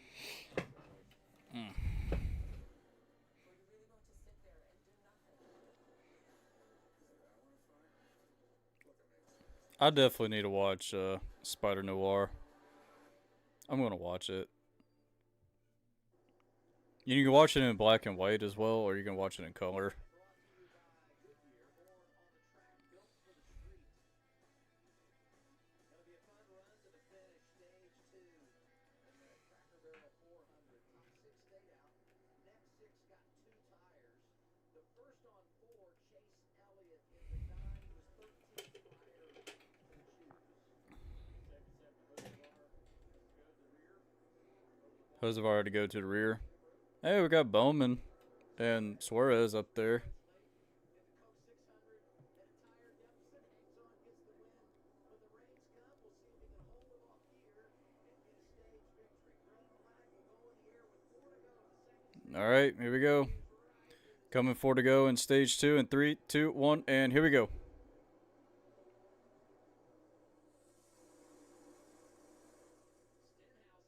Stenhouse up there. Almost collided with Bowman. Austin Cindric trying to make something happen. Came into this race 5th below the chase cut line. Oh, man. Stage point. They're 4 wide. SVG tried to make a move. He tried. Big slide. And a battle at the front between the 47 and 48. Clean air for Suarez. 3 to go, stage 2. Ryan Sparks doing it again. Magical call in this. Uh-oh. Oh, and it's Gilliland and it's Hyman Custard involved. Gilliland and Custer involved. Caution Caution number 7. number 7. The end to our second stage. That'll bring it into the second stage. Daniel Suarez.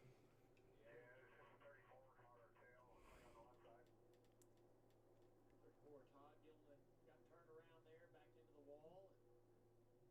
It's like a little bit of damage or a good amount of damage to the nose of the 67 here. So 3 wide into the turn. Heim gets into the back of him pretty hard right there on entry. That's big contact for the right front of the 67. So Heim's day is going to be a struggle going forward. This is on wartime yips. And racing around 15th when it got away from him. Yeah, I don't know if it was on purpose or missed with judgment, but without a doubt, the 67 causes the accident and kind of runs over the 34. I can't imagine he did it on purpose. Most race car drivers are good enough that if they know they're going to ship somebody into the corner, they don't get into the wreck themselves. Tells me that maybe he just got a little stacked up there. And SVG on the restart. Dives to the inside right here. Pretty late. Makes contact with Todd.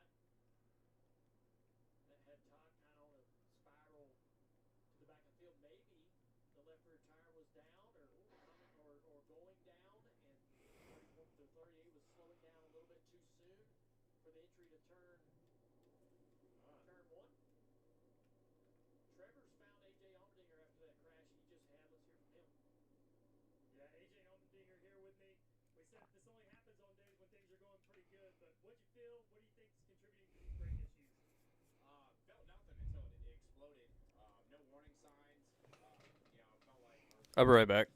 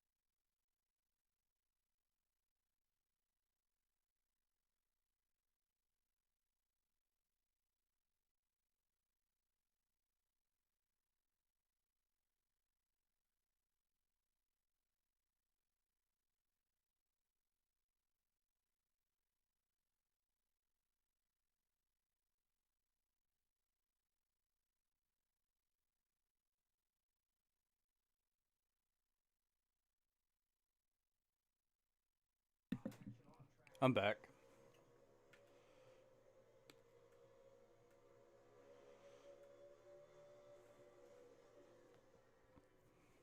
We were wondering if the 34 maybe had a tire going down. It seems to me that 67 just pulled his feet into the corner. Let's see some racing. That's Corey Heim just saying big mistake on his part.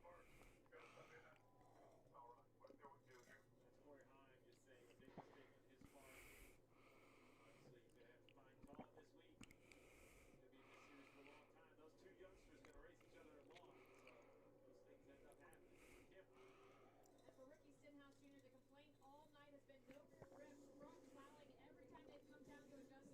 Still hasn't Yeah. been the problem. Four fresh Goodyear tires, no go fuel. Trevor. We got Bowman, Pitting, Suarez, Cindric, Stenhouse. Earlier strategies already paid off, Marty. Voice of Last Weekend Stage voice for Austin Cindric, who fell out of the chase spot for the first time in 4 weeks after he started.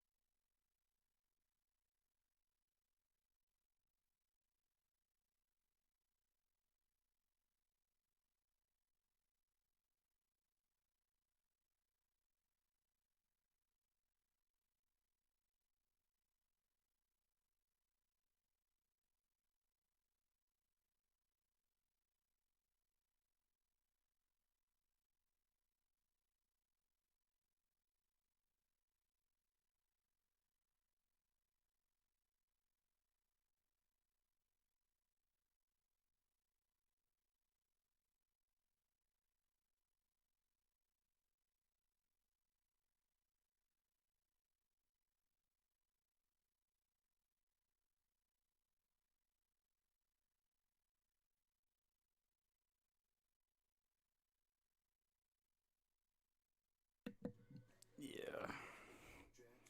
I got some Jack Link's beef sticks, and it's by Mr. Beast, so maybe if I eat one, I'll get like $1,000,000 or something. And I never try these.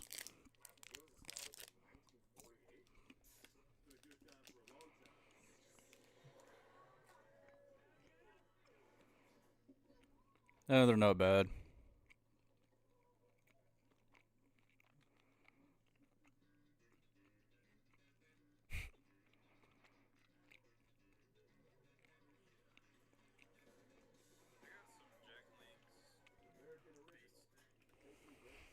They're actually not bad.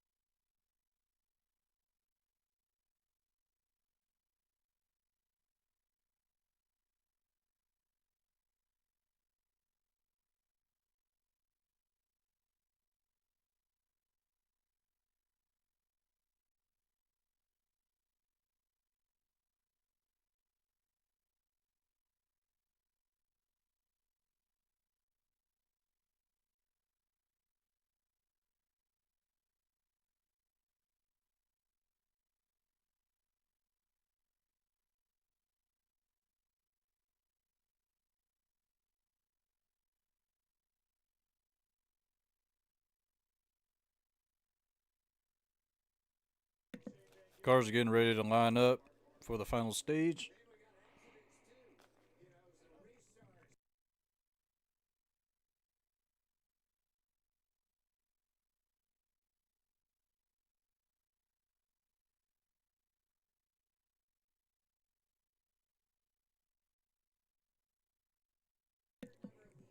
And here we go. We got Hamlin and McDowell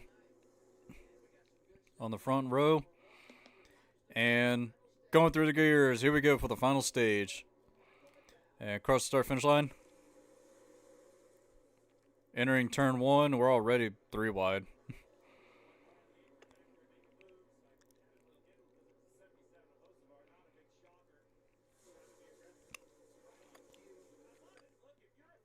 Man, we got Hosevar all the way down there.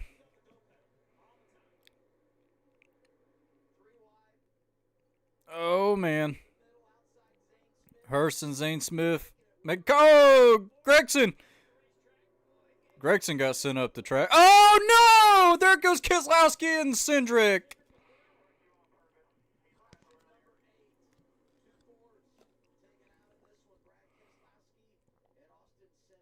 Dang.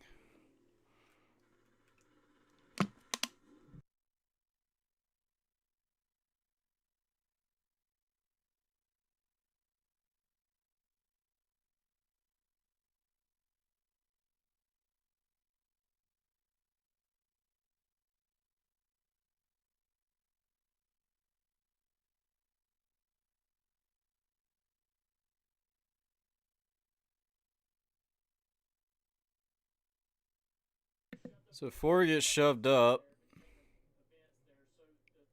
the 3 just, oh man, he just got behind Keselowski and just turned him.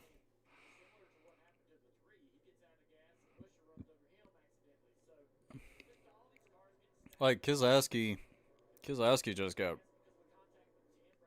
ran over, and Cindric was just innocent. It's fucking nuts, man.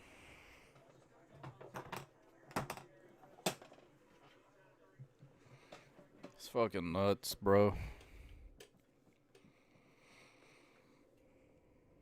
Like, he just, yeah, just got in the back of him and just turned the 6. And like I said, Cindric was just innocent.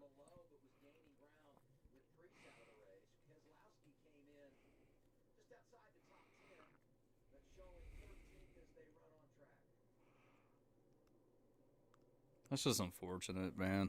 Oh, man, that's a hard hit. That was a hard contact, too.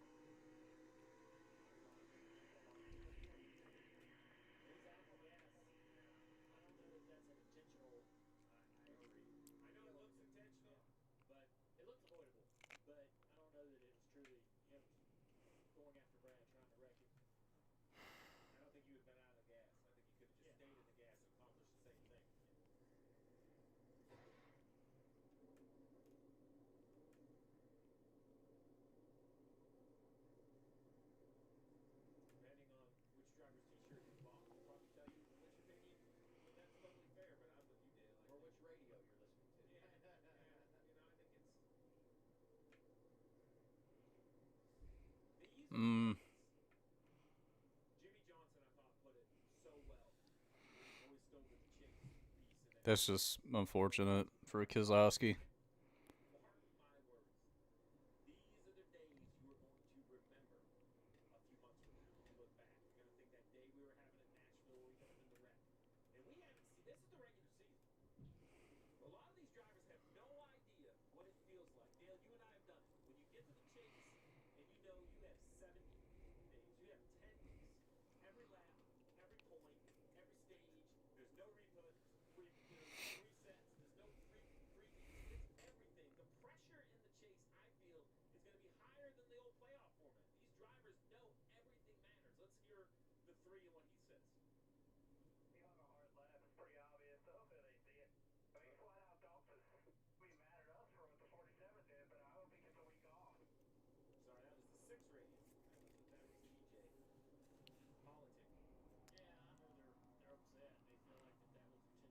Yeah, that's unfortunate.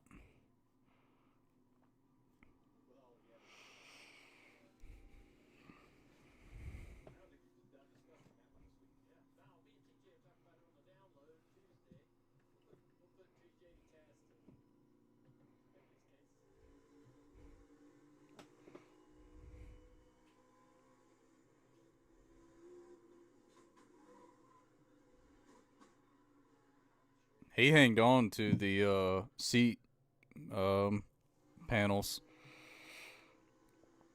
Like the seat cushions on the side. Be a lot of debate about this one. I stand with your original thought, though, Dale. From what I hear out of the three, I don't think he turned down there to get him on purpose. I really don't. No. If he did, then he's really good at leaving some probable doubt. How about that? I want to hear Austin Dillon's radio. Think about it if you're Brad Keselowski, you come in 11 down to 13. Ryan Preece is hanging on despite the fact he's out of the race, and he's helped here by the fact that Cindric is involved in this accident. And I look at Briscoe. He's still 15th. He hasn't gained as far as positions go, but he's really gained when you look at points in relation to those around him.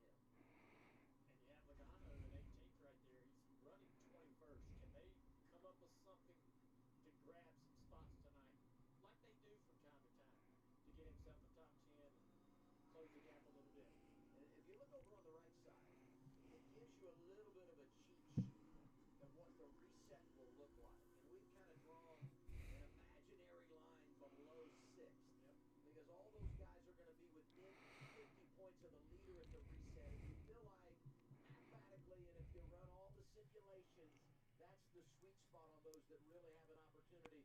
As Steve said, over 70 days, those 10 weeks to go out and make something happen. Yeah, look, if you have a Tony Stewart chase, you're going to win 5 races. What in the world is he eating? 2007 chase, I think you can win it from way I wonder what Ty Gibbs is eating.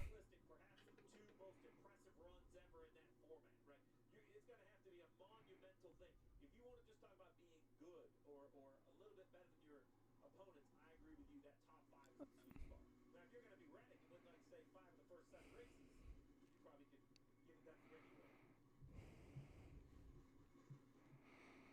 There's 3 or 4 drivers. When you look at that track lineup in those last 10 weeks where you could say that's a guy that could get on a heater and really make it happen. But mathematically, if you're outside the top 5 or 6, it will be a challenge. And I look at the running order tonight. And there have been so many ebbs and flows in this race, but here we are. You know, just over 100 laps to go. Hamlin is back in the race lead controlling the event. Briscoe is there. Bell is there. So we've got the representation from Joe Gibbs Racing. McDowell has slid in. Chase Elliott in the game. Tyler Reddick. It's been a very interesting night. Very similar to the race we saw last year. A lot of Joey and 19 battling for the lead. And now that they have control of the front of this field, it's important that they keep it. And it appears that if you let Blaney out front, if you let Larson out front, they're hard to beat. Whoever can keep the control of this race and keep that first position really has a big advantage. Let's do our FanDuel race check. Look at the numbers, Steve. Well, current leader, not the favorite.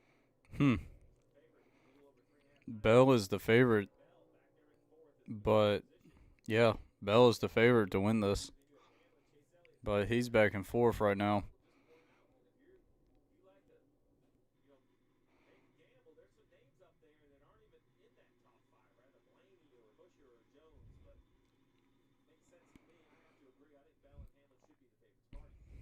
Steve, do we know if Junior officially doubled the purse for Denny Hamlin? Because now it is officially last to first for Denny Hamlin. Has been really happy with the handling of the race car in the 11. Can they pull off the win after, getting the restart or the start of the race wrong from the pole position? But I know why FanDuel might have Christopher Bell sitting in 4th in the better position, because they are in a better fuel position than their teammate Denny Hamlin. They had him wait on pit road on that last stop. Adam Seaton said, hold, wait for me. Made sure they got the 20 full. The 11 did not get full, so slight fuel advantage for Christopher So Bell. Bell's got a slight fuel advantage over Hamlin. Adam Stevens, Christopher Bell, so good. Interesting. We talked earlier last week on the Coke 600 of managing the strategy, maybe getting a little bit out of balance with some of the other teams. And as Marty talks about, Should be getting ready for choosing, I assume. to set them up for success down the stretch. Well, so let's just lay out what we have in front of us, right? We're 102 to go. Let's call it 100 to go. Can we take a break? They can run 75-ish to 80 on fuel. I don't know if you can run. Pit road's open. So now the real question is, if we don't see a yellow, Gregson's pitting. advantage is being played. Austin Dillon's pitting. Balance you have to Todd Gilliland's pitting. And that's it.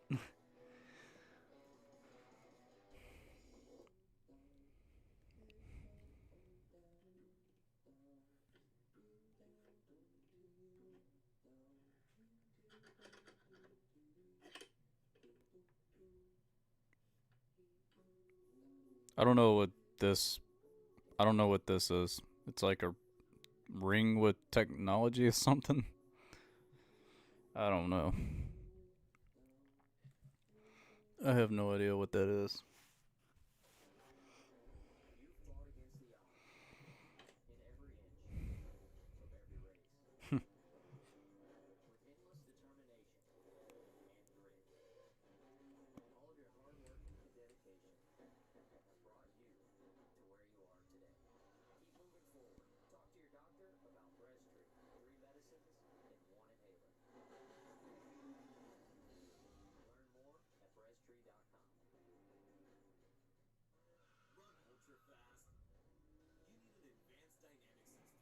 What kind of AI commercial is this? Denvix? I don't know what the fuck Denvix is. Oh, it's like a portable. Okay. But that's not all. A leading power bank. It's a alright, it's a power bank. And it's got a light, yellow camping light, red alarm light. And it can put air in your tire? I want to see how much that thing costs.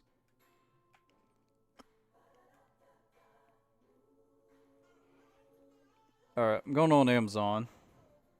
See how much this Denvix thing costs.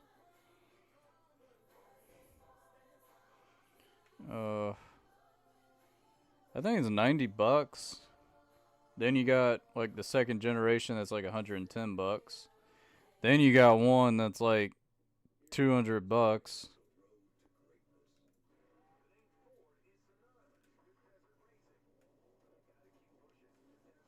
And the crazy thing is,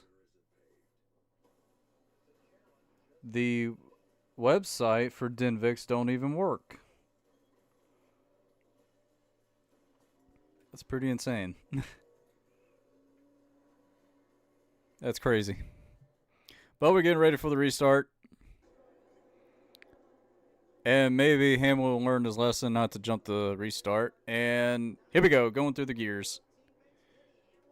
Coming to 98 to go. And we're 3 wide in the back already. Oh man, everybody is so together. Something going on top. But we got Briscoe and Hamlin battling for the lead. Hamlin's trying to clear him. Hamlin's going to clear him. Oh, Riley got hurt. We got real loose.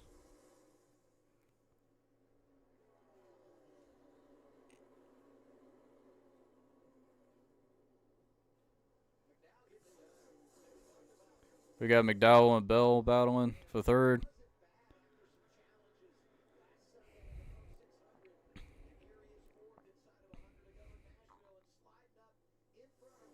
Oh, McDowell's loose.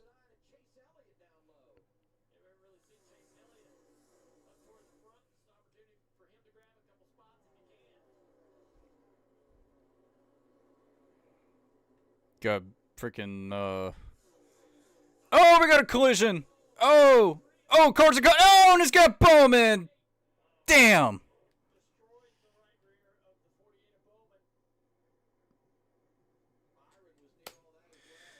Shit, man. Got Byron involved, and said Bubba didn't have any brakes. And Bowman got collected.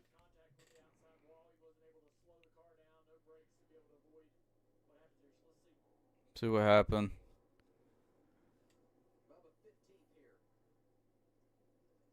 Oh, 17 out of shape, 23 collide. And Bubba had no brakes because of the collision. And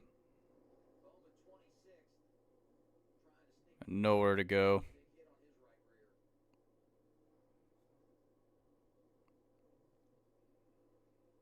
Just nowhere to go for Bowman. Damn.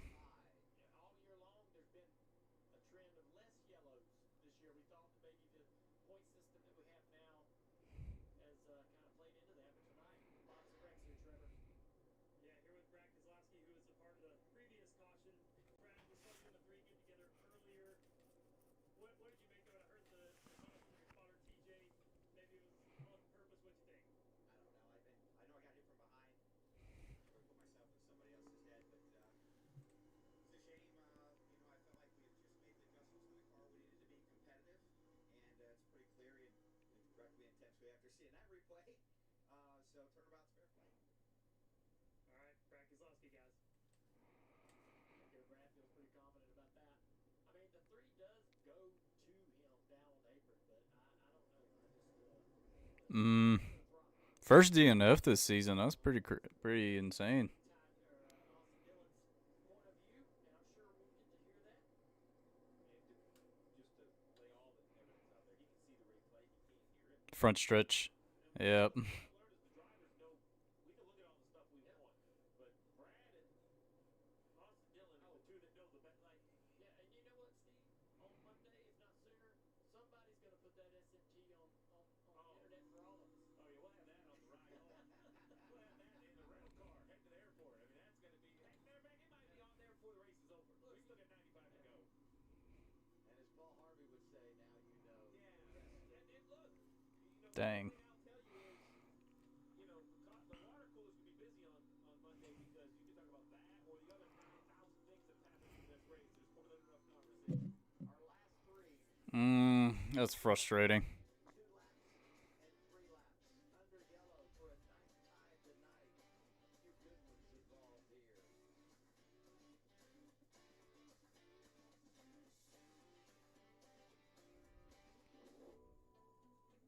That's the second year in a row for Bowman out at Nashville.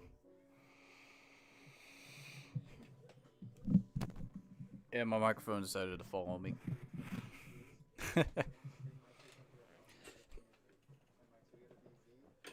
Dang.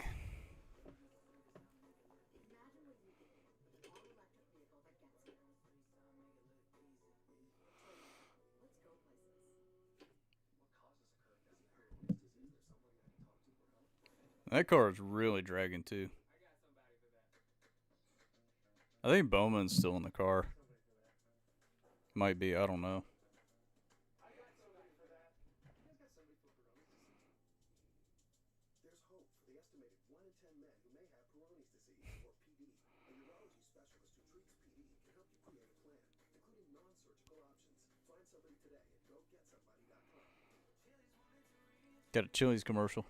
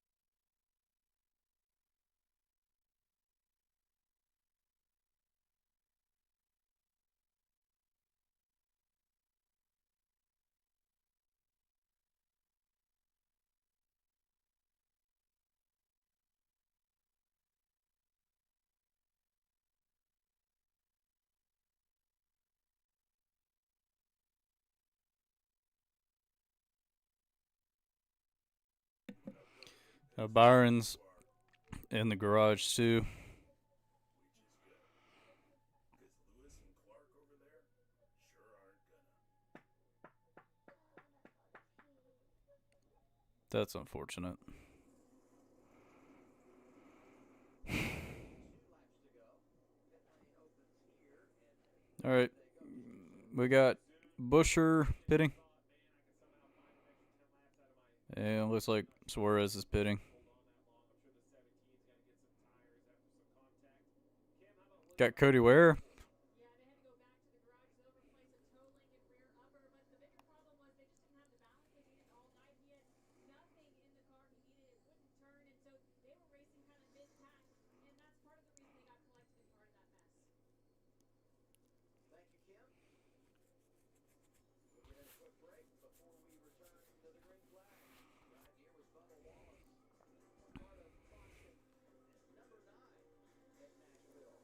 Restart right around 9 to go when we come back. Mm. They call us misfits. Outsiders.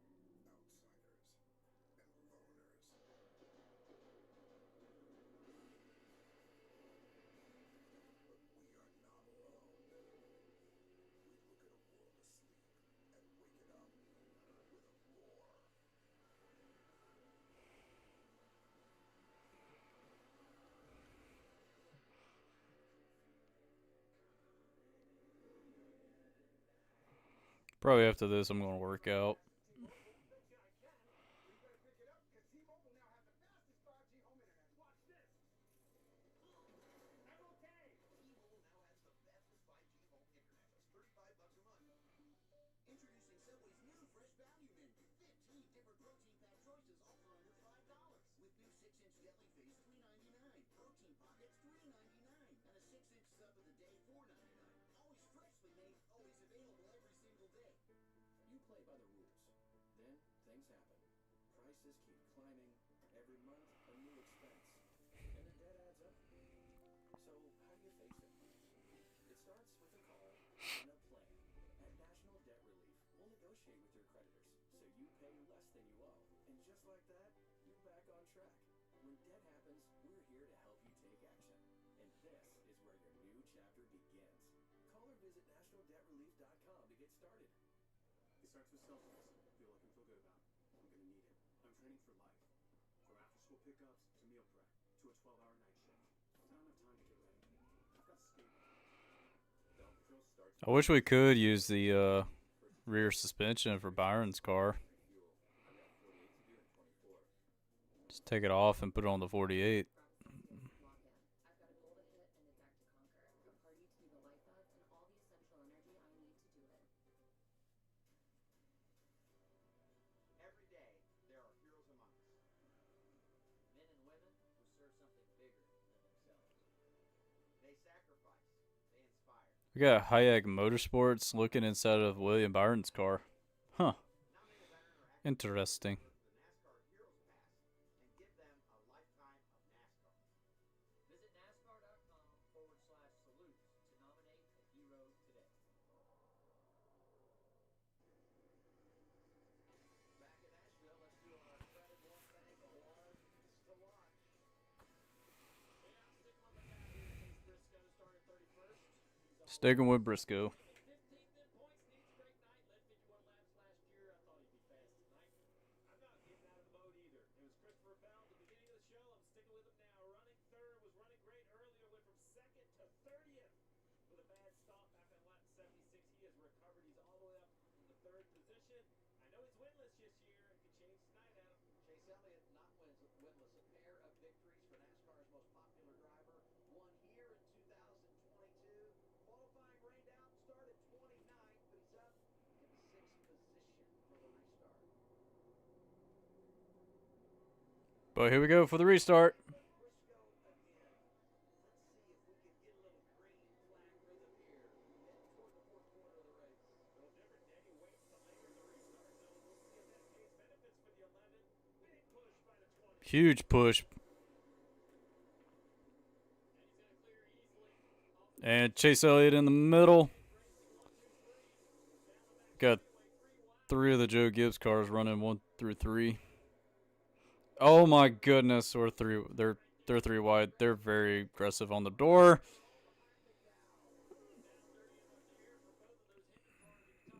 Still 3 wide. Dude, Chase and Reddick and Larson are not holding back. Can't clear them.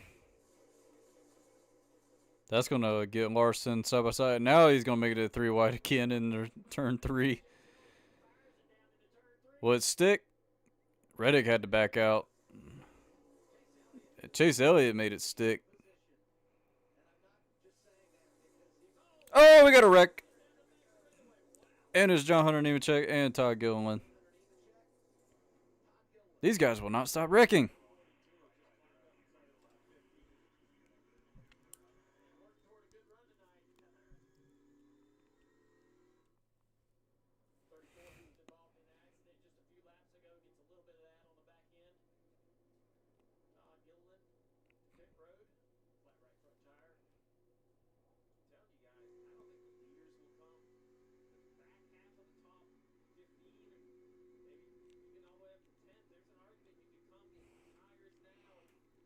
It's pretty freaking bizarre. Creeping up to that window, right? Yeah, or at least making a really short stop under green. What happens here? Oh, he's out of the gas. You see that? Yes, yes. If we go, okay, so it looks awful, like the 77 hit him. But if you go back, the pipes of the 42 your flag. He's out of the gas for some I'd love reason. to see that again. Let's listen. I mean, he didn't get it early enough. It looks like he had some trouble going over the bumps and had to get out of the gas. He was losing the back of the car.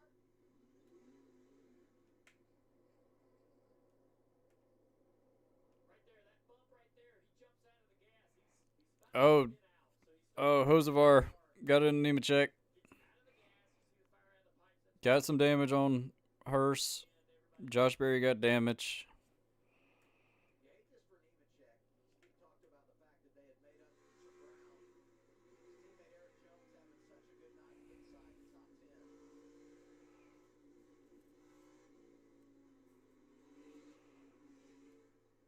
Mm. All right, so let's go back out again real slow here. We're going to look for the pipes out of the 42 right after this bump. So right here, boom, fire out the pipes. Right, that means he's out of the gas. You see it twice. He's pedaling it. So the 77's wide open throttle. The 77 has the 47 right up his left rear, shoving him up the racetrack. So what looks in slow motion like the 77 just runs him over, that is an absolute chain reaction. There's nowhere the 77's going. The 47's right in his left rear. Here you go. Watch this 42 and listen.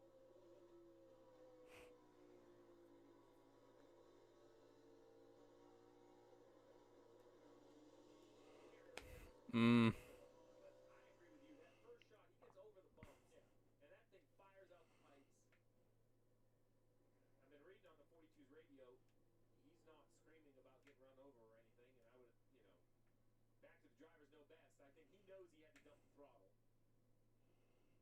Yeah, he dumped the throttle in a place where everybody else is in the gas on the corner exit, and it's just a tough spot.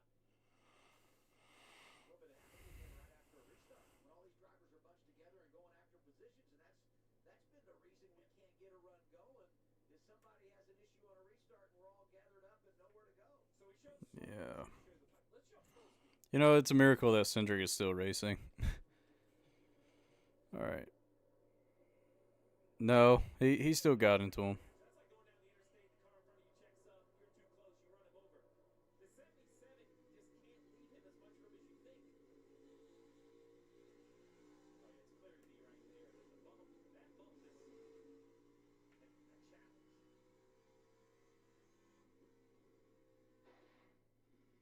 38 cars in the field tonight. 20 have been involved in an accident. Among them, Bubba Wallace. Here's Trey. Bubba Wallace, not the night you were looking for here in Nashville. Walk us through what you saw and what happened there. Minding our own business yet again.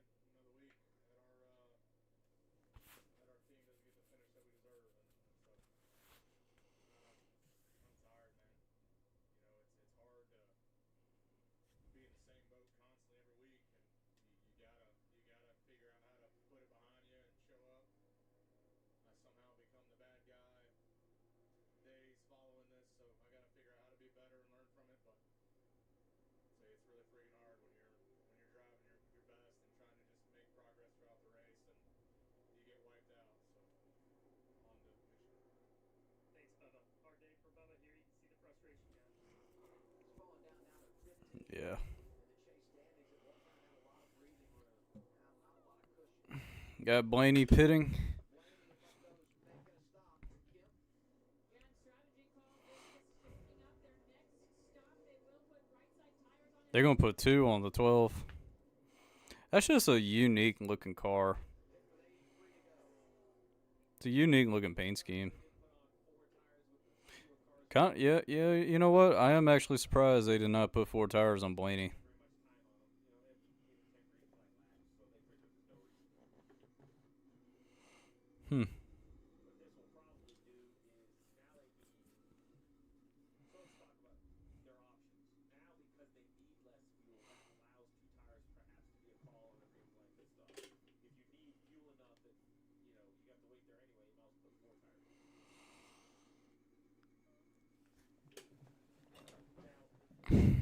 want to commend Goodyear. In years past, if we would have stopped 2 yellows ago, this would be a fuel mileage race at this point. An absolute fuel mileage race. But with these tires that wear out, as everybody wants them, the garage wants them, the drivers, everybody wants them to wear out. That's what's taken this automatic fuel mileage racing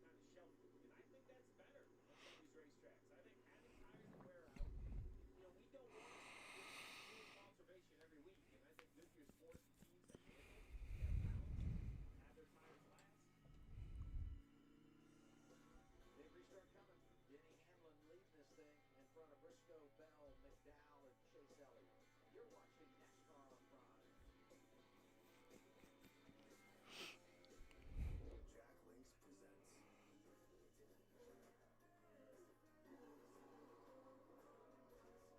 Jack Links presents. There's nothing like a great duo.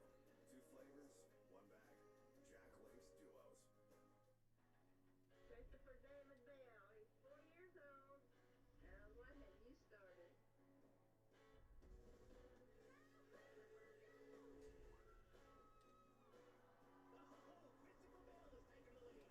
What a finish! Still got a long ways to go in this thing. It's gonna be a while. When every mile matters, where will your journey take you? Ever since we hired Dale Jr. and I, our breakfast have been moving fast. Look, it's pancakes! Dining delivery king. Will you sell my pancakes? Mom,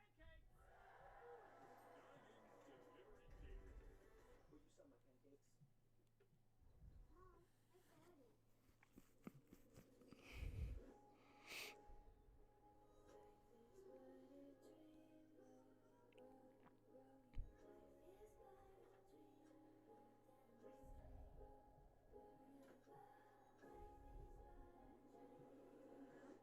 Change happens fast. That's why we're giving you our best price on gig Wi-Fi. Just $50 a month for 5 years with same-day Wi-Fi. Xfinity. Imagine that. NASCAR on Prime in Michigan. Let's see how fast this thing will go. I ain't afraid to stand on it. Fastest oval on the planet. All gas and no brakes. Let's throw a green flag in the air and screw the tire show. Coming up around the bend. Whoa!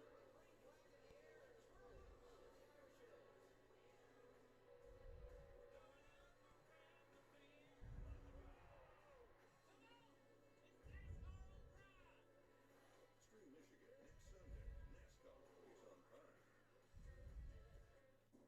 You may think the show only turns left, but you've missed what all this is. 3,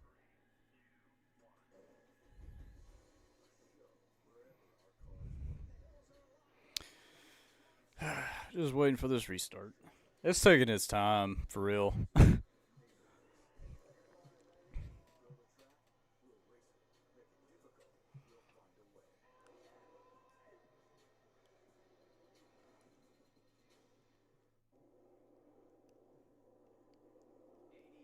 Nashville Super Speedway for the Cup Series. Second half of the regular season. And Tonight we're commercial free. coming Flag. Hamlin, Briscoe. 80 to go. Here we go. Go through the gears. Across the start finish line.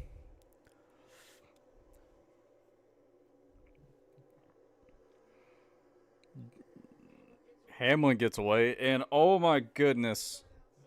That's going to help Chase get that spot. Chase Elliott making it happen. As Briscoe fights Bell for second. Hosevar gets such a huge run. It's insane. And McDowell tried to block Larson. And we got Bell and Briscoe battling for second. Big run from the 9 of Chase Elliott. Up to the back bumper of Briscoe. Well, he runs up there. Yeah, lost a little momentum. Allows Larson to make a little rally from behind. Larson is up there too with Chase. Two Toyotas still side by side down the back straightaway. Got Bell, Briscoe battling for second still.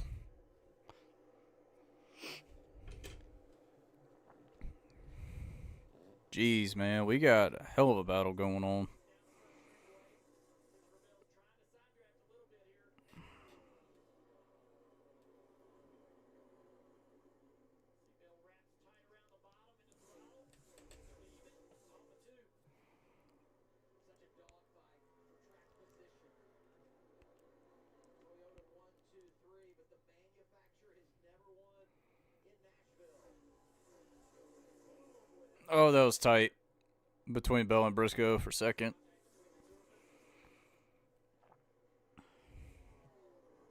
report Bowman and Barry both released from the care center. Oh, Briscoe got on the wall. Almost into the outside wall. Never lifted. Almost drove back by his teammate down the back straightaway. Still side by side. What a fight. Just incredible. This is a good battle for second between teammates. As he starts to stretch away a little bit. 7 tenths, now That's gonna help Chase.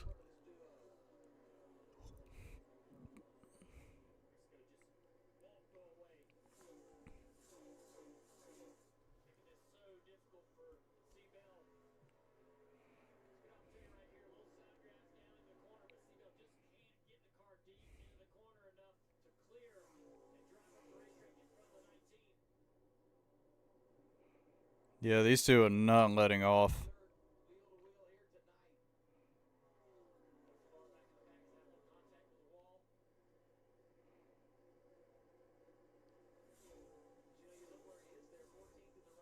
So Josevar got in the wall.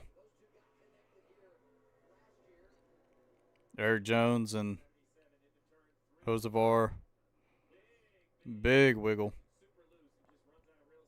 And 77 got in the wall. Just got huge wiggle.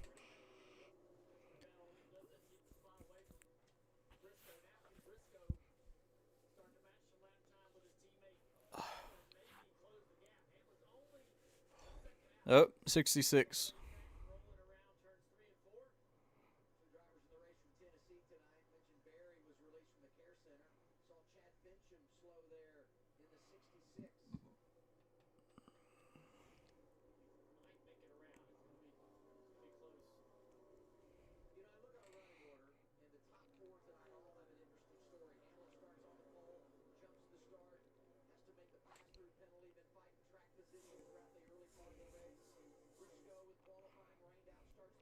Should be able to make it.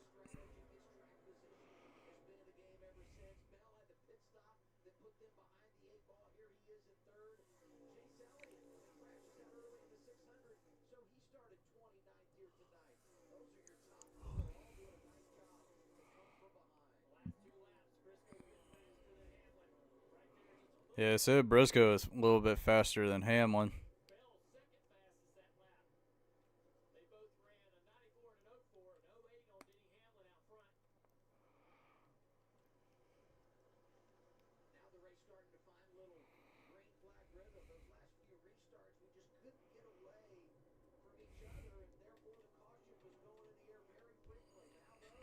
Now, Briscoe kind of catching Hamlin a bit, but not much.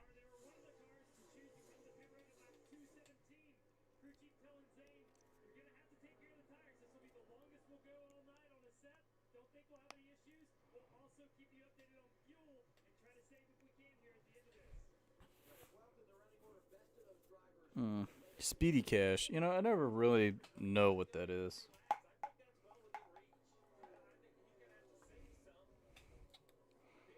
Oh.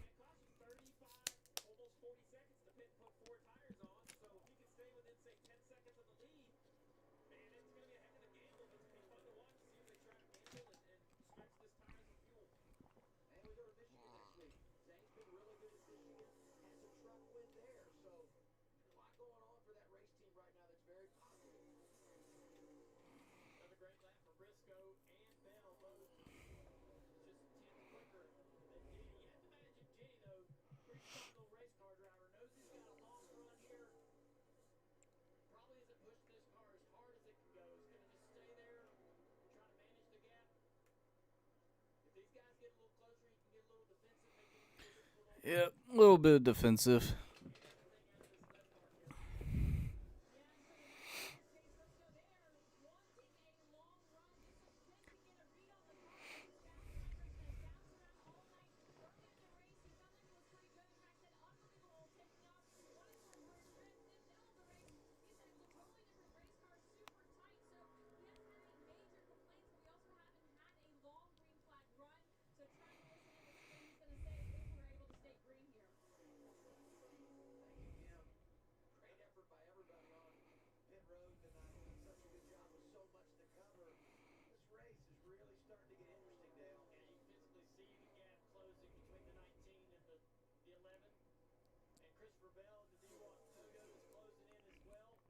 Yeah, Briscoe is catching Hamlin.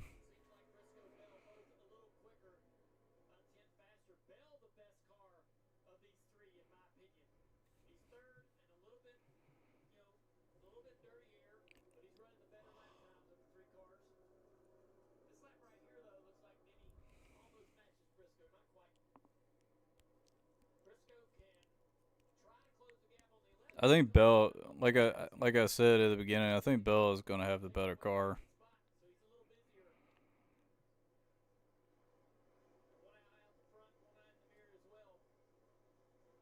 It's going to be 47 laps left for Denny Hamlin this time by. That'll be second best tonight behind Larson.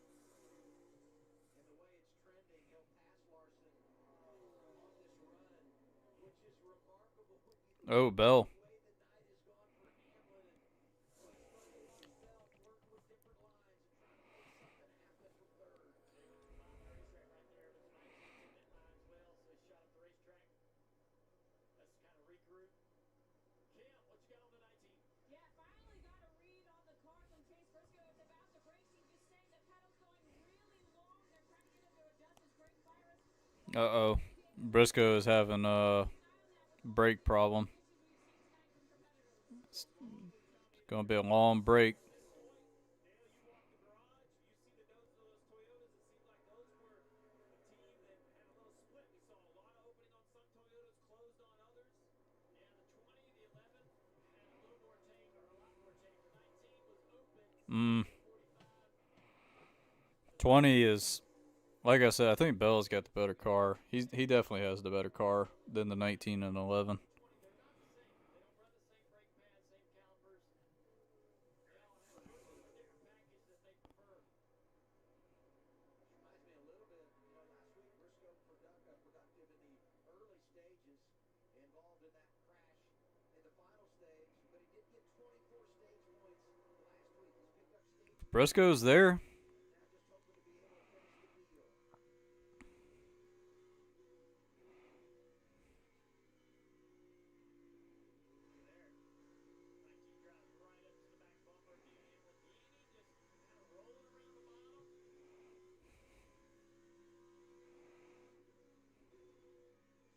He's going to look in the mirror a little bit, try to take the line away from these guys, go wherever they go. Not really pushing the car too hard. If you're a crew chief right now, you just know what lap you can. Your driver has to get on and off pit road, and that pit crew is going to be tested. There's going to be no window. It's going to feel like a yellow flag stop. You're going to be so close to the pit road in this situation. Briscoe used the top a little bit down there, 1 and 2, and made a little bit of time. That actually helped him out a bit. The thing is it opens up the bottom for the 20. He has to kind of cover that a little bit as well, but he does make a lot of time on Denny right there. 60 laps to go. That's like 30 minutes, time a day. If we stay green, high level of concentration for all of these drivers. That 19 got right back. That 19's got a huge run. Denny's still struggling with a tight situation in the middle of the corner. He just cannot get to the gas and get up off the corner as well as the 19 can.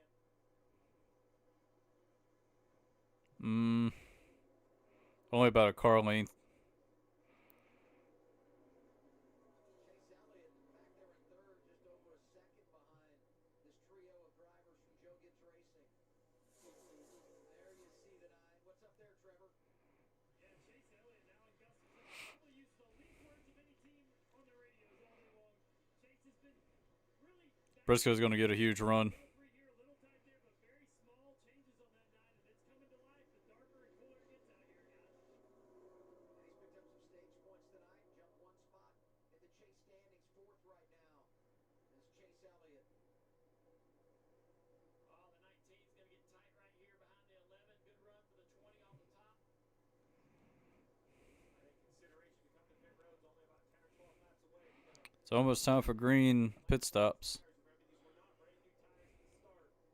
These leaders have 33 green flag laps on their tires, 58 laps to go. Throw a blanket over these 3 Toyotas. Just incredible stuff. Briscoe to the inside down here.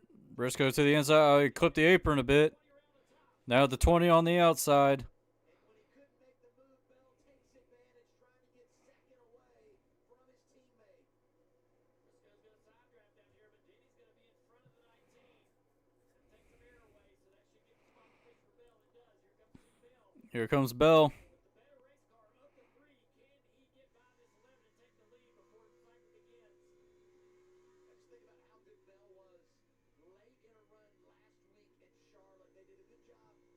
strategy, putting him in position.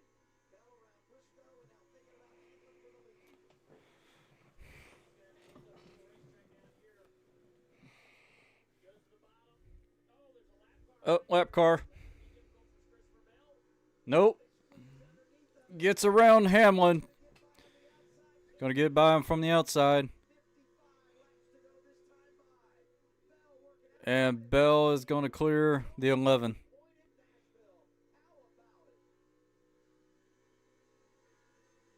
think he drives away. He's been running the better lap times in all three of these cars for the past several laps. See Chase Elliott creeping into this picture. The number 9 car come out to the screen. And now if you're Chris Gale, crew chief for Denny Hamlin, or James Small, crew chief for Briscoe, Alan Gustafson, crew chief for the 9, you ask yourself, do I want to allow the 20 to stretch the lead? If he is the better race car, do I come to pit road? Do I force them to change the plan? I think that's what you're going to see out of Chris Gale. I think normally this would be a team that runs long, but they normally have the best long-run car. I think right now they're beat on the long run, which is funny to me because the 11 said they had to be better on restarts. It had to take a different setup. They had to take a different approach. You wonder if that compromise has now taken away Denny Hamlin's strength. Denny just does not have the front turn. You see down there 3 or 4 who went down the corner and his front does not want to work and wrap. Yeah, Hamlin's car just doesn't roll good compared to Bell's.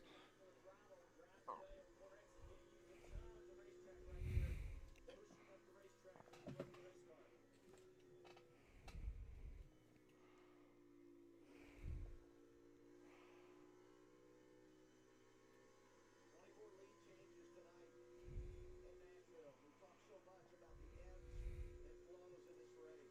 Some of it has been strategy. Some of it has been great competition on track. And that three-man dance at the front here most recently has been so fun to watch. Bell in front of Hamlin and Briscoe.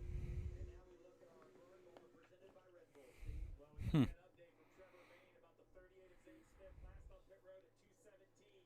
They were talking about, hey, take care of those tires, take care of the fuel. Well, look at the difference. We have Wow. here, around 5 miles per gallon, just a little bit lower as expected. Zane Smith, 5.8 miles per gallon. He needs to average about 5.3, 5.4 over the entire run to stretch this tank of Sunoco fuel. Zane is able to pull that off and staying within 10 seconds of the leader. At this point right now, the 38 on Zane Smith is doing great saving. Him and Blaney. and get that sort of fuel mileage. Zane Smith could be a big upset. We'll have to keep an eye on that. Hey, and not just Zane, right? A guy on that same strategy. Ryan Blaney also did it at lap 217, right behind him on track. Yeah, I will say Blaney's overall fuel mileage not as good as Zane Smith's, but Blaney may figure once those guys pit, he can save a lot very quickly, and he has to stay close enough to Zane Smith. Hanging in there right now. Yeah, just keeping Zane right off the front. Keeping him on edge. He would enjoy it. He knows what the strategy is. He knows where the car on his strategy. Blaney has Ford's only win this year. Got it done at Phoenix earlier in the campaign. And won this race a year ago. Back to Trevor. Guys, we saw the burn bar. We saw the difference in the mile per gallon. The way that Zane Smith is It's like Briscoe is catching Hamlin. going to 70% throttle. Now, normally at a mile and a half, we'd see a lot of lap time fall for that. We're only seeing about a 10th difference because of all that brake pressure we talk about. He's been able to reduce that, still keep his quarter speed up while saving fuel. Dale's sure he has a lot of experience with that. Yeah, it's pretty, it's pretty common. Been doing that for years and years. There's all kinds of ways to save fuel. There's extreme ways to do it. We see Brad Keselowski years ago clutching the car in the corner, shutting the car off through parts of the corner as well, and still run relatively decent lap times doing it. Look at that. He's what, 80%, 70% throttle right there? Yeah, pretty impressive. Maybe we could jump to the 12's telemetry. I heard some radio about him telling him to stop shifting. So the other opportunities, remember, what burns fuel is this RPM right here. That RPM being up is burning gas. So let's look right here for the 12 car, 5th gear. The whole time, right here, bottom left, you're going to see no downshift to 4th. Staying in 5th gear. That's another way to save gas and to do it. Maybe that's more comfortable. Maybe that's what Blaney wants. Every driver has their idea. They're running the same engines. Remember, Doug Yates built the engines for both these cars. So whatever the strategy may be, you would think it would be the same engine package, but maybe a driver preference. I think Blaney right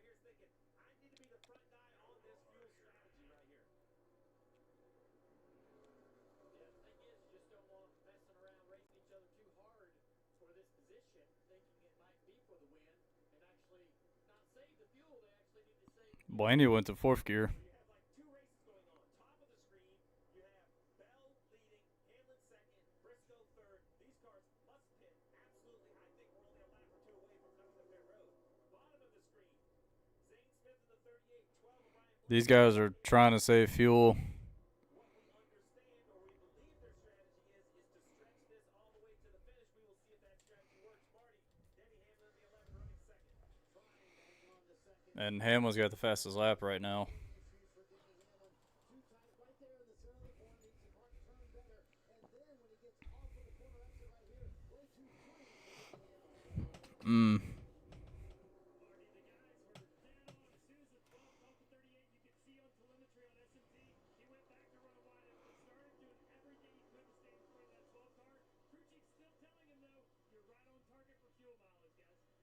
Briscoe for second. Drives to the inside and around Denny Hamlin. If I'm Chris Gale, we're going to have to jump. We're going to have to come up with something different. We're now losing time to both Bell and Briscoe. I'm calling the 11 to pit road. Here we go. That's what you do. You flip strategies. You say, let's get ahead of it. Let's get back on offense. I have the All right, Hamlin's on pit road. I'm calling the pit road. I'm telling you, if you're the 20 and the 19, your stomach is now in knots. Your heart is racing. How long do you dare stay on the racetrack, Marty? As Briscoe can see the Hamlin going away for the 11. Going to fix that center corner. Trying to free it up a little bit. But Hamlin said earlier, hey, cannot lose my exit. And Hamlin's on pit road in his box. The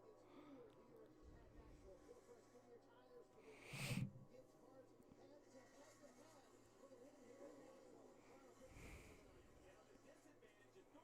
So what we've seen, like Charlotte last week, fresh tires for the 11 would be a huge advantage. A second and a half or 2 seconds a lap. Here, it's only going to be a half a second. That takes a little pressure off Bell and Briscoe, but I love the call from Hamlin. This is a team looking for wins. They're already having a great day, and that's where I think the points, the magical balance is having that advantage for the winner in those extra. Briscoe's on pit road. Counters. James Small says, I don't like this. I need to get my guy on pit road and try to counter with your left beside me. Is Briscoe ready? No update on the balancing dyno going long is the only thing we've heard from him. This is going to be a 4-time Shit. And off goes Briscoe. perfectly if we want any shot of winning here today. Hamlin comes to the 43 to go. Briscoe comes to 41 to go. SVG, McDowell have also made pit stops from inside the top 10. And now is the time for Briscoe. Larson's pitting. Bell's on pit road. 20 making a pit stop on the bottom, though. Watch where the 19 blends compared to the 11. Marty, the 20 stop ahead. As soon as he took the lead, Steve, Adam Stevens told Christopher Bell, we're going to stretch it here. Get the biggest lead you can. Bell at that point said, hey, I'm pretty happy with the car. Then one lap before he came to pit road said, actually, I need a little bit more turn on entry and a little bit more turn on exit. All right, Bell's off. Now let's watch the trend between the three Gibbs cars. 19 holds the lead over the 11 in their battle. Now the question is, can the 19 leapfrog the 20? 19 into 1, 20 on the apron, slipping, sliding, access road, trying to get power down. Will it be enough? I think he will hold the lead, but the lead will have shrunk dramatically down to the 19, probably less than a second back. Bell still has a good distance on Briscoe. Reddick, the current leader, we expect him to come to pit road. So remember, we're looking all the way down the running order to Zane Smith and right there, fourth and fifth. Zane Smith and Blaney. That's really the two cars that we think can make it on fuel. Top three going to have to make pit stops. We talked about Reddick. Gibbs needs to come down. So does Aaron Jones. Right now, they ran lap 178. Zane Smith and Blaney are going to try to make it on fuel. As long as nothing happens.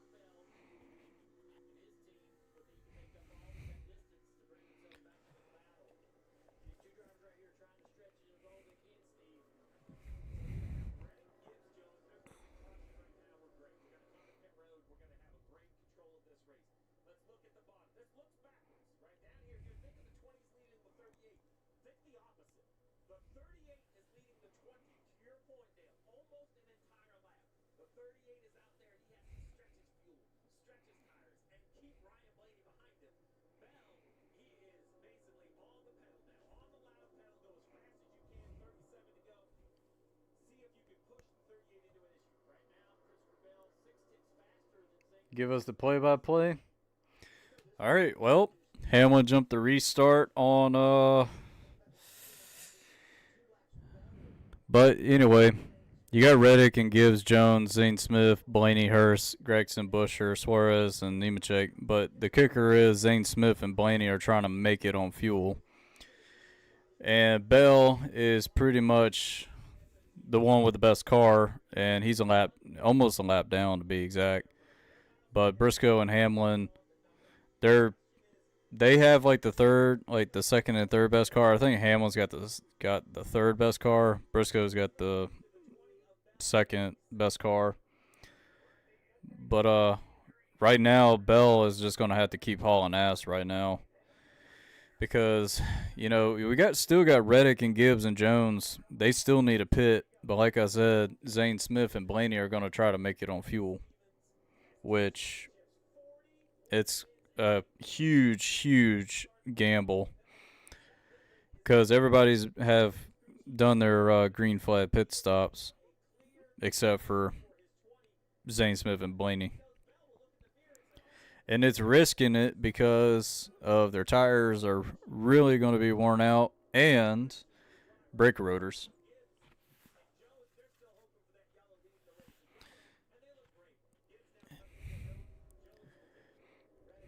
And Bell, he's passing John Hunter Nemechek. And Gibbs is pitting right now. So that's going to hand the lead to Zane Smith.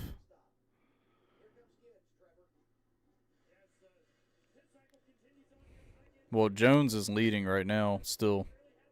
Jones is leading. So probably in the next lap or two, Jones is going to pit, and that's going to give the lead to Zane Smith. And you see Bell is driven up to 8th already.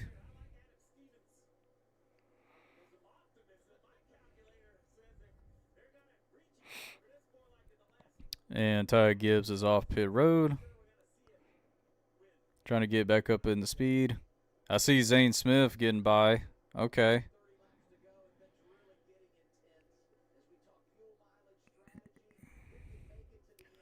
See, Jones is only a second ahead of Zane Smith.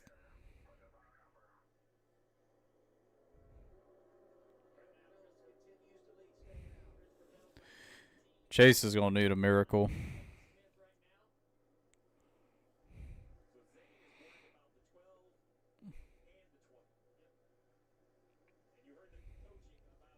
And Zane Smith, he's going to have to worry about Blaney and Bell.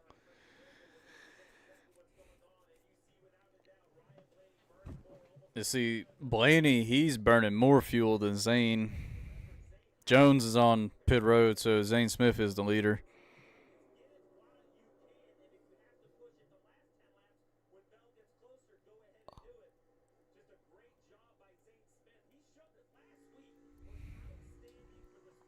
Yeah, Zane Smith, he's leading.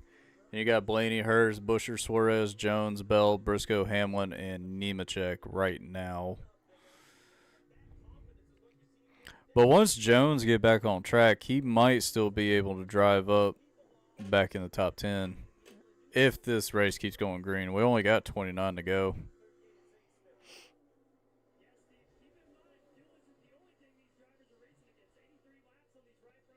$83 laps on the right front tires is insane. He's lifting very early right now. I'm just hoping Zane Smith doesn't blow a tire or something.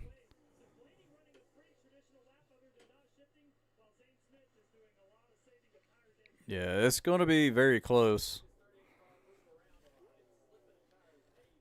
And Zane is really slipping tires.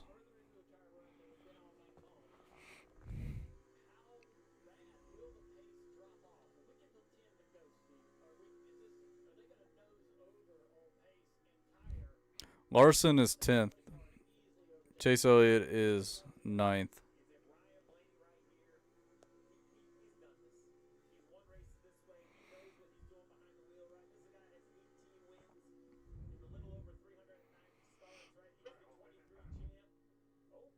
Oh. So Blaney is going to pit and put right side tires on. They don't think they can make it. 38 is going to try to stretch it as much as possible. So Blaney's pitting.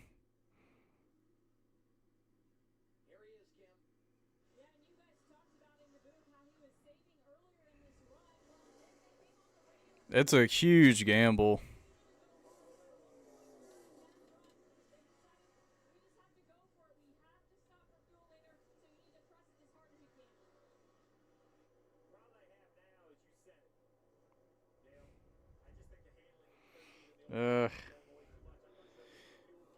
Oh yeah, we need more horsepower.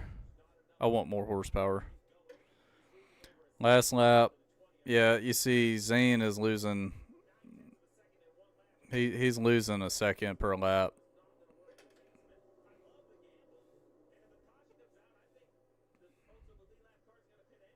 It's such a big gamble for Zane.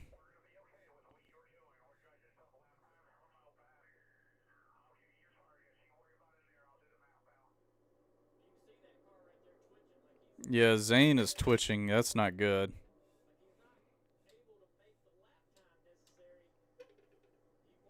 And Bell is only 10 seconds behind. That's going to really hurt Zane. And Bell is hauling ass right now. And Bell is literally on the backstretch as Zane is about to come off a 4.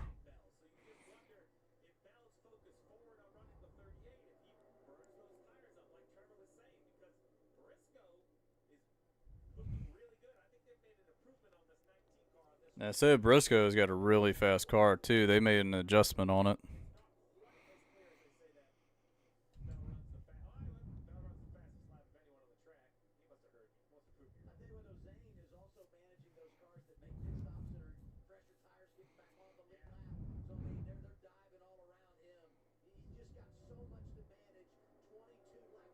Yeah, 22 to go. That's a huge stretch.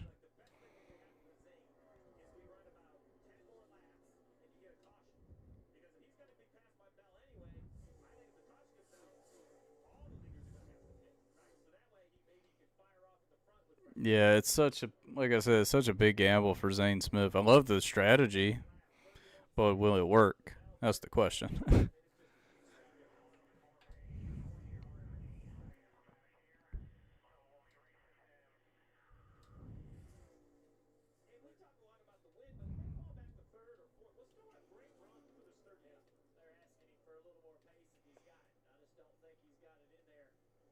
Yeah, I do all the races pretty much every Sunday. But it's possible I might not be able to do Michigan next week because I got plans. And Hurst is still running second. So, might get a top 10 or maybe a top 5.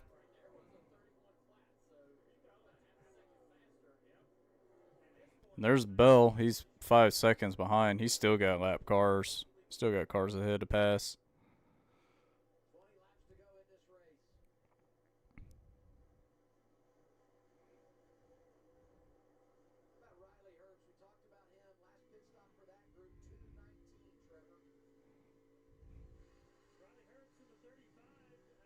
Bell is literally right where Hurst is.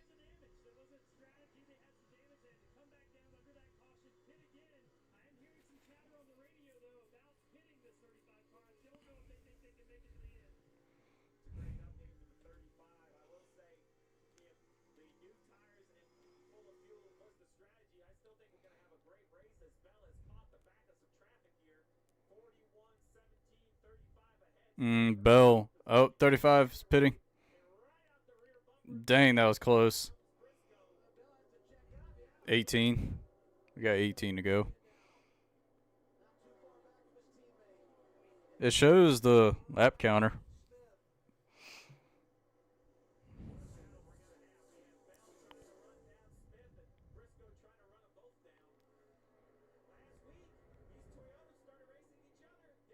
Now, Briscoe is hauling ass right now. He's literally right where Bell is. And they say Briscoe's car is a lot better.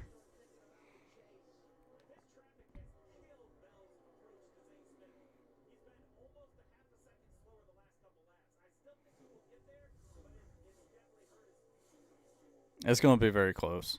Where we had him catching it way quicker. What about the 20, Marty? Yeah, Adam Stevens mentioned this traffic to Christopher Bell a moment ago. He said, listen, we're going to get there earlier than I anticipated to the 38, but the 19's coming. You got to be smart trying to hit this traffic. Yeah, how well can you time it? I just always say some tracks you try to time it where you don't catch them in the wrong spot. And I think Christopher Bale got the message, and he's done some good things over the last couple of corners. Yeah, Bell's only 2 seconds away from Zane. Briscoe out. But again, I mean, I see Zane literally right there. to get that clean air. Her- 35 coming back to pit road. Hurst is pitting again. They made that stop. So now the 19's sort of faded off a little bit. Been about 3/10 slower than Christopher Bale the last 2 laps. So maybe the tire's going away on the 19, the balance starting to fade. 15 laps to go. Yeah. For Zane Smith over Bell, just over a second. Yeah, about 20 car lengths right now, down into turn 3. And if you're Zane Smith, right, 2 seconds back to Bell, but it's 10 seconds back to Larson in 6th. So, with 15 to go, there's still a lot of points, a lot of opportunity. Yeah, Bell is literally there. So pretty clear that Zane's going to lose the lead to Bell. Wonder what the best case scenario is for him with 14 coming to 13 to go. Zane Smith walls Bell. That would be something. Top 10. 13 to go this time by. And Bell is right in it. And Bell is literally right there. The lap car of Logano is there. And Bell is going to get by Zane Smith for the lead. Zane Smith drives by and takes over the race lead. He rallies. After the pit stop, I give a lot of credit for Bell, back to Zane for the strategy. Oh, Oh, we got a car on the wall. the 17. The 17 brings out the yellow. there is the caution. Chris Buescher into the Blows a. 11th yellow of the night. Can't tell if he just blew a tire. No. Might be just right front tire. No, the rotor. Rotor's destroyed. That's a rotor as well. Hey, 15 laps to go. You get a caution here. I mean, there's What a move. Man, what a right timing. This is what they needed. If this wasn't going to work and win them the race on the fuel strategy, they needed this late yellow. There you see the 17. Watch the hood. Oh, yeah. Yep. So he went back straight away to the lift and applied a little brake pressure and rode That's unfortunate. Right in the wall.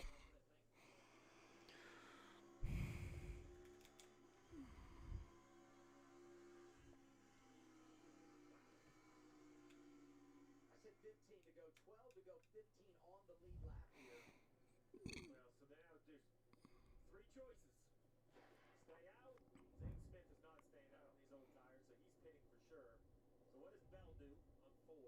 Zane Smith is absolutely coming, and you hate to do it, but you probably need to put 4 in that car. It's going to hurt you, but I just don't know if you can take only rights and I mean, shoot, rubber is literally coming off the 38. Hamlin. You can kind of flip the opposite of what Bell Like, you can actually see it coming off the tire. down. Hopefully some tires aren't quick enough for you. Put just right on that 38. You can try. Yeah, you can try. You're on the lead lap, 15. Probably You're going gonna to bring down pit road possible. Yeah, I think. So you might bring start to top 6, top 8. So your challenge is you have guys like Blaney, for instance, who pitted and took 2 tires at 274. He's not pitting. He's staying out on 2 right side tires. So I think that's your concern if you're Bell. Let's start with Bell. If you pit, you better let's see 4 staying out. Maybe This is going to be interesting. he's still on row 3 or row 4. I mean, we only got like 10 laps to go in this race. Call for Briscoe and Hamlin because you're already 3rd or 4th. So I think that's the big decision for these guys. I think for Zane, you're absolutely kidding. I probably looked up. If the field splits, I'm taking 4. If the whole field comes, I'm going to take 2 just to stay at the front of the group. It's way easier. I will tell you, though, it's easier to make all these calls up here, Adam. It might be easy up here, but down there they're sweating in Phoenix. I'm guessing Bell. I don't think Bell's going to pit. This is like playing open-handed poker. I don't think he's going to pit. Cards first. So, he's cards, and then reigns. And then Briscoe's going to say, well, I can beat him, so I'm going to do this. And then Hamlin's going to do that. I think it's going to be really hard to just automatically think he's going to pit because there are too many cars that ran long. And I just think, like, when I look at Jones and Blaney and those guys, I just don't believe they're coming to pit road unless everyone in front of them. Yeah, I could see Jones and Blaney not pitting.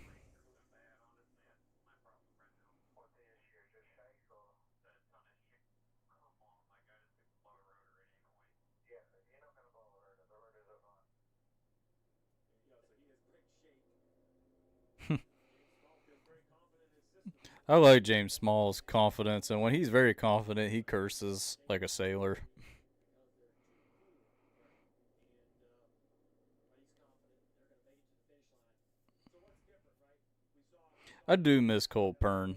Cole Pern was a hell of a crew chief for Truex, and winning so many races in 2017 and 2018. Oh man, that was a hell of a combination. And I feel bad for like Furniture Row shutting his doors down, because man, that was a hell of a team. Championship winning caliber team.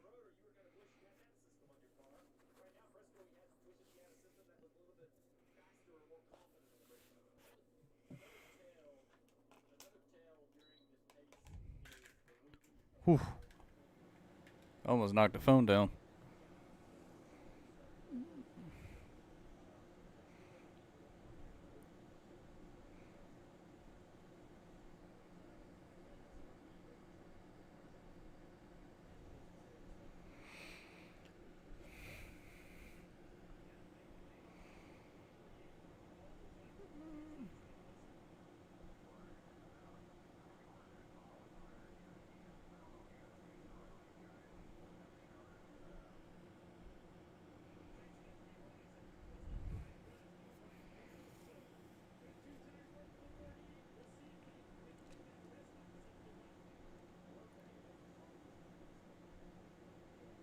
Well, I mean, look, the tire is coming apart.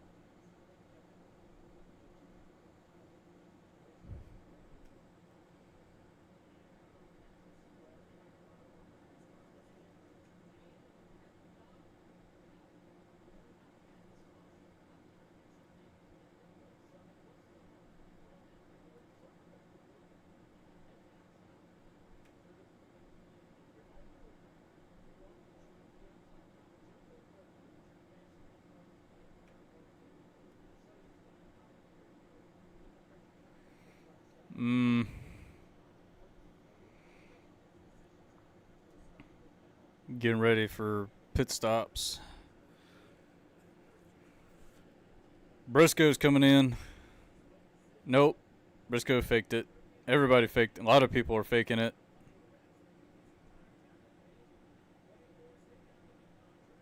Even Blaney pit it.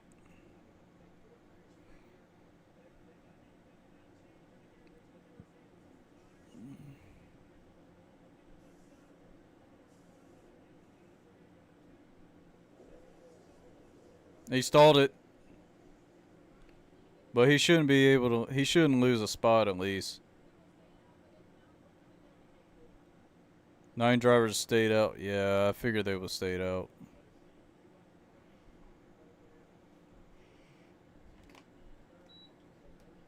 It's freaking.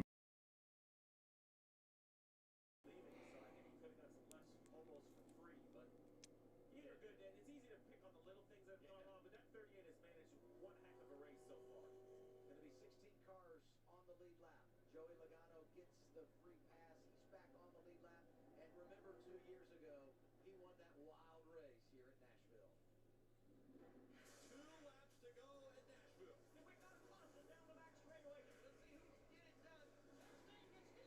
Man, I remember that race last year.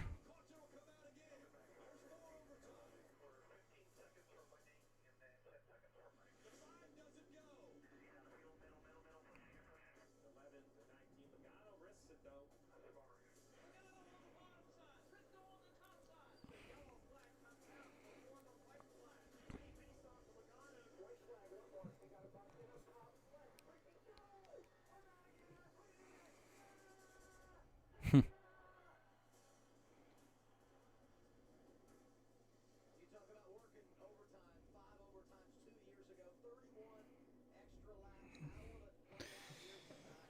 All right. A huge restart with 5 to go. Probably go on a restart with 5 to go at least. On those two right side tires. Ahead of him, Jones, Gibbs, SVG in 6th place, Larson 5th, Chase Elliott, Briscoe running 2nd. So sitting there finishing lap time for Christopher. Zane Smith is in 9th. He's really going to have to put a hell of a restart. Choose the top, the bottom. Which line does he want to be in? I'm assuming all night long everybody's choosing the inside line for the control. Can the 19 fire off and battling on the outside and stay there off of turn 2? You mentioned those fresher tires are back at 9th, 10th, and 11th. If they don't need to move up significantly in the choose, I think they're going to need another restart. This one's going to come with 4 to go. Unless, to your point, they can get to the 3rd lane and get a bunch of cars down the backstretch. Everybody's standing. I wonder if they still got the stands entering turn 1. Looks like they do. Yeah, they do. Because that's where West set. Man, Nashville was fun.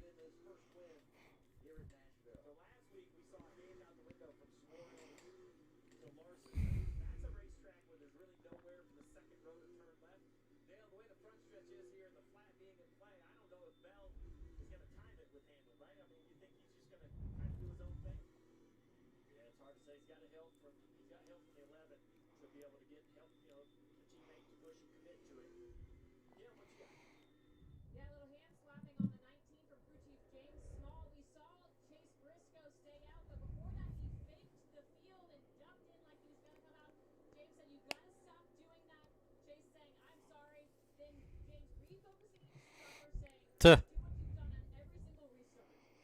New tires on that 38 car on the outside line. All right, let's get ready for the restart. And we got Bell and Briscoe. And here we go. 4 to go. Denny's doing an excellent job. Oh, 54, almost won the wall. Here comes Zane Smith. 5 wide, 4 wide, 3 wide. Larson is losing a lot of spots. We got Hamlin and Bell battling for the lead.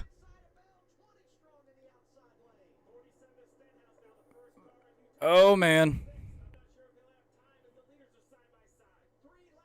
3 to go.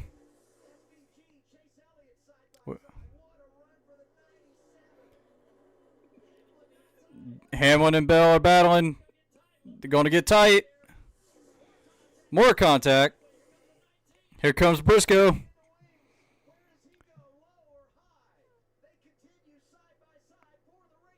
Bell and Hamlin are still battling, and Bell is not gonna clear him yet. Not gonna clear him yet. We got 2 to go in Nashville. He waited, but here comes Bell. He's coming back. Bell and Hamlin still battling for the lead. Oh, we're gonna get a great finish. I think. We're going to get a great finish, I believe. Up the racetrack with Hamlin and Bell, and here comes Briscoe.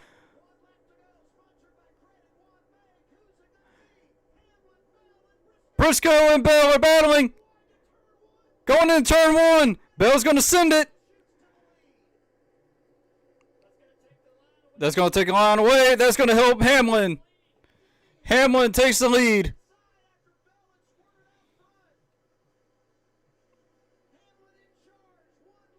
That's not going to work. That's going to give Hamlin the win.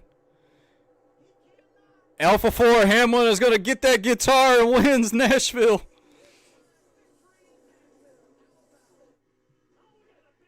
Big wreck. Oh, a huge wreck with Reddick. Reddick made a huge impact. Oh, I hope he's okay. Terrible wreck for Reddick. He hit it hard.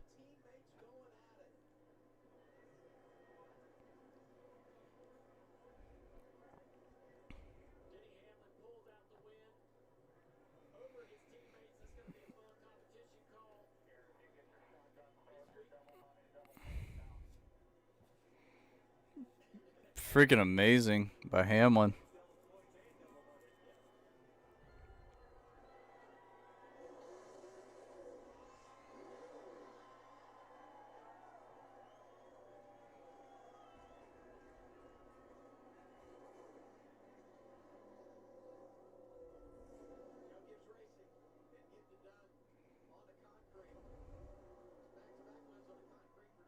Reddick's out of the car. That's good.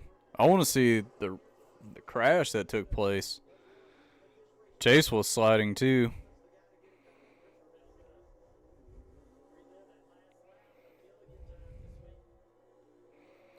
Now Hamlin's at 62.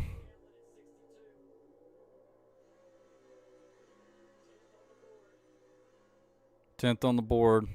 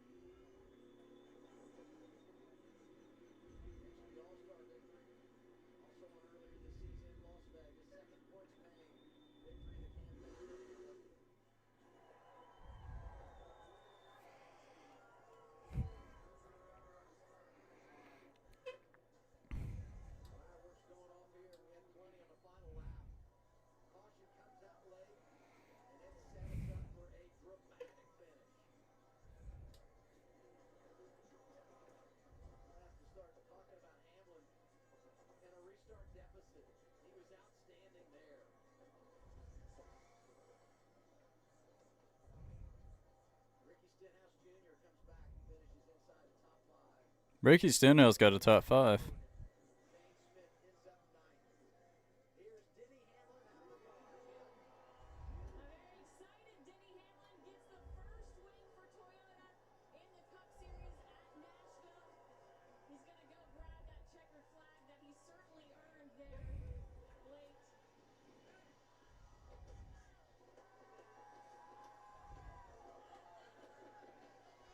It's crazy.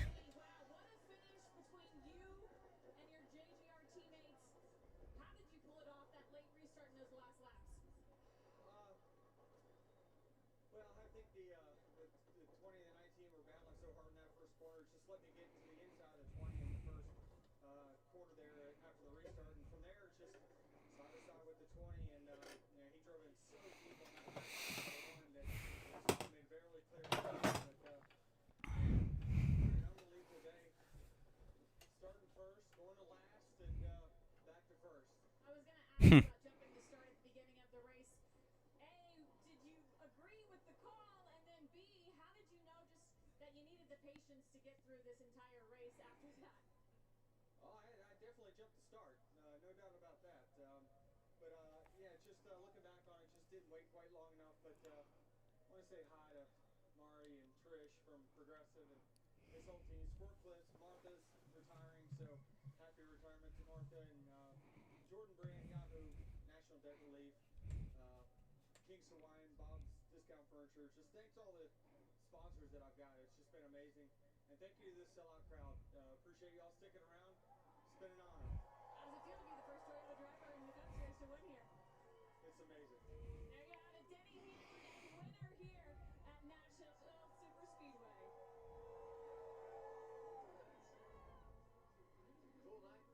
All right, let's see what happened. How this crash developed. A little bit of a push. little bit of push.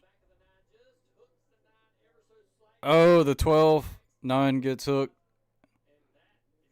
That was a hard lick for Reddick.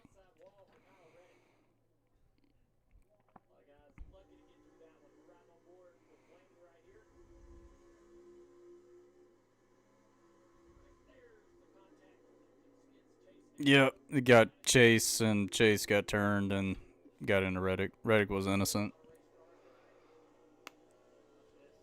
This is going to be a hard hit.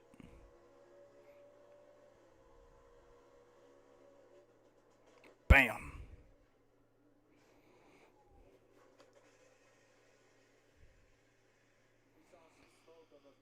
Yeah. And 5 blew up. Blew a tire. Larson blew a tire. SVG got 7th.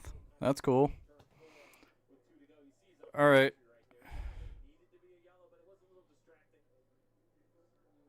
That is it for Nashville. And looking forward to Michigan next week, which it's 50-50 for me to do a stream. But thank you all for watching. If you enjoy, hit that like button, subscribe for more if you want more NASCAR live reactions. You can follow me on Twitter and TikTok at SmokeCarbon13. You can follow me on Instagram and Threads at NicholasCarbon13. Thank you all so much. I love every single one of y'all. And just remember, stay gold.